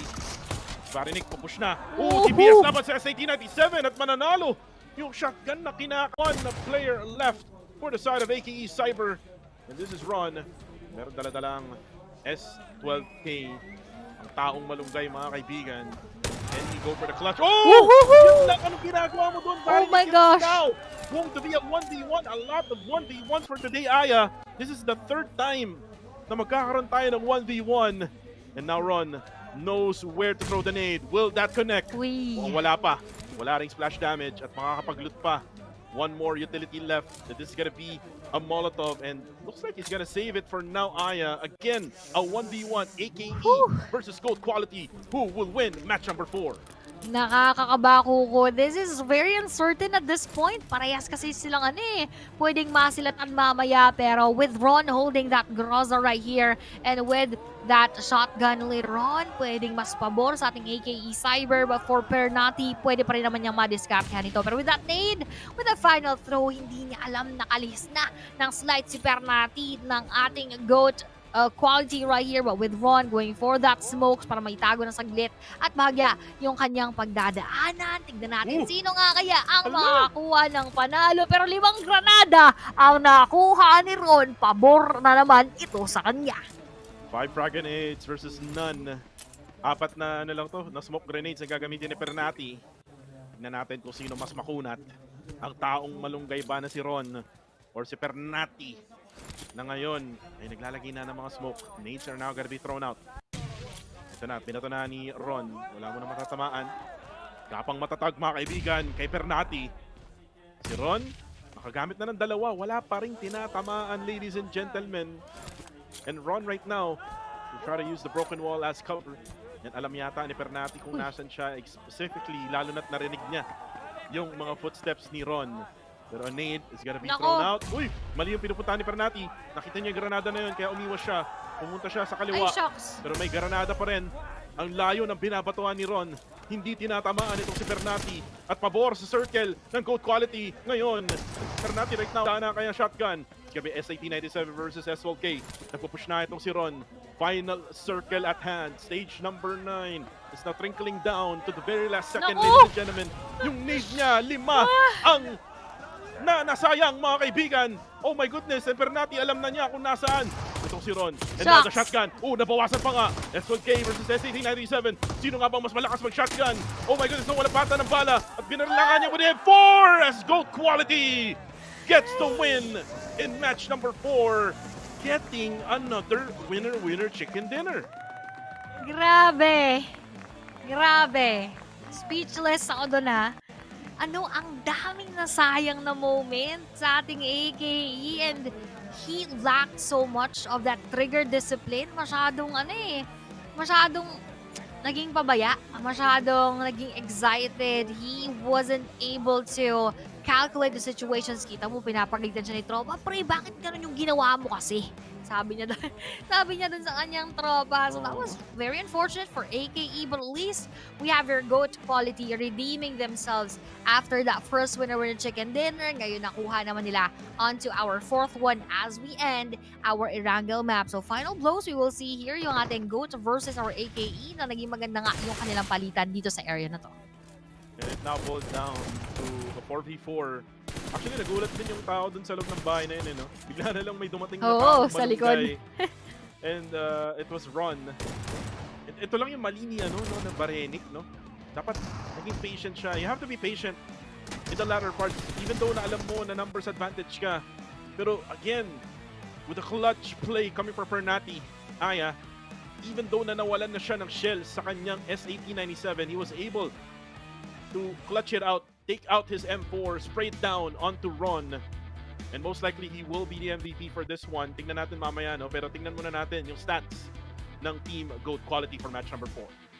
Yes, we have here Pernati with 4 LMs, 768 damage for Varinik, merong Piso at 440 damage, Ego with 1, Afis with 1, and 387, 279 damage respectively. So again, most of those points, most of those damage is leaning towards Pernati after we ended that game. So GG, well played. Parang yung sa GOAT quality at nabawi nila. Hindi lamang sila intro boys, kaya rin naman pala ulit magpakitang gilas. Pero habang pagsilip natin sa MVP, alam ko napakabilis din ito as we have seen. Actually nag-change in fairness. Kanina napakabilis ng pagsipat natin. Hindi na nga tinabasa kung sino yung mga MVP. But again, yes, it will be Pernati with 4 LM, 768 damage, 255 healing done, 3 knockouts, 1 assist, at 2942 survival time. So, na-maximize ng maigi yung pagsistay doon sa ating laban for match number 4. Gamit na gamit ang match number 4, ladies and gentlemen. It all boiled down to the final blue zone. And that was stage number 9. Medyo mabagal yung closing ng blue zone natin. No? But eventually, yun nga, Ron got 5 frag grenades in the ending and nasayang yung 5 frag grenades na yon. Kung alam lang niya talaga kung nasan yung specific location ni Pernati is, di sana sa kanila na yung manok. Pero yun, this is the second winner chicken dinner already for GOAT quality. Meron nga kanina sila in Sanok and then here in Erangel. At the top 5 players will be Pernati, Pritam, Zvezda, si Imron, at saka si Savien with 4, 4, 6, 3, 3 with the elimination count. And again, GOAT quality showing why they are the best right now here for the prelims. Grabe. Again, that was really a good game. Most especially for GOAT quality because they've shown us na kahit sila yung mas chill, sila yung may mas disiplina inside of the game, they were able to take that winner-winner chicken dinner as compared to that player of AKE na nasobrahan sa pagkakalculate ng mga bagay-bagay and was not able to withdraw a little bit with the things that are happening on the screen. And speaking of the things happening on the screen, we have here our moments inside of our match number 4, yung ating the 7-1, yung kanilalaban kayo doon, napakaganda. Pero ito napakaganda rin ng paghagis ng mid, and we have seen a lot of these battles end dahil sa granada. At yung isa pang unfortunate doon, no, ito nga yun ata, yung naggranada, yung sarili, pati yung kasama. Oo, yun lang yung unfortunate doon sa moment na yun, no? Na-overcook niya yung granada, hindi niya na nabato. And sobrang benefits yun for the side of, if I'm not mistaken, that was Black Esports, no? Yung gumawa nun. Yep. Then eventually, R8 Esports, they were able to defeat itong Fenerbahce. Kaso nga lang, the numbers advantage happened. AKE, they were able to push down onto R8 Esports. Pero again, R8 Esports is improving. And again, a lot of expectations for R8 Esports, all because of their experience in the global stage. And this is how Ron went in. Hindi na malayan eh, no? Nung player na nasa loob ng GOAT quality. And then here comes Barenik, who got the knockdown with SAT-97. And yun lang yung mali niya with I'm Ron, able to defeat him. But again, with the 1v1, kita-kita natin yung intense, no? Na nangyayari ngayon in the on-site tournament then. With the fans just roaring for the crowd, for the teams here. And the crowd was just disappointed kasi hindi yung AKE Cyber yung nanalo. Pero kahit din sila yung nanalo, they have the most of the points dahil 12 eliminations pala yung kanila naiuwi. So that is a total of 18 for the side of the AKE. Still, consistency is there, even them not taking that winner-winner chicken dinner. Pero yung ating GOAT na nakakuha ng manok ay merong 17 overall. FD or Fenerbahce with 10, T2K with 8 tied up with R8 and XT. Isama mo pa T721, pare-pares 8 ang kanilang mga puntos. UPG with 4, K21 with 3. In fairness, sa ating R8, 8 na naman yung puntos. Ibig sabihin, dalawang consecutive matches na sila na kahit pa paano, okay yung performance. Yeah, slowly but surely no, for R8 Esports. But looking at the 9th to 16th, K21 with 21 with 3. Dalawa naman for KZE, Dope, Ikerd, and then 1 for Action Esports. DRG, Black and Nepex with 0. So medyo nanghina ngayon yung DRG together with Nepex, no? If you remember, Nepex was one of those teams na naglast in one of the Erangel matches that we had na kung saan ay pumunta siya sa may Southern Island. And for R8 Esports, from the bottom, ano na kaya ang magiging overall rankings nila after this game? Kasi nga, slowly but surely ay umaangat na yung performance ng R8 Esports.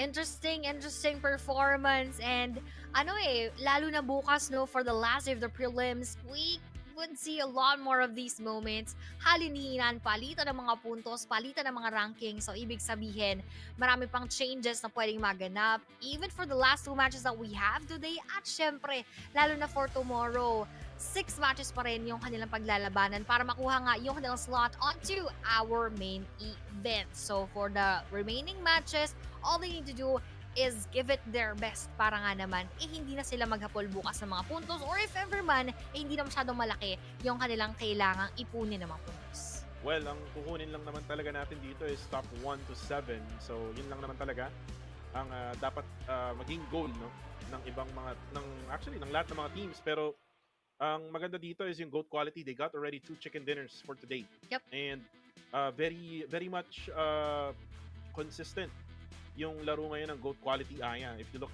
back, no, parang isa pa lang ata yung laro na pangit ng GOAT quality. So this means that they will most likely be the number 1 team, no, right after this game going into Miramar. But again, the terrain will change. No? Hindi na siya kagaya ng Erangel kung saan maraming puno, kung saan maraming grass. Here in Miramar, it's a much bigger map. It's an 8x8 map. No, kagaya siya ng Rondo na malaki, no. But the thing is, no, it's much more different here in Miramar, na kung saan ay talagang super open na mga areas. You really need to get those high ground advantage. And dito tayo makakita, no, ng mga teams na talagang tumatambay lang sa mga matataas na lugar dito sa Miramar. Exactly. Pero I believe parang 8x8 din yung Erangel, no? Para mas marami lang waters. Pero now, lipat naman tayo overall rankings. We have your AKE still on top actually. dahil nga grabe yung consistency with 51 right here, but on the second spot na umangat din naman talaga with GOAT, Quality with 47, FB with 35, DRG going down with 32 para medyo nagde-decline yung performance natin. Divergent Gaming T721 going up with 27, KZE going down with 26, T2K with 23, and Exotics with 21 overall points. Well, ito na yung sinasabi natin, Aya. GOAT Quality is not the #1 team. And that is because of the good performance of AKE Cyber, now with 51 points. So, kumbaga, kahit maraming manok ang GOAT Quality dito na Aya, nakuha ng AKE yung #1 all because of the elimination points. And dito talaga tayo magdedebate, Aya, kung ano nga ba talagang mas mahalaga. Mahalaga ba ang elimination point or mahalaga ba ang placement points or yung chicken dinner? Which is right now, we're showing that elimination points is much more important. Pero for now, looking at our 8, down from the bottom at 16, now they're up at 11 with 16 points already. 17 points naman for both Dope and Nepex. UPG with 15, 14 naman for T21. Black Esports with 10, Icard Esports with 9, and Action Esports with only 4. And the thing, Aya, that I see about Action Esports is lagi silang na-eliminate kapag ka nagro-rotate sila. Hindi sila mapalagay sa isang lugar, Aya. Yep. And if na-figure out nila kung paano gawin yun, probably baka maalis nila yung sarili nila down on the bottom spot, which is yung top 16 ngayon. Tama. So, again, we still have those chances for them later on. Pero hindi kasi pwede na magpakampante sila. Nandyan lamang sila dahil wala naman sigurong gustong umuwi na nasa pinakadulo at mapako dyan sa ring 16 spot. So, probably later on, magigising-gising yung diwa ng ating action together with our iCard. So, they have those chances later on para nga dito sa ating match 5 and match number 6. But welcome back to sa ating Caster's Desk. I'm Plays again together with Kuko TV kung hindi pa kami nafa-follow. Beka naman, that is Ayo Plays with a triple S sa dulo, and that is I am Kuko TV for Kuko right there. Isama na rin kung hindi pa, PUBG Mobile Philippines and PUBG Mobile Philippines esports page on Facebook, on YouTube, and on TikTok. And guys, this is just a prelims ng PMGO 2025 Uzbekistan. And right after the prelims, so right after tomorrow, so during the weekend, Saturday and Sunday, will be the main event. Ang mangyayari lang is we're gonna figure out kung sino nga ba yung top 7 teams dito sa prelims, and those top 7 teams will qualify into the main event, which means they will get more of the prize pool. Again, prize pool ang pinaglalabanan dito, and also the pride of being the best among the rest here in PMGO. And diba, kagaya nung nangyari last year, it was Reject, who won that PMGO. But for the meantime, bago tayo mag-usapan pa ng mga iba't ibang mga teams, we're gonna go on a really short break here. This is yours truly, Kuko TV, together with Miss Aya Plays, and we'll be right back for more action.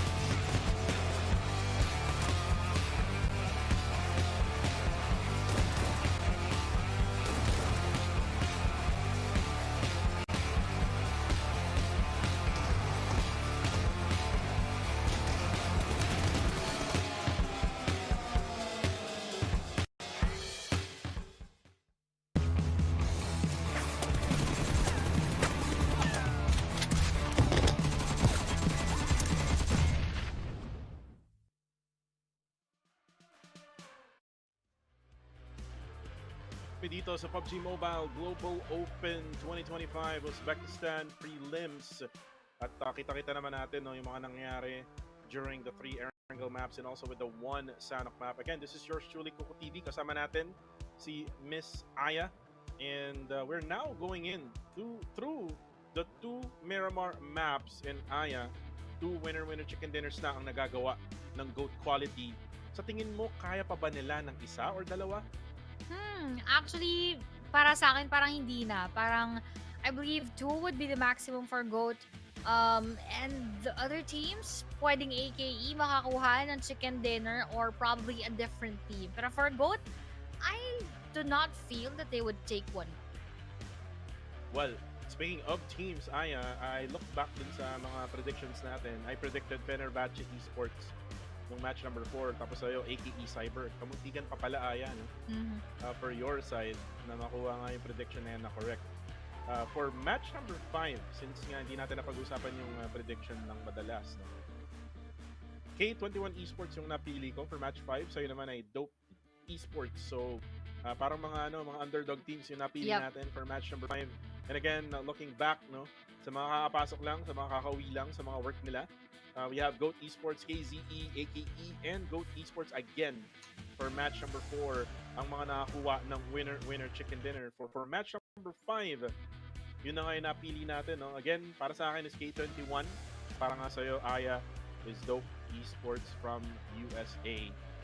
Underdog teams, well, naintindihan ko kung bakit natin ginagawa to, Aya, na pinipili natin yung mga teams na medyo nagkakaroon ng challenge. Kasi nga sa Miramar talaga, it's anybody's game, no? Pero bago ang lahat, Aya, ito na, it's time for the Infinix GT20 Pro, the official gaming phone built for peak performance with pro-level speed, precision, and power. Outplay the rest. And Aya, I'm not so sure kung natry mo nang mag-phone gamit ng Infinix GT20 Hindi pa Pro. eh. Natry mo na ba? Hindi pa. Sayang naman, no? Well, sana. Baka naman, Infinix, no? Baka Kung naman. nakikinig kayo, Infinix Philippines. Nandito lang kami ni Miss Aya Place. Baka pwede nyong mapatesting sa amin. Yung Po-promote Infinix namin yan. GT20 Pro. Lalo na, pag nagla-live ako sa TikTok, nagtatanong, anong phone ba ang maganda na pang PUBG Mobile? So, diba? Pakita ko lang yung GT20 Pro na naglalaro ako nun. Tama. Diba? Maingganyo ko silang na bumili ng Infinix GT20 Pro. Pero yun nga, no, Aya, sa offline tournament, diba? Gamit nila itong mga phones na to and medyo malaki rin talaga yung magiging adjustments ng yung mga players.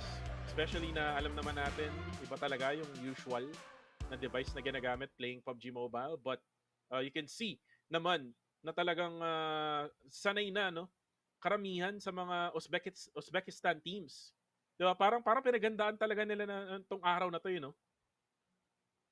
They really prepared for this day dahil nga kahapon galing nga sila ng finals in Uzbekistan. So that really helped a lot in order for them to prepare for today's battles. And more so, pagdating nga ng ating main event. So, let's see kung paano yan. Pero to habang may nagsisipalakbakan, may cheer pa sa kanilang side right now as they are just waiting for those battles. May mga pa-hand sign pa dyan. Pero habang sila ay naghihintayan, ganda yung ginagawa ng ating mga teams and preparing themselves for the next battle. Preparing na for the next battle. Kamukha pa ni Jokic, you know, yung player ng Denver Nuggets. Yung nasa gitna ngayon, no, hawig na hawig. No? Shoutout kay Jokic na kailangan nila ng coach ngayon sa Denver Nuggets kasi na-fire yung coach nila. If you're watching NBA, you know what I'm talking about. Pero upgrade! Ito yung team na narinig natin, no? If you remember nung rehearsal natin yesterday. There were so many cheers from this team. Pero parang yung cheers na yan ngayong araw na to, tahimik kasi nga, hirap na hirap yung itong team upgrade. And speaking of, di ba? Speaking of the crowd, di ba? Ang dami talagang fans nila. Ano meron sa team na to, Aya? Baka malaki yung fan base siguro sa mga players. Ewan ko just a guess here, probably that could be one of the possibilities. Tapos siguro maraming mga supporters na nagpunta doon on site. So, let's see if that will actually translate into better performance here in match number 5. Dahil Miramar match ay nandito na. Papasok na tayo. Tapos na ang Eras Tour. Tapos Tapos na yung laban sa Sanhok na nag-iisa when we started. And now, we are ending the day with 2 minimum matches at ito nga yung isa sa dalawa. Wala nang tech post Aya. Time check, 11:30 p.m. here in the Philippines. And again, this game is brought to you by the GT20 Pro ng Infinix. At habang yung flight path, pa-north na naman mga kaibigan, coming from the bottom side of Los Leones, papunta sa eastern side ng Torre Ahumada.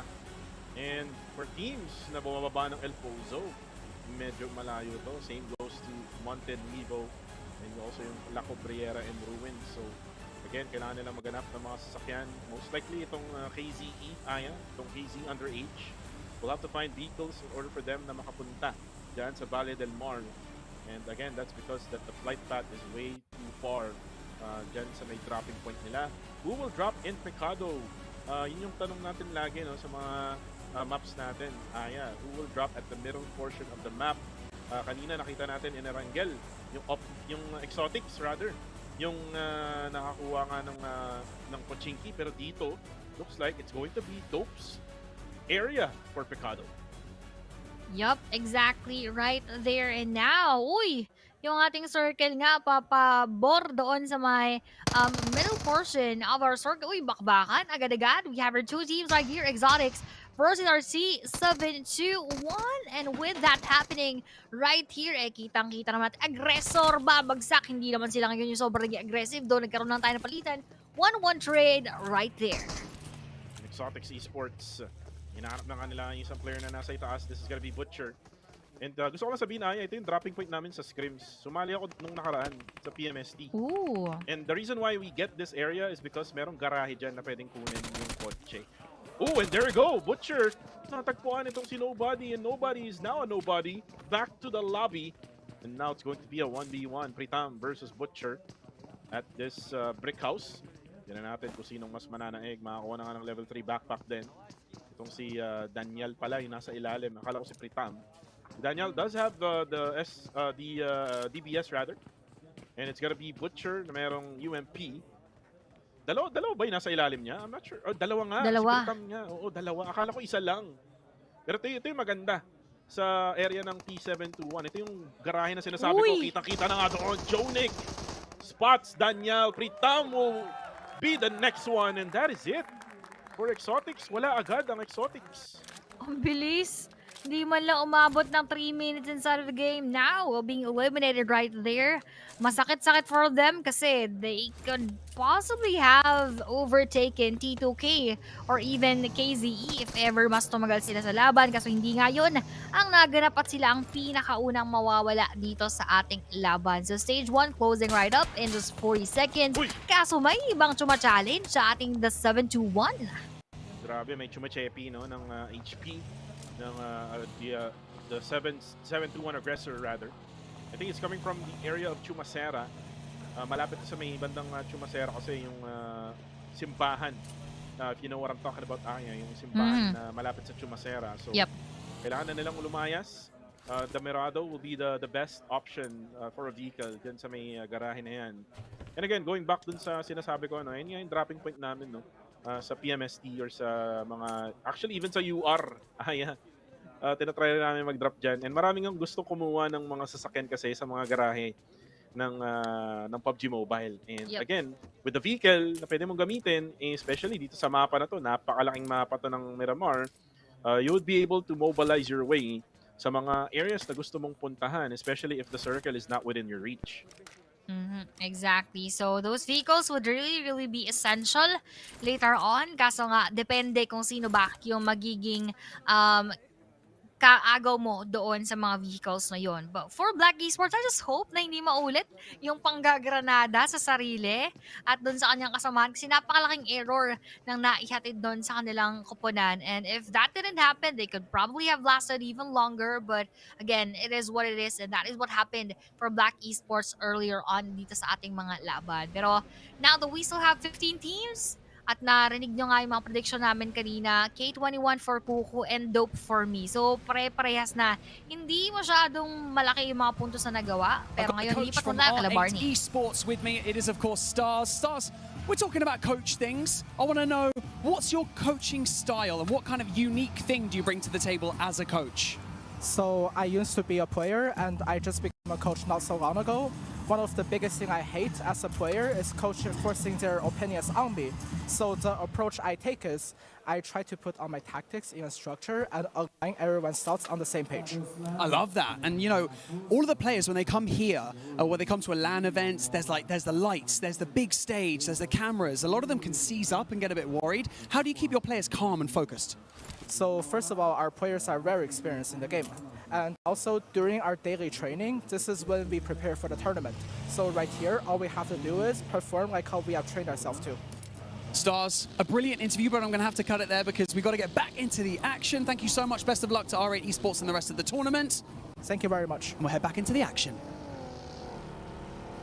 Maraming salamat Barney Banks and kay Stars ng R8 Esports, ang coach ng R8 Esports. And very basic lang naman yung sinabi niya, no?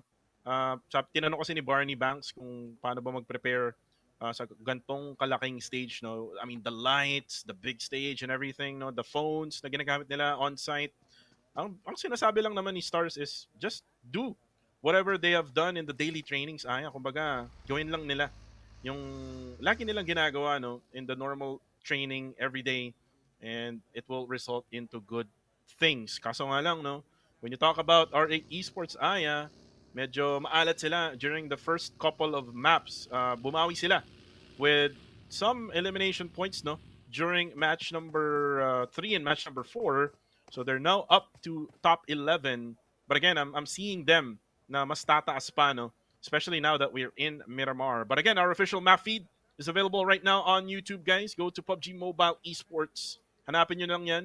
Kung gusto nyo maging gaya ni Stars, no, na analyst or coach for your squad, magandang i-check yan kasi nga mas mapag-aaralan mo yung shifting ng circle, kung saan pupunta yung mga teams mo, and at the same time, the other details. Pero Prestige, ano lang natin sa R8, sila naman ay nabate, na knockdown agad itong si Prestige.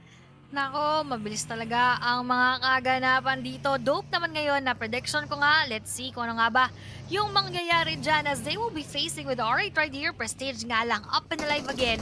So, mahihirapan yung ating Dope in case that they would want to go for the push. But SK Ton, masisipat ng ating mga tropa. And that will be Mambay taking them down. So, nakabawi si Marth doon sa may bandang likuran. And will take that elimination right away. But for Pain, will he be able to take more of the players of R8 or siya ba ay mababaliktad?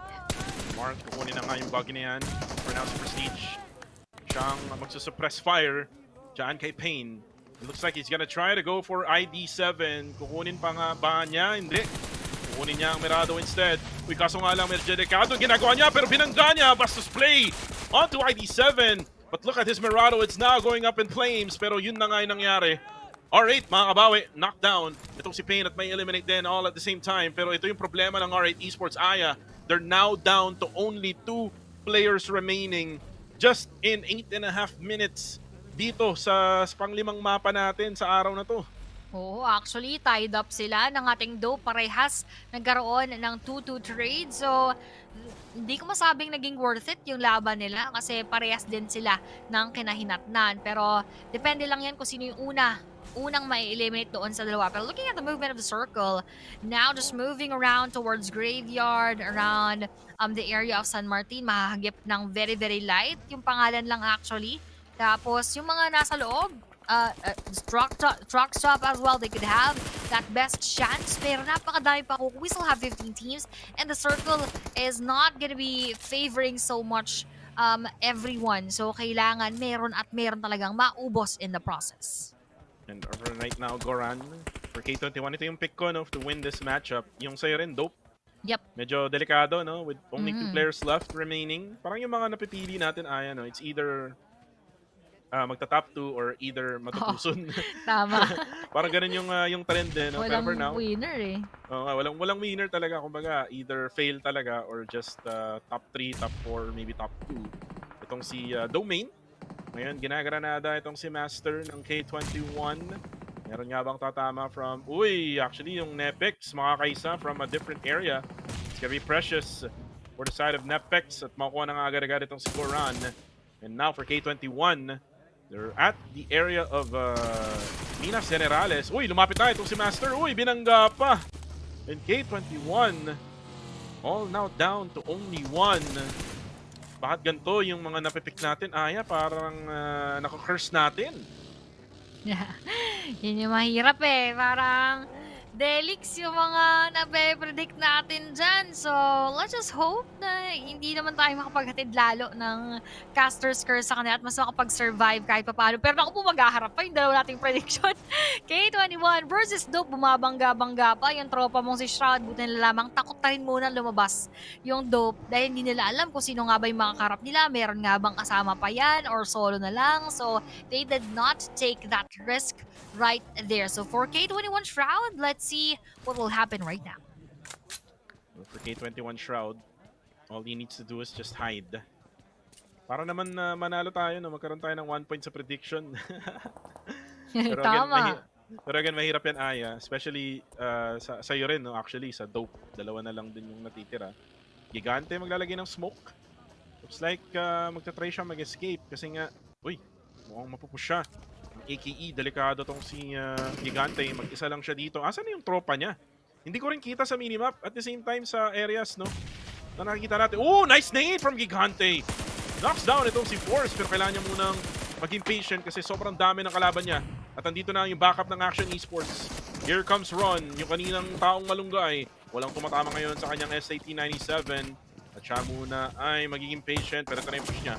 Nakita na nga niya yung player ng Dope or ng Action Esports and Nutzi will go down. Nades are gonna be coming in. Gigante! Matutuloy na nga itong si Force. Si Ron naman ay mananockdown. Itong si Linox and now si Admin. Ay kitang-kita itong si Nutzi at tutuloy na nga niya with that frag grenade. Slowly but surely, nagagawa ng paraan ng AKE Cyber. And by the way, sila ang number 1 team ngayon. Oh, and a knockdown again! Coming from AKE Cyber. Admin is doing it for the side of AKE Cyber now for Action Esports. Gigante just waiting for that right. Oh, mabilis na heal. Ang ginawa din doon ni Admin. And now it's only gonna be Nyx for the side of Action Esports. Laban sa tatlo ng AKE. Another one from Admin. Admin is on fire right now for AKE Cyber. OMG!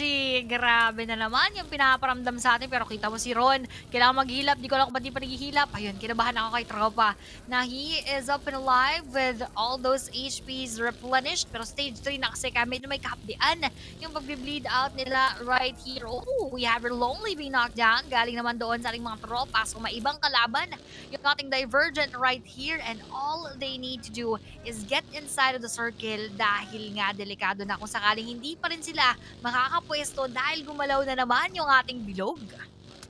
AKE Cyber, naghahabol sila ngayon sa loob ng circle. Pero for AKE Cyber, nagagawa nila ng paraan, you know, even though na medyo hindi pabor, no? Pero itong replay na to ay hatid sa inyo ng level 3 helmet. Panoorin natin muli yung nangyari, no, between Action Esports and AKE Cyber. Admin is just making sure na lahat ng mga na-knockdown nila is ma-eliminate, no? Kahit knockdown na, ginagranada pa rin niya. And then also with that clutch play also, no, just right in front of him is merong player, and then with the frag grenade finish right at the end. And then also now they're gonna be busy. Oh, with KCE binangga lang para ma-eliminate, and AKE Cyber now with 6 eliminations. Aya, they're now dominating. They are now dominating indeed, and patuloy yung consistency with side of our AKE Cyber. But for FES naman doon ng ating GOAT, nakapag-loot ng ating airdrop, so madaragdagan din yung kanilang strength inside of the match. I hope that they will be able to use that efficiently. Pero yung ating FB right now is facing our AKE Cyber at ayaw paalisin. Right now, circle is closing in. Fenerbahce, kalaban nila ngayon ang AKE Cyber. Ito si Simple Domac, medyo delikado yung kanyang buggy. Not so sure where the circle now goes to. Pero tayo ay nasa stage number 4 na ng ating bilog. And itong ginagawa ngayon ni Simple, pero try lang niyang umangat at nakita na nga niya. Mini 14, tap, tap, tap, action. Ron goes down. And now for Fenerbahce, kailangan niya rin nilang magtago kasi yung area kung nasan si Simple Domac ngayon, kita rin from the side. Oh, uy, grabe naman yun! Simple Domac, mini 14 action headshot sa ulo. AKE Cyber going down 1 by 1. And there you go, that's it. Is that it? Meron pa pala isa. Meron pa pala isa. Kala ko, yun na yung last guy. Si admin pala ay nagtatago lang sa likod ng bato. It's now going to be a 1v4 situation. Kaya pa ba, admin? Kaya pa nga ba? Pero uy, merciless oh, kita nyo. Itutuloy kaya ni Tropa. Trigger discipline ba to? Ay! Say, kinakabahan siya. Parang ayaw italoy. Sabi niya, Delix ako dito. Parang hindi ako sigurado. Grabing hesitation ni AKE admin. So for now, sabi niya, hintay muna tayo. Patience is the key, ladies and gentlemen. Ooh, ito na. This is the right timing. Ooh, mini 14 action. Uy, hindi tumatama. Hala! Uy, kamuntikan pang. Hindi niya ma-knockdown and yun lang talaga. Yung mga miss niya ng mini 14, yung akala niya makukuha na yung elimination, sayang, kung na-knockdown niya agad-agad yun, baka makuha pa niya yung elimination na yun from Fenerbahce Esports. But for Fenerbahce, they will be able to reset. And ngayon, all eyes, itong si Savien, laban sa T, 7-1 habang may nangyayari ding knockdowns on the kill feed. This is going to be UPG versus Nepex. Now with these two teams right in front of each other, si Domain may iba pang china-challenge sa other side of upgrade, while Ramses, si Derek Ramses ay nandito lang sa ating harapan. Will he go for that elimination para hindi rin makalabas basta-basta si Domain dahil baka naituro sa mga tropa niya? Pero in the process, yes, we're hearing those bullets, pero siya mga ba ay makakapagdagdag pa ng knockouts or magkakaroon kaya ng reposition successfully yung ating mga tropa from upgrade? But no, that will be Nepex Rex taking one more for the count galing sa kanyang granada. Rex will go for the throw for a follow-up nade. Ooh, there you go. The splash damage eliminates itong si Melody. And dito na yung UPG, nag-push na. Domain, meron siyang escape, kaso nag-reload agad-agad. Ooh, there you go, nice knockdown. And there will be one more knockdown that may happen, kaso dito matama talaga. And the DBS will take him alive as UPG, it's gonna be Ruzen. Be the last man standing. Pwede rin niyang i-revive itong si Buzz. Pero mag-heal muna siya. Looking at the situation right now. Uy, meron na nag-push. It's gonna be the other members of Nepex and that's it for upgrade. So yung mga fans ng upgrade medyo madidisappoint na naman, Wala na naman yung team nila here in this match. Wala na naman nga, naubos yung ating mga tropa. So kahit napakadami nag-cheer sa kanila, sila pa rin ay na-eliminate by Road Precious here, having 630 damage right there on the left side of our screen.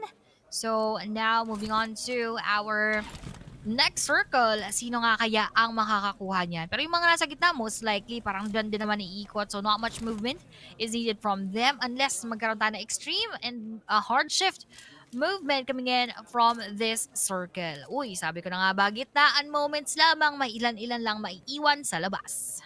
Tito K, actually ganda na pwesto ng Tito K, Ito yung mga high ground advantage, no? Usually, pinapwestohan to nila Rankid. If you watch yung gameplay nila Rankid, no? Ng Synth Esports, they usually take this high ground advantage and most likely, or more often, is na nakaka-survive sila in the latter parts. Pero kung paminsan-minsan din, nawawala dyan sa area na yan yung circle and doon na-eliminate yung team nila Rankid. So for T2K, let's just see if the circle will still be in their side until maybe stage number 7. And as we're speaking of T2K, naka-knockdown na sila ng isa. Ito yung maganda sa pwesto ng T2K, Ang dali nilang makita, no? Yung mga players na nasa ilalim nila. So again, easy pickings to for T2K. It's just a matter of time on how they will play it.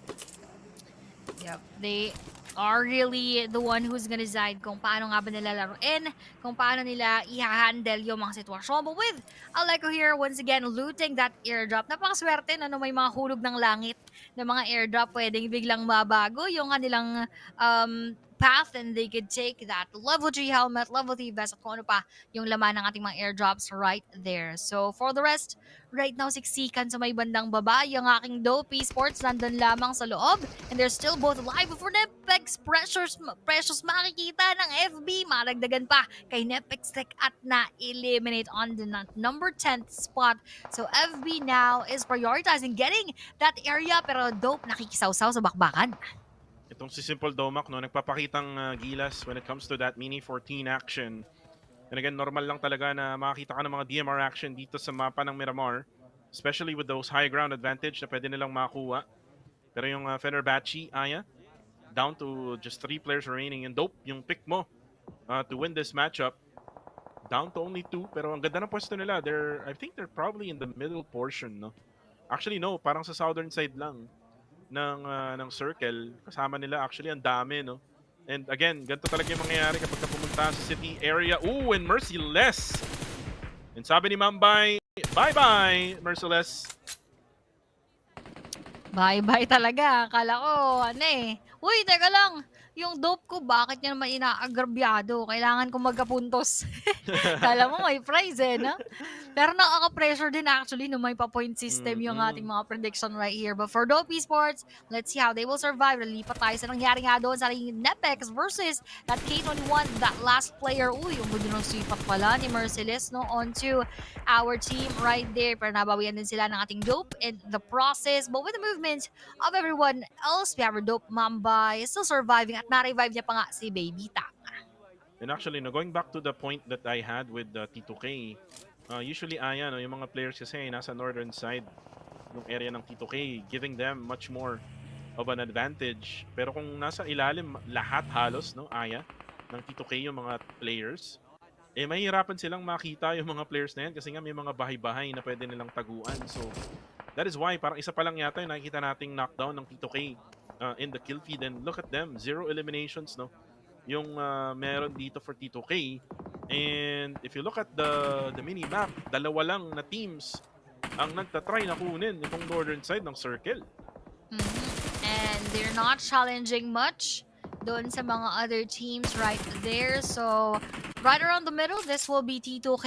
In fairness buo pa yung T2K natin. So, baka may chance naman sila ngayon na mas makakuha ng mga puntos. Habang sinisipat yung ating GOAT quality just right below their spot. Rolls here, just, scouting that area pero doesn't want to go for that initiation right away dahil nga yung GOAT natin nakatago ng bahagya. Ito yung sinasabi kong mahirap for T2K pero eventually makikita rin sila. And FV!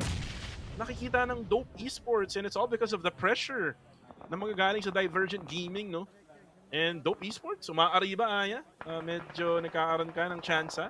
So we're now down to only 8 teams remaining and 5 eliminations din ang meron sila. Wala nga lang helmet itong si Mambay.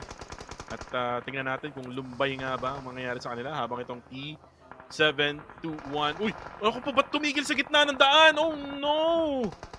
Tumigil doon sila Jonic at si Butcher. Baka matay, wala ng gas, no? Hindi natin alam kung ano nangyari. Pero bakit ka tumigil sa gitna ng daan? Oh no! Hirap nun kasi literal binigay mo na lang yung sarili mo dun sa kalaban siguro nagpanik. Ako actually ganun ginagawa ko. So shoutout sa mga nakakalaro ko. Though hindi ako nakakalaro lately pero yung mga nakalaro ko before, yung mga iniiwan ko sa gitna kasama sa harap ng mga kalaban. Shoutout sa inyo. Tapos saka na lang kami mag-aanuhan after na ng laban or kaya mga nilulubog ko yung tubig sa dagat, yung yung vehicle sa dagat. Ganun. Tubig sa dagat? Tubig sa dagat. Paano yun? Halatang antok na, si Aya place nyo. Magta-12 na kasi. Yung dagat sa tubig, ayan. Tama. Or yung tubig sa dagat. Ayan. Parang napanood ko na yung meme na yan, Aya. Pero yun ako yung isang living meme ngayon. Ayan. Pero the Dope Esports, lalagay mo na ng smoke. And again, benefit na naman to sa T2K. Ayat, tinan mo yung circle, umangat na naman. So talagang chepe-chepe to for T2K mamaya, no? Makikita na lang nila yung mga players na tumatakbo sa open. Uy, yun lang. Si Ego na tagpuan na headshot sa ulo tong si Rules. Yun yung mga bagay na dapat mong iwasan if you are T2K kasi the moment na ma-knockdown ka sa mga mountains na yan, ang hirap mag-revive Yup. Exactly. So, kailangan talaga may tawag dito. Kailangan talaga nilang i-handle yan ng maigi pero dito mo hindi na-handle ng ating T2K yung mga battle binigay ng ating Black and they have a good spot. Exactly. They're holding that high ground kasi ang tanong kung saan ba mag-end up yung ating circle or kailangan nilang bumaba pa rin dyan mamaya once that circle moves. Pero Dope, po yung Dope ko may iwan sa labas ng ating blue zone. Mahirap-hirap yan. DRG kasabay nila dahil naiipit na rin sa ating sitwasyon right here. Before Gold Ego, he spotted rolls as well from our T2K. And I'm not so sure why T2K is having a problem right now na nasa taas sila ng bundok. And again, they're, if I'm not mistaken, right at the middle portion of the circle right now. So tingnan natin kung maybe if you can see. Pero for now, si Baby Tang, nako po, delikado ang dope ni Aya. Pero si Kukay man-knockdown. Si Noisy na lang natitira for the side of Divergent Gaming. At ang nangyari pala is nag-try na mag-go over ng fence, no? Itong Divergent Gaming.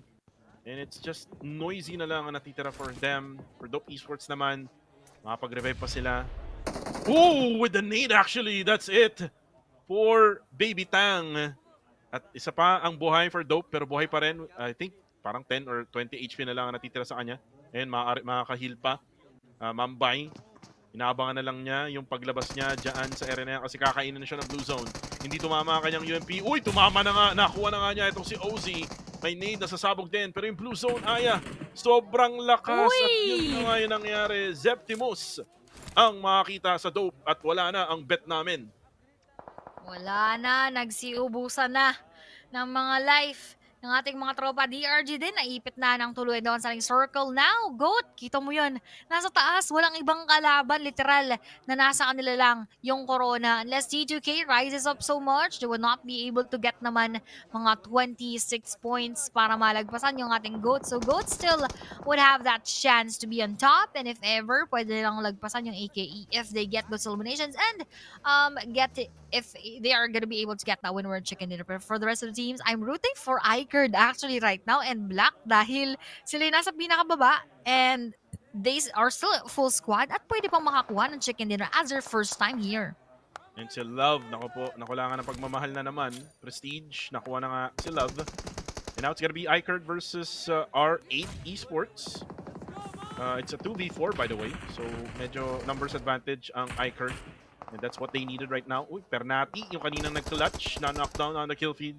Courtesy of Black Esports. At si Hiwa Clar ay makaka-knockdown din from Black. So parang trade-off lang yung mangyayari, no? Between the two. Yung Icard, parang di pa nila alam kung ano yung dapat nilang gawin. No? Medyo nagkakaroon ng passiveness. Itong Icard Esports, we need more of the aggressiveness dito sa team na to. And that is how probably na baka umangat yung scores nila. Ito na yung aggressiveness. It's a 1-3 split. Now for Icard. Pumasok na sa loob ng bahay, warehouse ng R8. Ooh, grenade actually coming from both sides. Pero si Mark yung mananockdown and eliminated na nga yung R8 Esports with only 3 eliminations. Grabe, mga bilis na mga pangyayari. Nakita mo yun si Icard Azzy with 3 elements right here. Just all for himself. Now leaving us with only 4 teams. Ang bilis ng mga ganapan. We have here 3 full squads. We have here yung ating T2K na merong 2 players left na may chance pa rin naman kahit pa paano. Pero of course, much less than those 3 teams. So again, rooting for Black, rooting for Icard right here para sila naman ang magkaroon ng spotlight. Last 4 teams, Aya. Goat. Baka nga makatatlo pa tong Goat, Aya. Baka maka back-to-back pa. Tingnan natin. Malaki yung chance eh. Titignan mo. 25% chance of winner-winner chicken dinner. Though yung isa. Which is, if I'm not mistaken, this is... Ano ba tong team na to? Icard ba to? Parang hindi. Hindi ko na maalala kung anong team yung Turkish team. Fenerbahce ba? Parang hindi. Pero, well, tignan natin. E2K. Magbabato sila ng mga utilities. Black Esports. Oh, I think it's Black Esports, Aya. Itong Black Esports, yung 32% winner-winner chicken dinner rate. And if you look at the mini-map, medyo may advantage din talaga yung Black eh, no? Kasi they have the middle portion. Sila yung pinakamalapit. Oh, yun lang. Nakita sila na T2K. So, kailangan nila mag-heal agad-agad. And buti na lang may mga pang-heal sila with a... Uy! Ano yun? Inunahan na ni Pernati. Knockdown itong si Azzy ng Icard. Now with that knockdown right there, yung ating mga Black slowly but surely pushing forward at Goat. Marinig nga yung makikita. Tapos si Lord Cedric ng Black naman mababawian. Pero Icard, on the side, meron din ibang kaharap. So mukhang Delix yung ating Goat dahil dalawa yung kanilang possible na makalaban right here. But with a nade, pushing through, mukhang walang matatama. Tamang smoke lamang muna sa pag-push forward. But FE is here, receiving so much damage from behind at siya ay madadown. Pero mababawi ay isa pang player ng ating Black right there. Now with only 1 player left para sa ating Black. At 1 na lamang din sa ating Goat. Kasi from above, yung ating T2K pa yung makikisali at makakakuha ng ating panalo during those moments. Bawing-bawi yung ginagawa ng T2K na kahit doon na lamang perfect yung timing sa third party. Ang magiging kalaban na lang dito ng Tito K Aya would be the blue zone. Makaka-recover pa yung black. Uy, kaso nga lang, uy, Lord Cedric, malakas ang blue zone. Kailangan na pumasok. Down pala yung dalawa sa kanila. Si OZ at saka si Zeptimus. Pero nandito na ang Icard. At medyo makikita nila agad-agad itong Tito K. At itong si Ajaya, wala na siyang no choice kundi talagang mag-open na lang. At kita-kita siya ni Hiwaklar. And there goes the knockdown. Ignis, matatamaan din from above. At nandito na rin ang Black Esports. It's gonna be Symphony who goes down. Courtesy of Azzy. And it's now going to be a 3v1. And now Hiwaklar goes for the push. As Icard gets their first winner chicken dinner here sa PMGO. Nice one for our Icard. Sabi ko na dapat chini-cheer yung mga nandun sa baba para at least magkaroon naman sila ng chance to rise up here. And that was an almost third chance of winner chicken dinner for gold. But now here, maganda kasi first nating Icard, yung sabihin mas lalapit yung mga puntos ng ating mga teams, magkakaroon ng halilinan, mas magkakaroon ng thrill for everybody else at hindi maging one-sided yung ating mga bakbakan. Well, for Icard, sabi mo nga, Aya, nasa bottom side sila overall. So this is a big booster for them. And again, Aya, we only have one match left for today, and then tomorrow 6 matches left. A much-needed win for Icard. And again, isa sa mga teams na kilala to sa mga pro scenes no, ng region nila. And this is now their time to, sabi nga, make bawi no, sa mga matches na maalat sila habang sila ay nagpo-posing. Thumbs up, no? Malaharami bro, ang galaw. Ayan, shoutout sa Rami bro na ngayon ay Rangers Esports. Shoutout kila Range, no? Na nag-grind pa rin no? sa TikTok. Live ko napapanood niyan. Pero final blow muna tayo, no? It's all about the high ground advantage between GOAT Quality and T2K. Pero yun nga, no? Yung center ng circle kasi napunta sa Icard at Black Esports were in na namatay na nga yung T2K sa taas. And then Symphony, naka-mini 14 lang ngayon, no? Naka-mini 14 lang siya. And then eventually Lord Zedric, not too much of any firepower from him kasi nga dalawa yung bumabaril sa kanya. And again, a much needed win for Icard Esports. GG's. At hopefully this would bring them that boost and motivation that they will need para tomorrow or even for the last match. So just really proud of these players right here for still pushing their gameplay kahit patapos na nga yung ating araw at hindi sila nawalan ng pag-asa, but rather they turned that into a push para nga makuha nila yung ating manok. Look at that, 7 eliminations plus those 10 placement points, 17 yung madadagdag, and that would definitely change their storyline here in this day. And kita-kita naman natin no, si Azzy yung gumawa for this squad. 5 eliminations yung nakuha niya dyan. Si Aleko wala gaanong nabigyan na contribution, pero interview muna tayo. Go ahead, Barney Banks. Welcome back to the main stage where I've got rules with me from T2K. What an interesting match. I really wanted to get a chance to have a conversation with you about that because early on in that one, you guys claimed a mountaintop, and once you get up there, you really can't get off. So you have to go up there with the resources and the loot that you already have and try to survive as long as you can. Did you have a good amount of resources, or did you just plan on getting up there and staying there till late game?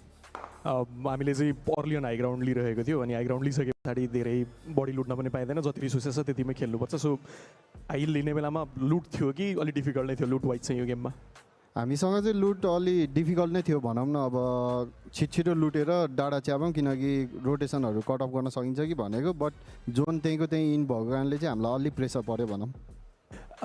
We took the hill early on because we thought that if the zone ships away, then we could be able to cut off the rotations, so that it did not give us much time to loot. So we were struggling through the resources, and then once the zone started coming into us, the same hill, it became pretty difficult because that was not in our plan. We also had like quite an important 3-1 split. Love was on like an east side mountain as well. Was that just, I want to talk about the plan behind that. Was that just because you wanted him to get additional information or a separate angle onto where all the other teams were? Bulb चाहिँ 1-3 को स्प्लिटमा थियो होइन. ब्लब चाहिँ अलिक साइडपट्टिको हिलमा होल्ड गरिरहेको थियो. सो त्यो हाम्रो प्लान नै हो साइडपट्टिको हिलमा लबलाई एडिसनल इन्फर्मेसनको लागि राख्ने कि के थियो? हाम्रो प्लान नै हो रोटेसन. अब इन्फर्मेसन कलेक्ट गर्नको लागि चाहिँ हामीले छुट्टै खेलाएको थियौँ.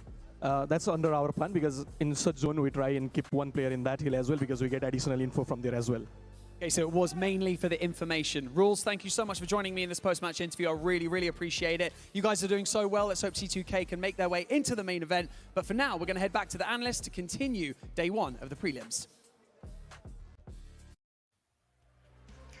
Thank you so much, Don, kay Barney Banks at sa ating mga tropa on site. And that had been our 5th match. Kuko, onting push na lang. Isa na lang. Kaya natin to. This is our place again with Google TV and we just finished 5 matches. For today, iba-iba yung mga naging story ng ating mga koponan. Pero meron at meron mga dominate so far. But let's see if they will still be able to hold on to that spot by the end of the day and until tomorrow. Pero silipin natin sino nga ba yung naging MVP of our match number 5. Well, sino nga ba ang MVP, Aya? Tingnan natin. It's going to be, si Mambay. Hindi pala galing dun sa winner chicken dinner team, no? Na kaninang nakita natin from Iker. It's going to be him for Dope Esports. Ito yung pick mo, no, to win the winner chicken dinner. Pero siya yung nanalo ng MVP, no? Sana prediction na lang sa MVP, no? Para at least meron na tayong putos. Pero ito na yung top players, no? For match number 5, Mambay with 5, Azzy with 5, Symphony with 3, Admin with 3, and Precious with 3. I wanna give a big kudos to Admin, Aya. Admin has been really playing well for the side of AKE Cyber. And kung mako-continue niya yung magandang playing niya or yung gameplay niya, talagang magiging number 1 pa rin yung AKE Cyber from Uzbekistan. And the only problem na meron yung AKE Cyber ngayon, Aya, is trying to get to the objectives, which is yung circle. Doon talaga sila nahihirapan, no? Nung match number 4, medyo hindi kasi nag-end up sila sa loob ng bilog. Pero dito sa Miramar, again, a much different terrain, a much different gameplay. Different gameplay, pero ito yung mga gameplay speaking of na nakita natin for game number 5. So this was Navex versus RK21. Kanina nakita natin early yung lagasan na naganap. Action Esports na hinahanapan pa rin natin ng magandang performance ay nakalaban nila yung ating AKE Cyber kanina. So yung final blow doon na natapos nga yung ating team action, which is what happened earlier on. Ang dahil pala nakalaban no, ng ating AKE Cyber. So mahirap-hirap din yun para sa kanila, pero at least they bagged home, I believe, 6 eliminations before they were eliminated. And it's all about Mina Generales, Aya. Labanan dyan sa dropping point ng Sint Esports at nakuha na nga yung higher ground no, ng T2K together with Goat Quality. Goat Quality, I'm not sure if they got more eliminations compared to T2K, no? And yun yung maganda sa Goat Quality, Aya. They are able to get eliminations no? When they needed, and they are able to fight against T2K, but unfortunately mas marami pa rin ang T2K na nag-survive at the latter parts. And for Igneous, siya ay nakita nga rin ng mga players ng Iker na na-eliminate din siya. But right at the end, it's all about Iker who got the numbers advantage against Black Esports and T2K. Pero ito na yung match rankings. Sino nga ba ang number 1? It's going to be Iker with 17 points. Pero yung Black naman ay makakuha ng 14, 9 naman for Nepex, Dope with 8, 7 naman for T2K, 7-4, T7 to 1. Goat with 6 win with R8. Fenerbahce with 6 then for the Turkish team. And for this one, Aya, sabi nga natin, slowly but surely, R8 Esports is getting up. Yes, still, for the Miramar map here for match number 5. At ito na, yung second half ng match rankings. Now in the second half, we have our AKE with 6 as well, coming in from those eliminations. UPG with 3, 2 for DRG, Action with 1, XT with 1, K21, and KZ unfortunately will not get any points for this game. So overall, let's see what happened right here. Oh, still number 1 is AKE with 57. Second to them would still be Goat with 53, FB with 41, DRG with 34, tied up with T721 on 34 points as well. So no movement coming in from top 1 to top 5. But for top 6 and 7, they went up. We have your T2K with 30, Ikerd with 26, and KZE just went down a little bit, but they are still tied with Ikerd. Actually, same stats. 1-10-16, 1-10-16 with Ikerd.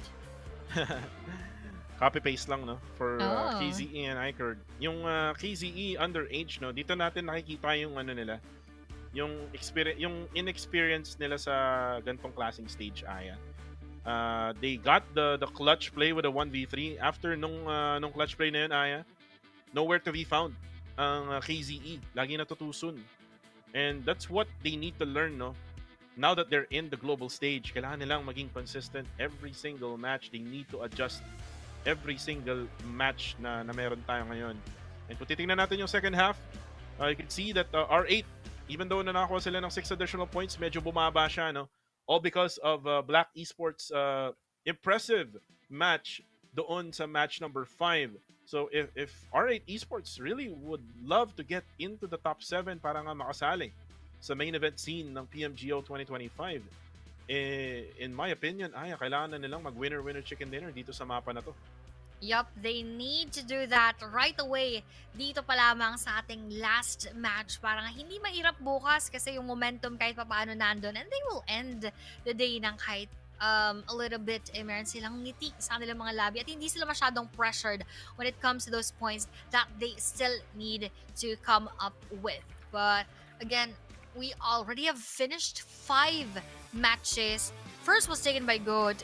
Kanza Esports was taken match number 2 for Erangel. Match 3 was taken by AKE. Goat again for match 4 and Icard for match 5 that we just had to finish. So bago ako makalimot ulit, shoutout kay Josh Angara. Nagpa-shoutout sa TikTok. Ayan. Good evening guys. Sa mga hindi ko na shoutout, sa kung saan man kayong platforms yung pa-shoutout, hindi ko na mabasa lahat. So shoutout to all of you. And it is past midnight. So, good more night. Ayan na, more night na, more night. Good midnight. Ayan, sa inyo lahat. And we still have 1 match to play sa ating mga bakbakan. Well, let's talk about... yeah. Ay, tama ba? No. Teka. Oh, the really? Goat Quality won the match number 4, if I'm not mistaken, right? Ayan. Hindi ko maalala, teka.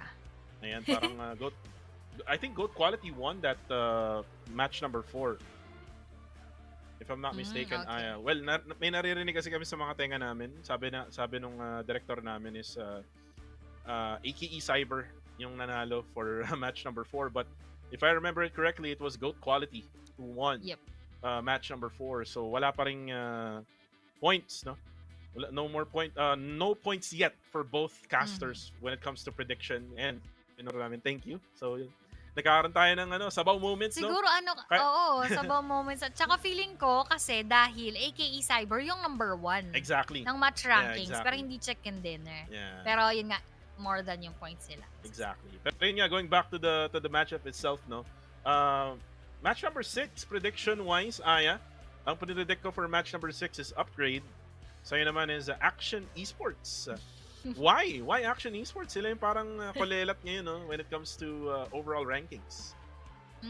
Actually, hindi ba kanina pa nga natin to, kanina pa natin pinredict lahat ng to. So, with Action, I just want to include them kasi feeling ko magiging maganda yung action na ibibigay nila pero parang hindi nagli-live up sa pangalan nila yung kanilang performance. So, let's just see later on. Baka lang naman, katulad ng iCard na medyo nasa dulo ng ating previous matches, nandoon naman ngayon getting that winner and chicken dinner after match number 5. So, let's wait and see because this is the final game. Baka lahat sila magkaroon ng extra push in order for them to end the day with a smile.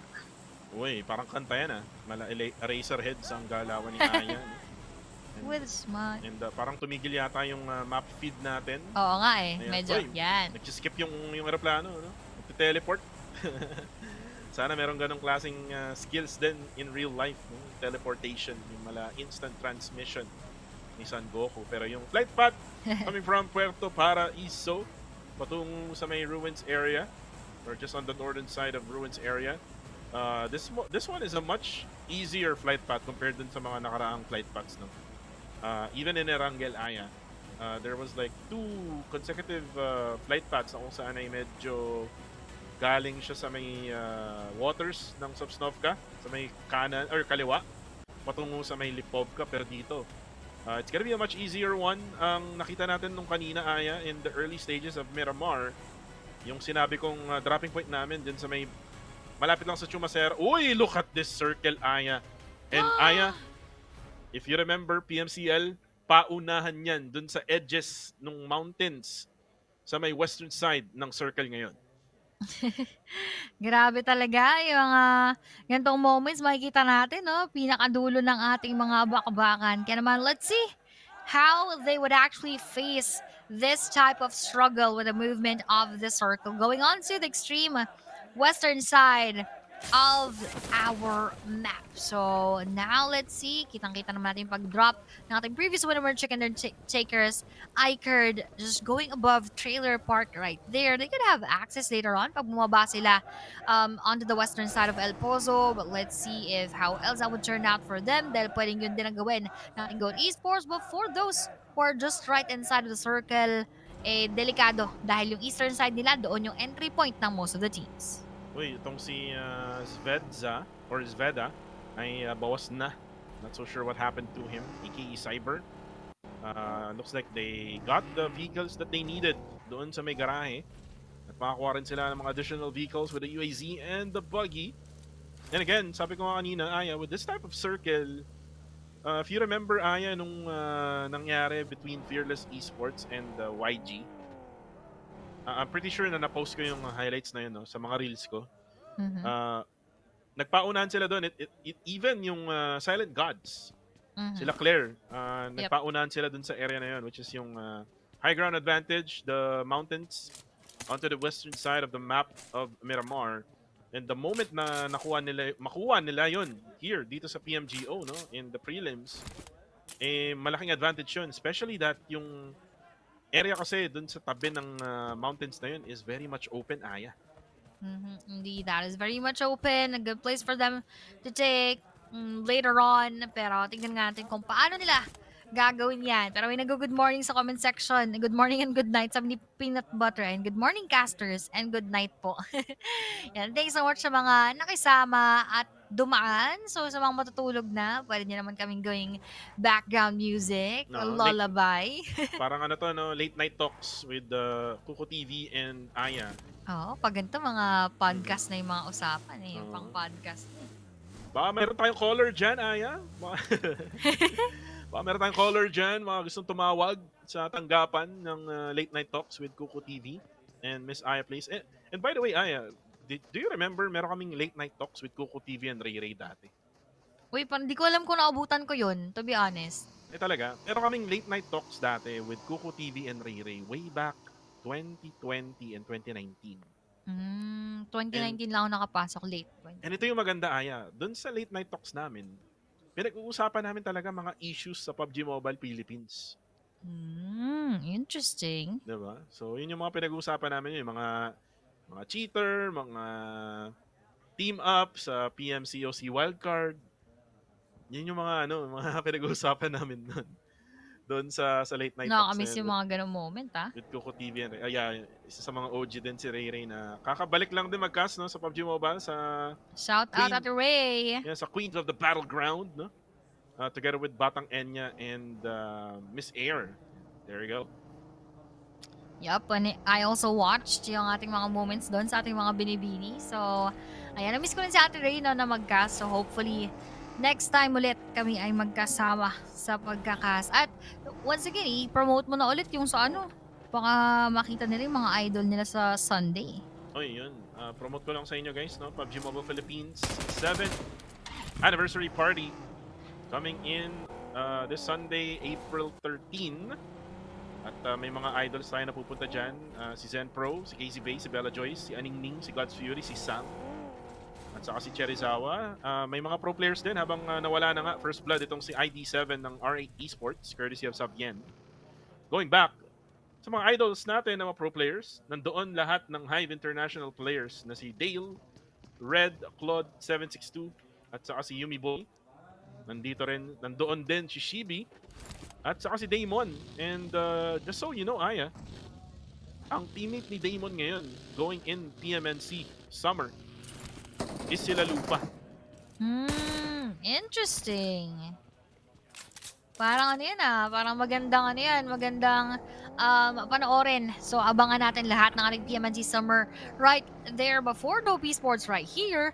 Actually, si Nobody ang kanilang unang nakita for our exotics and he is knocked down right now. Will he go for a confirmation? Yes is gonna be the answer coming in from Baby Tang ng ating Dope. And just in just 1 minute and 48 seconds, magsasara na yung ating stage number 1. So, they need to get inside as soon as possible. Di pa masyadong hapdian, syempre, yung ating blue zone. But it is really gonna be much more difficult later on dahil napaka-extreme nga ng ating hard shift. Yeah, especially in Miramar, Aya. Medyo may kahawig din to sa Rondo. Sa Rondo, Aya, mas malala yung hard shift dun. Ayun lang. Grabe yung hard shift dun sa Rondo. Well, dito rin sa Miramar, malala siya by the time na mag-stage number 4 and 5. So yun lang yung difference niya between Miramar and Rondo. Going back dun sa 7th year anniversary party, no?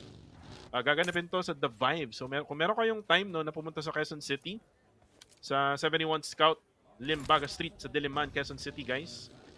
Pwede kayong makiparty doon with all of your idols. Kasama rin ako doon. Merong mga mga events, no, na mangyayari, Aya. Wait lang, basahin natin yung mga events doon, Aya. Meron akong dito kode ko, ayan. So meron kayong chance na ma-meet nyo yung mga PUBG Mobile friends nyo. Meet the guest, which is yung kami. Activities with the KOLs, which is sila Zen Pro. Awarding of top players. Mini tournament. At meron ding raffle at giveaway. Di ba? Sayang, di ka makakapunta, Aya. Oo nga eh. Hilig ko pa naman sa mga raffle tsaka sa mga giveaway. Alam mo ba, wait lang, teka, may laban. Action Gigante. Nako, yung pinredict ko na naman, ang na-early dito sa other side, and now they're facing it with our AKE. Meron silang tinatarget doon sa other side. That is coming in from our upgrade right here. Tapos may dumadaan pa sa kanilang harapan directly. So this is gonna be an interesting battle. Nasa vehicle pa rin si AKE Force, pero si I Am Ron, mauunahan na ni Rosen right there. Si I'm Ron, no, yung kaninang taong malunggay, wala na. Actually, knockdown pa siya. Tinatry puntahan ni Force, no? Kaso nga lang, hindi mapuntahan dahil kay upgrade Buzz. Kaso may gunshots din na nanggagaling sa likod. Kailangan niya mag-ingat, no? Huwag masyadong mag-overextend. Rosen will be able to take out itong si Ron. As for the side of AKE Cyber, they're now down to only 3. On the kill feed, Shadow gets a knockdown. Lonely will go out in this battle. The Devan naman ay mana-knockdown din itong si Noisy. So parang mas lamang ngayon ang KZ Underage laban sa Divergent Gaming. Another knockdown onto Divergent Gaming. Noisy goes out on the feed. Hindi na ito nakikita. These are off-cam kills right now. Habang tinitingnan natin sila admin na kanina nga, ang ganda nung nilaro niya in match number 5. Pero parang pagod na ata, Aya, ang AKE Cyber. Pagod na rin, kasama natin. Kaso may isang sumabog. AKE Force with a vehicle explosion right there. Needs to heal up as soon as possible dahil merong mga dumadaan-daan kung may mga umaali-aligid. That will be Action Nix just right above him, and Molodoy ng ating upgrade as well for Ikerd. Aleko, mapapabagsak si Xavier ng ating FB. Kaso po si Action Nix, masisipat. Grabe yung sigawan ng crowd pag may napapatay yung ating upgrade. Kaso may susunod nga ba? This will be Ake. AKE Zvezda receiving that knockdown, and that will be Molodoy once again taking down 2 of the players of AKE. AKE Cyber. Pag-usapan na natin na baka pagod na nga sila. They were really so active, no? During the first 5 matches. And nakakarinig tayo ng mga cheers coming from the crowd, no? We're not just so sure kung anong pinagsasabi nila. Merciless on the kill feed. Makaka-eliminate ng isang player coming from Ikerd. As for Ikerd, Aya, they're now down to only 2. Si Ali na lang at saka si Aleko. And ito yung problema lagi ng Ikerd, Aya.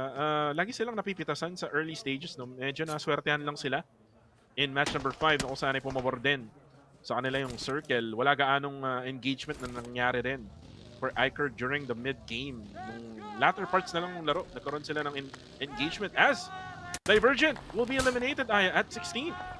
Uy, masakit-sakit ha, kasi nasa 4th spot sila eh. Pero, again, it is what it is. Mukhang pagod na rin yung ating mga tropa. Ito nga si Goat Ego, binabangga pa yung kanyang kaibigan para makasakay doon sa front ng kanilang isahod ng kanilang vehicle. Before Aleko here receiving so much damage coming in from our FB. That is coming from the other side. Probably Merciless or yung nandun sa may kabilang area.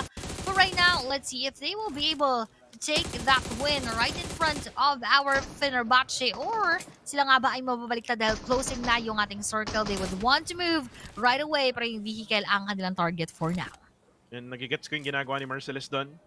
Kung di mo makita yung player, no, sirain mo na lang yung sasakyan. Pag mo na lang palisin. Huwag mo na lang palisin, no, sirain mo na lang yung sasakyan. And this will be a pain, no? Para dun sa team na sinisiraan nila ng sasakyan ngayon. Which is, I'm pretty sure it's GOAT quality yata yun, or probably it's iCurrent. Uy, kaso nga lang, may mga gunshots coming from a different angle. Fenerbahce, medyo nahihirapan ngayon.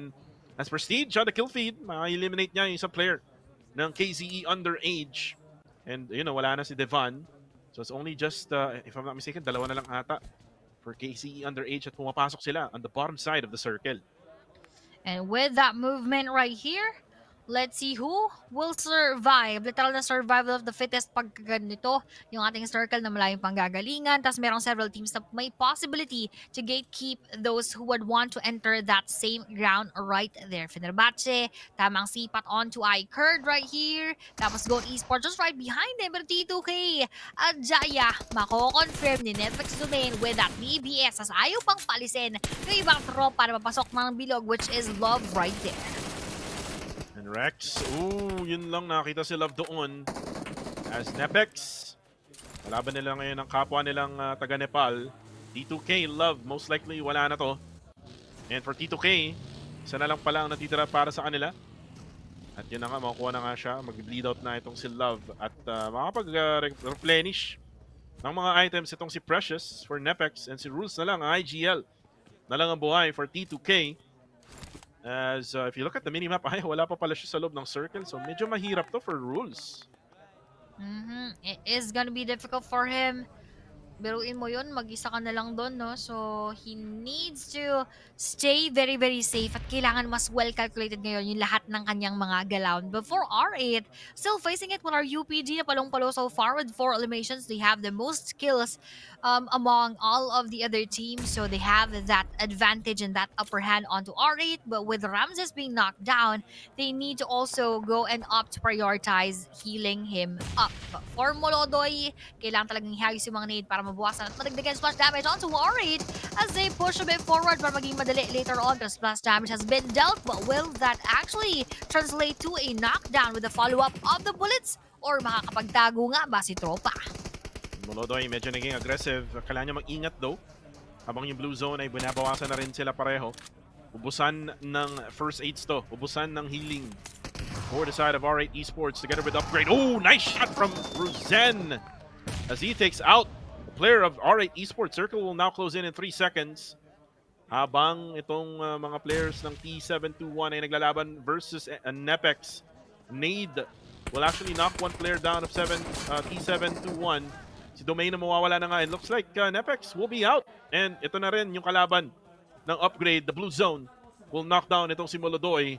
At itong si Buzz naman ay papasok na nga in the far left side. Kung nasan man ngayon yung R8 Esports. And I'm not so sure, Aya, wala na atang pang-heal. Itong si tropang Buzz, parang ano na lang, boost na lang ang meron siya. And probably, baka mga pantapal na lang na, na bandage. And for now, makaka-revive pa ang upgrade. And by the way, this is my pick para manalo, Aya. So talagang ingat na ingat ako, no? Baka mamaya, mabati ko at mamatay na naman. Actually, no? Pero so far sila naman yung may magandang performance, and with that recovery of players right there, 4 players still alive and intact, pwede pa talaga na sila yung mangyari at makakuha ng chicken dinner. But with that, yun pala yung nangyari, nahulog pala.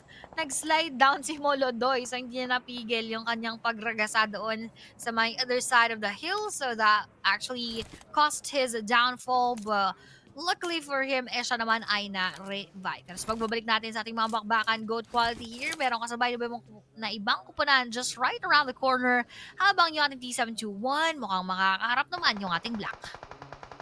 T721, tatlo pa ang buhay. Butcher matatamaan. Black Esports. Ayun na nga. Symphony yung makakuha kay Butcher with that spray down. And for Black, medyo, if you look at the minimap, medyo magkakaiwalay sila, no? Talagang nakascatter sila throughout the eastern side and also in the southeastern side, no, ng ating circle ngayon, as nakuha na nga nila yung isang player na yun na si Butcher ng T721. Get that first elimination in this matchup. Makapag-replenish pa ata itong si Zeptimus na kanyang mga items, pero looks like he's gonna clear the area first. bago niya lutan yung player na yun. Ito naman si Jonic rather ng T721 aggressor ay maglalurk lang around the southern side of the zone. Spidey also try to prone down kasi nga smokes na yung kanyang buggy. Same goes to the rest of the T721. So for now, magiging tahimik muna ang lagay nila dyan sa bottom side ng circle. And if you look at this circle right now, if you remember Aya, pumunta siya dun sa western side ng buong mapa ng Miramar pero nag-hard no? Patungo na nga dito sa may factory area dyan sa may upper hillside ng Monte Nuevo. And with all of this right now happening right here, halos nasa gitna lang karamihan ng ating mga teams. At kung sakasakaling sa kamalas-malasan mag-hard shift na naman patungo sa west, may ipit yung ating Dope, yung ating Black together with Action and T721. Si Action parang isa na lang naiiwan, no? Si Naut na lang ito, nasa screen na nga natin. So pasensya ka na, mukhang natalaban ka ng caster's curse, hindi ng caster's blessing. So, yun talaga, it's either too soon or alos na uubos yung players or mga second lang yung mga nakikita natin so far. Pero wala pa tayong nakukuha ang puntos para sa araw na ito for our predictions. But at least, medyo may mercy naman, may awa yung ating circle and it will just gently push down everyone towards the middle. And by the way, yung circle nag-shift na Aya. It now goes to Exotics, no? And at the same time, parang R8 yata yung nandun din sa may bilog, sa may bandang gitna. As for upgrade, Aya, galing sila sa western side and wala gaanong team na nasa western side ng circle. So, it's an open space no for upgrade para mga makakuha ng pwesto dyan sa may western side pero medyo open, no? Wala gaanong compound or buildings na pwedeng puntahan. Para naman sa Dope, yan natin kung ano magiging plano nila as they're at the eastern side of the circle. Actually, para sa akin, Aya, hindi nila gaano kailangan gumalaw, no? Nasa loob lang din sila. At wala na yung ano mo. Yung pick mo, Aya, Action is out. Sorry na. Pasensya. Na-curse na naman. Na-curse na naman. At yun nga, sa pinaka-16 spot, I just really wanted to give them that push. Although, hindi naman nila naririnig at hindi nakikita yung ating mga predictions. But, unfortunately, that did not help. So, baka bukas magkaroon naman ng ma-carry over yung ating prediction onto Action and that hopefully would give them a bit of that boost. Pero we have our FB, Simple Domak, babagsak. Yan yung GOAT quality. Tingnan mo yung ginagawa nila. Kiniklear nila yung buong bahay na to. Oh, nice! Walang takot. Dire-diretso lang. FE, yes. Get Savian out. And now for GOAT quality. Ooh, their next target will be the other teams at nakakuha na nga doon si Ego. Pero more than likely, Aya, marerevive pa to ng tropa nila. Itong si Pernati. Ang galing ng ginagawa nyo.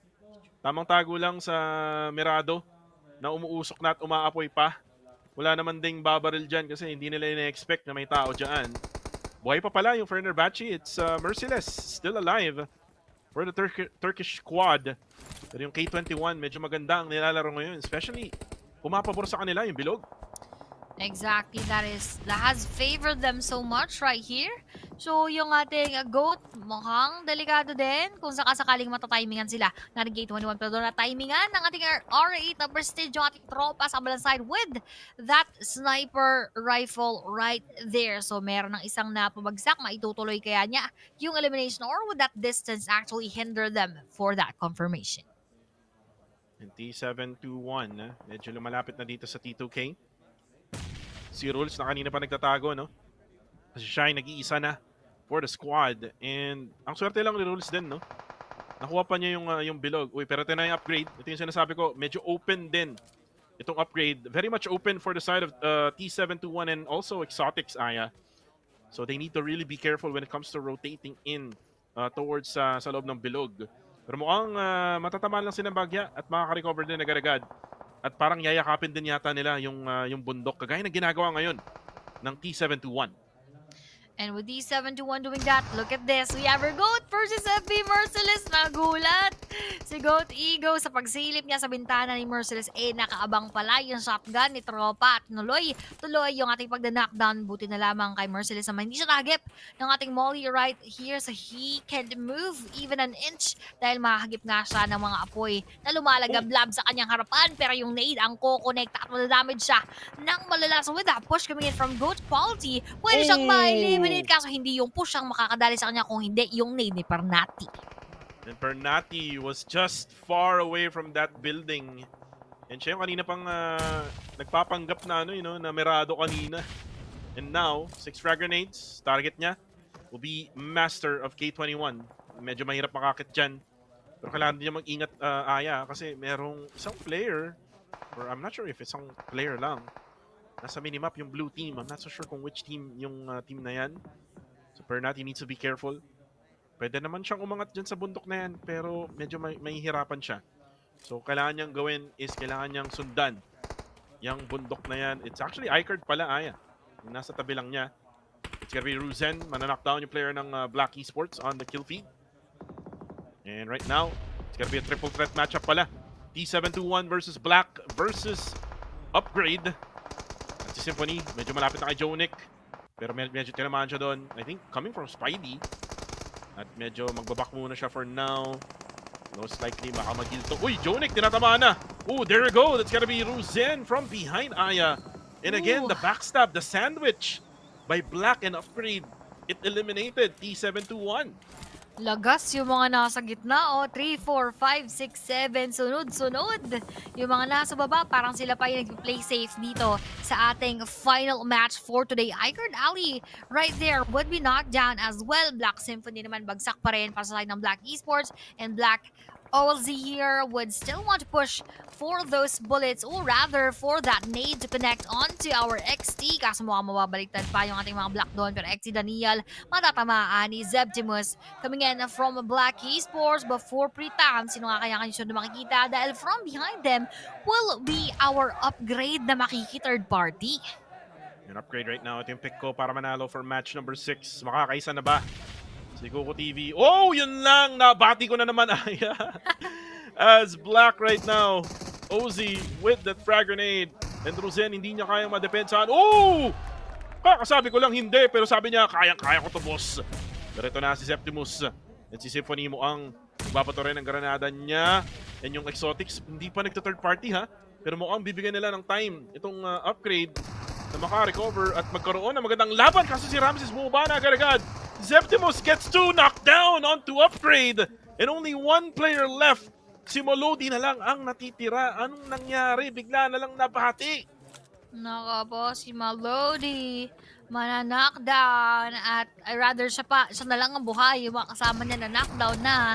And uy, hindi lamang nga knockdown, wipe out pa. Patungo sa ating Upgrade, I thought they had that upper hand kasi manggagaling sila sa likod. They had that better chance onto spotting yung Black Esports, pero nope, nabaliktad. Upgrade natin ang matatapos ng Black Esports. You know what? The problem of Upgrade is hindi sila nag-push all together, no?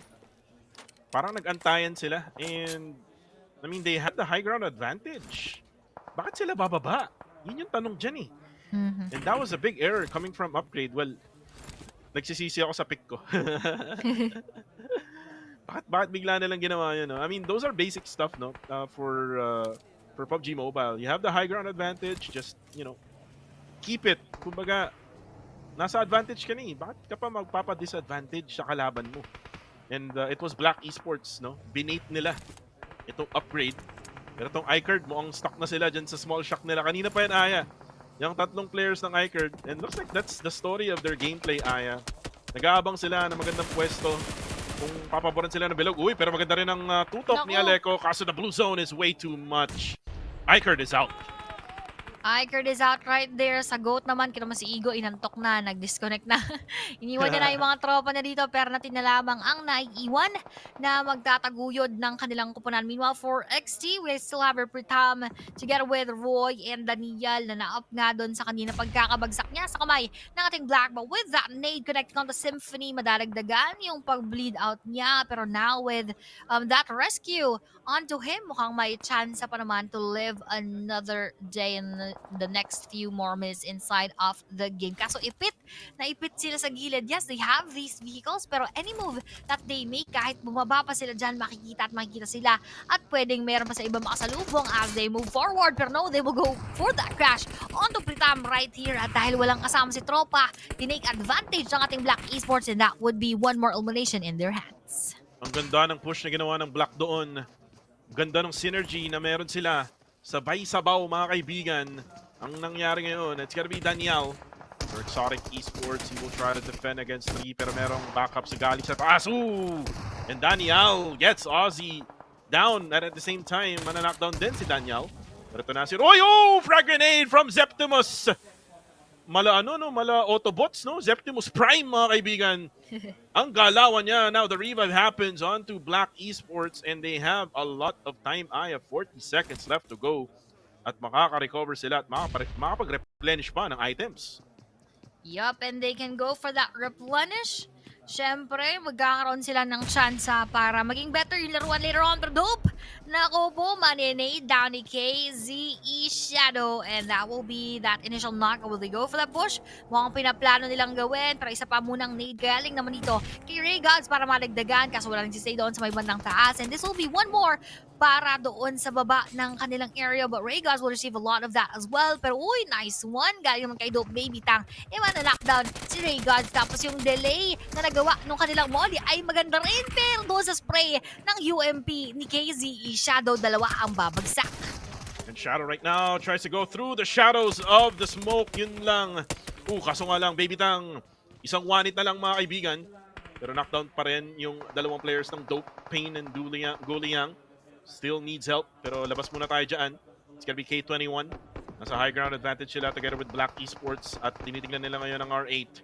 Mawawala na nga sa Prestige. It's gonna be just only Mark, pero Symphony will eliminate Goat, Pernati, at buhay pa rin itong si Mark. Di yata nila alam na buhay pa itong R8 Esports.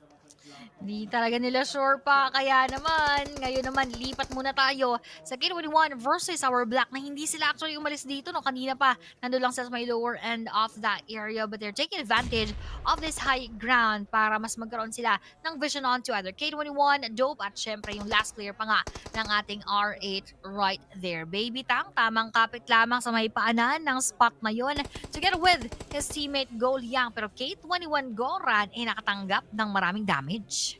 And this will give Mart some help up Aya ng R8 Esports. Pagka na-knockdown itong siguran, medyo delicates tong K21. Kasi baka ma-backstab. Yung laso, uy! Nakita siya ng K21. That's it for R8 Esports. Pero again, maganda pa rin ang pinapakita ng R8. Oh, the nade! From K21 Master, Zeptimus goes down from Black.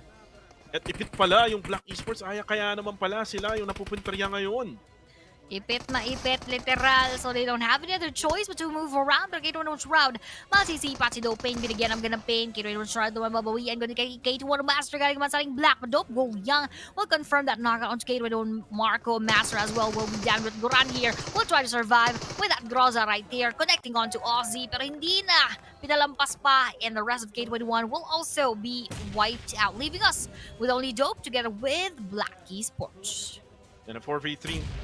Can the US team win it all? Mas malaki sa ang chance nilang manalo. Uy, kaso nga lang. Hindi yung kalaban eh. Isang one-hit na itong si Guliang. Black Esports. Meron silang mga gamit na magaganda, no? Especially itong si Ozzy with that P90. And by the way, may nangyaring P90 versus Groza, no? Talagang mas malakas na talaga ang P90 mo. Ang gustong babain ng Black Esports. Going on to the right-hand side of our screens. Itong Dope Esports. Circle is still within the reach of Black. Pwede nilang gamitin to, no? Antayin na lang nila yung Dope na umangat, Aya. Wait for Dope to get up and maybe mabait sila na pumasok sa loob. At ito na yung nangyari. Guliang goes down. Baby Tang goes down. Now 2v3 situation. Hindi makaangat si Pain. Hindi rin makaangat si Mambay. At baka sila pa ang magbabay-bye.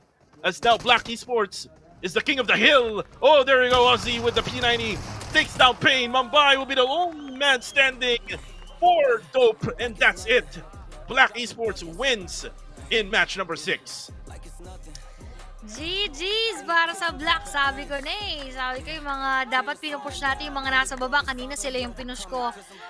As for iCard and for Black, ngayon, kanina nakuha ng iCard yung manok. Ngayon naman for Black Esports. So, indeed, they all need those points and they deserve that very well para kayo paano, katulad nun, may ngiti na maihahatid sa kanilang pagtulog. And this is a really good win, Aya, ng Black Esports. Yep. And mamaya makikita natin yung updated na overall rankings. No? Ayan na, nag-uusap-usap yung dope. Sabi ng isa, binato ko yung granada ko kaso 3 yung natira Tsaka dalawa hinagis niya papunta sa kakampi niya. Oo. At sabi naman ni Baby Tang, wala, ganun talaga, idol.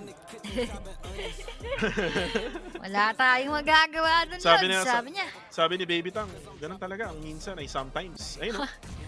Ang mahalaga ay importante. Pero ngayon, with those final blows, Black versus K21. Tapos yung pag-angat natin dito, yung Black inisa-isa actually, no, yung mga dope. Tapos sa kanilang pagbaba, yung final player malilikuran. At nandito nga sa ating pagbaba, Black Esports got a winner chicken dinner with 19. Tama ba? 19 total points? Or baka even more? Not just quite sure. Congratulations, JG. Well played to our Black Esports, and with the winner chicken dinner team stats, wow. 15-19 nga yung kanilang overall. So, plus 10. Biruin mo yung 29. Biglang arriba, pataas. No, and Zeptimus Prime, no, pinangalanan ko na. Itong Autobot na to, no? With 8 eliminations, and then 7 for Ozzy. And then Symphony has 4. Lord Zedric though, unfortunately, wala siyang masyadong ambag. Merong 167 na ambag itong si Ozzy. Pero if I'm not mistaken, parang na-eliminate ba siya na early? Ayaw or... Oh yeah, na-eliminate siya na early itong si Lord Zedric kasi it was the 3 members na lang inatira in the upper hillside. Pero yun nga, Black Esports getting this winner chicken dinner with 19 total eliminations, a big booster for the... Uy, medyo bumaba ata ako yan. Ayan. Ibaba natin, ayan. Nabutol-bulot. Ayan. Napalo ko ata yung table na intense kasi yung nangyayari. Nagalaw, nawindang ang mundo ni Kuko TV dyan. Pero wala pa rin tayong puntos, Kuko, for the rest of match. Rather, for the rest of day number 1 pa sa prelims natin, wala tayong puntos, Kuko. Mga almost lang or either mga tusun yung ating nakuha para doon sa ating mga teams. Pero ngayon silipin natin, top 5 players and MVP rather right here is Zeptimus Prime coming from Black Esports. Tapos top players as well, Zeptimus here, of course, on top with 8 eliminations. Second to him would be Ozzy with 7. Rosen Boss with 4, Pernati with 4, and Symphony with 4. So 3 players from our Black Esports is right in front of us for the top players. And very consistent itong si Pernati ng GOAT quality. Talagang quality talaga yung players ng GOAT quality. Oh. And for GOAT quality, if they're able to continue their consistency, Aya, then definitely baka nga sila pa yung mag-number 1 no, dito sa prelims na to.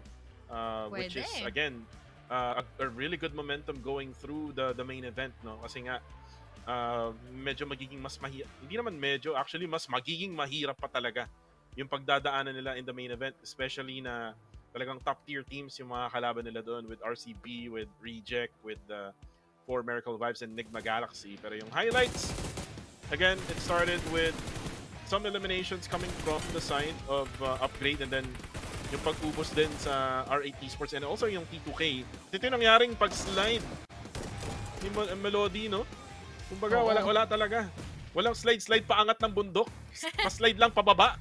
Tama. Hindi makakaakyat kasi you're going against gravity. Hindi ko alam kung anong totoo dun sa ganong moments. Pero, yun nga, nahatak bababa yung ating tropa doon. Ito naman nahatak ng ating Blue Zone with the nades coming in from Dope Esports versus our KZE earlier. Yun yung naging downfall ng ating KZE, lalo na dito sa final moments sila in front of our Dope. Tapos yung R8, kinalaban ng ating Black, na bawasan sila dyan. And for the final moments, inside of the game, doon sila sa taas naglaban-laban, pero eventually they met onto the bottom portion of our area. Nagsitalunan, nalikuran, at doon naubos yung mga buhay ng ating Dope Esports. And that went to Black Esports for getting their first chicken dinner para nga dito sa ating prelims day number 1. That was match number 6. Again, 29 overall points. And that is the most that we had here for this day. Di natin sure bukas kung mabibit nga ba yung record, malalagpasan, or mapapantayan. With Dope naman, 12 points yung na nakuha on the second spot. K21 K21 with 8. Go with 8. Sobrang lutang na ni Ayo Plays. R8 with 7. Time check. 6 for KZE and UPG. T721 in Apex naman, merong tig 4. Mag-aalauna na literal. Time check tayo, 12:49 a.m. So, again, second page na tayo ng match rankings. So, Nepex with 4, 3 naman for Fenerbahce. Exotics with 2, 1 for Ikerd, 1 for AKE DRG with 1, and the rest with 0. And overall, sino nga bang number 1? It's still the GOATs. GOAT quality coming in with 61 points. Pero, Ba't kaya look may at this. arrow down? I'm not sure. Zero.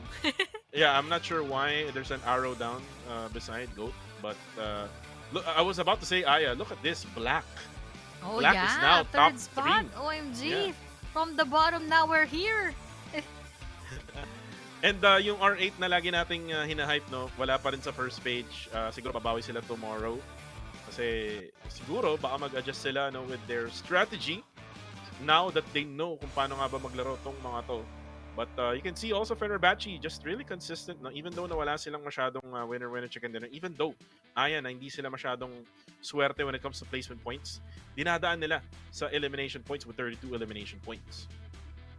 Exactly. And speaking of the second page naman, we have here T2K going down in the 9th spot with 30 points, tied up with Nepex. R8, they went above a little bit with 29 points, habang Ikerd bumaba with 27, at wala namang movement with XT with 24, tied up with UPG, K21 with 22, and Action with unfortunately just 5 points overall, and that is just coming in from their elimination. So, marami pang kailangan na pagising ang gawin ng ating Action dahil biruin mo 6 matches yun, pero 5 lang yung nakuha nila. So, that is really something that they need to work on, lalong-lalo na bukas for the final day. No, itong Action Esports, no, ng Brazil, 5 points, 61 na yung top 1. Pwede pa kung maging consistent sila all throughout the whole day. Yun yung kailangan nilang gawin, no, for Action Esports. But anyways, no, that's the overall rankings for day number 1 of the prelims here in PMGO 2025. MVP of the day would be FES. So from GOAT quality, look at the stats here. 12 eliminations, 793 healing done with 2394 damage, 12 knockouts, 4 assists. And talagang lucky number niya ang 2 ngayon, Aya. 2 ang average survival time for the MVP for today.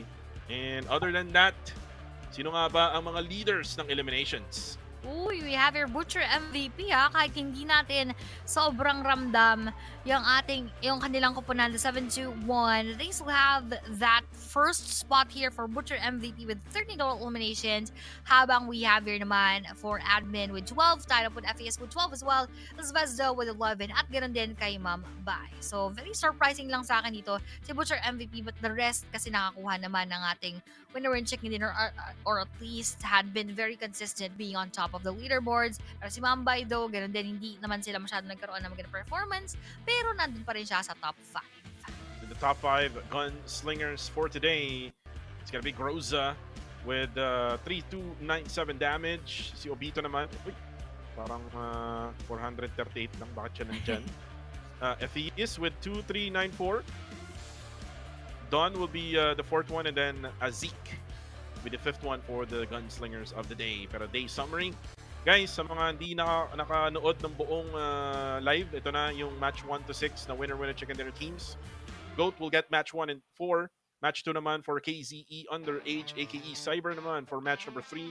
Match number 5 will be Ikerd and Black Esports for match number 6. And yung mga stats nila, kitang-kita rin naman, no, kung gaano nila pinaghirapan yung mga manok na yan. Especially in the last match, 19 eliminations is the highest elimination count so far for the prelims.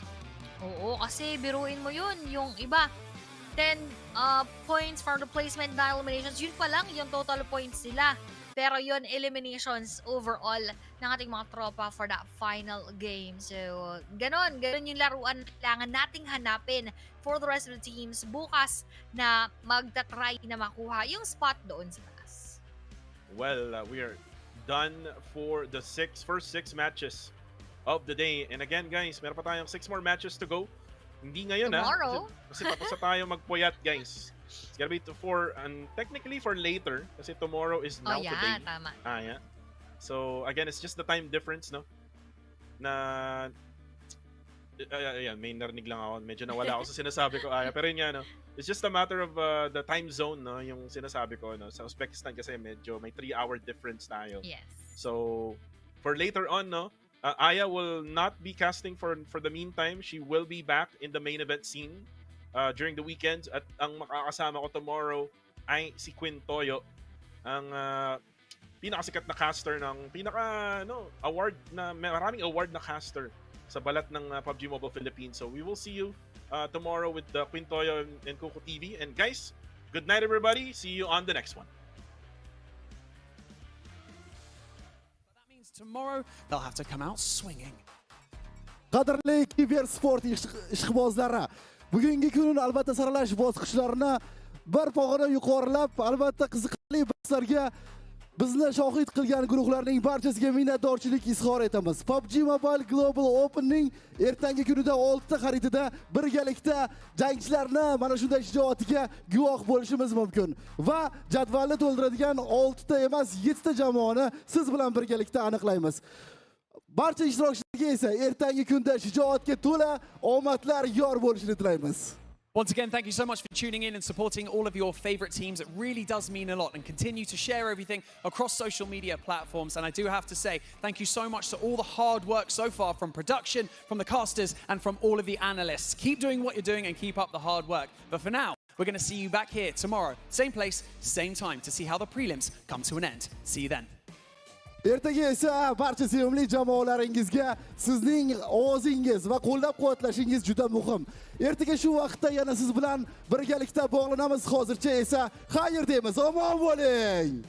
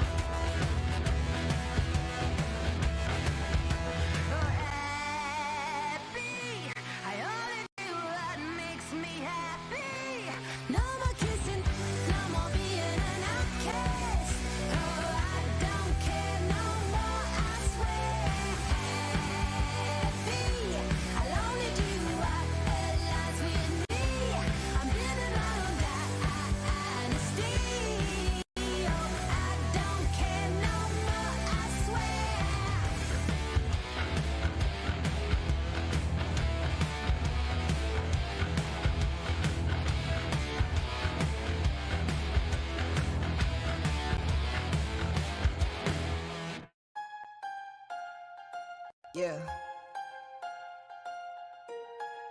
I'm gonna buy that one and that one. All of it. I need it all. Do you want it though? Where do I begin? I see the hate, they don't wanna see me win. Bank deposits, I got more coming in. Top down, throw the money in the wind. I don't want it all.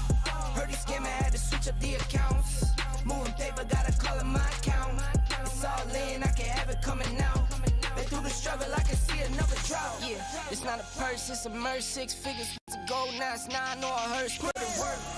Used to pull up, not swerve. No time for the snakes, time to put them in the dirt. That's word.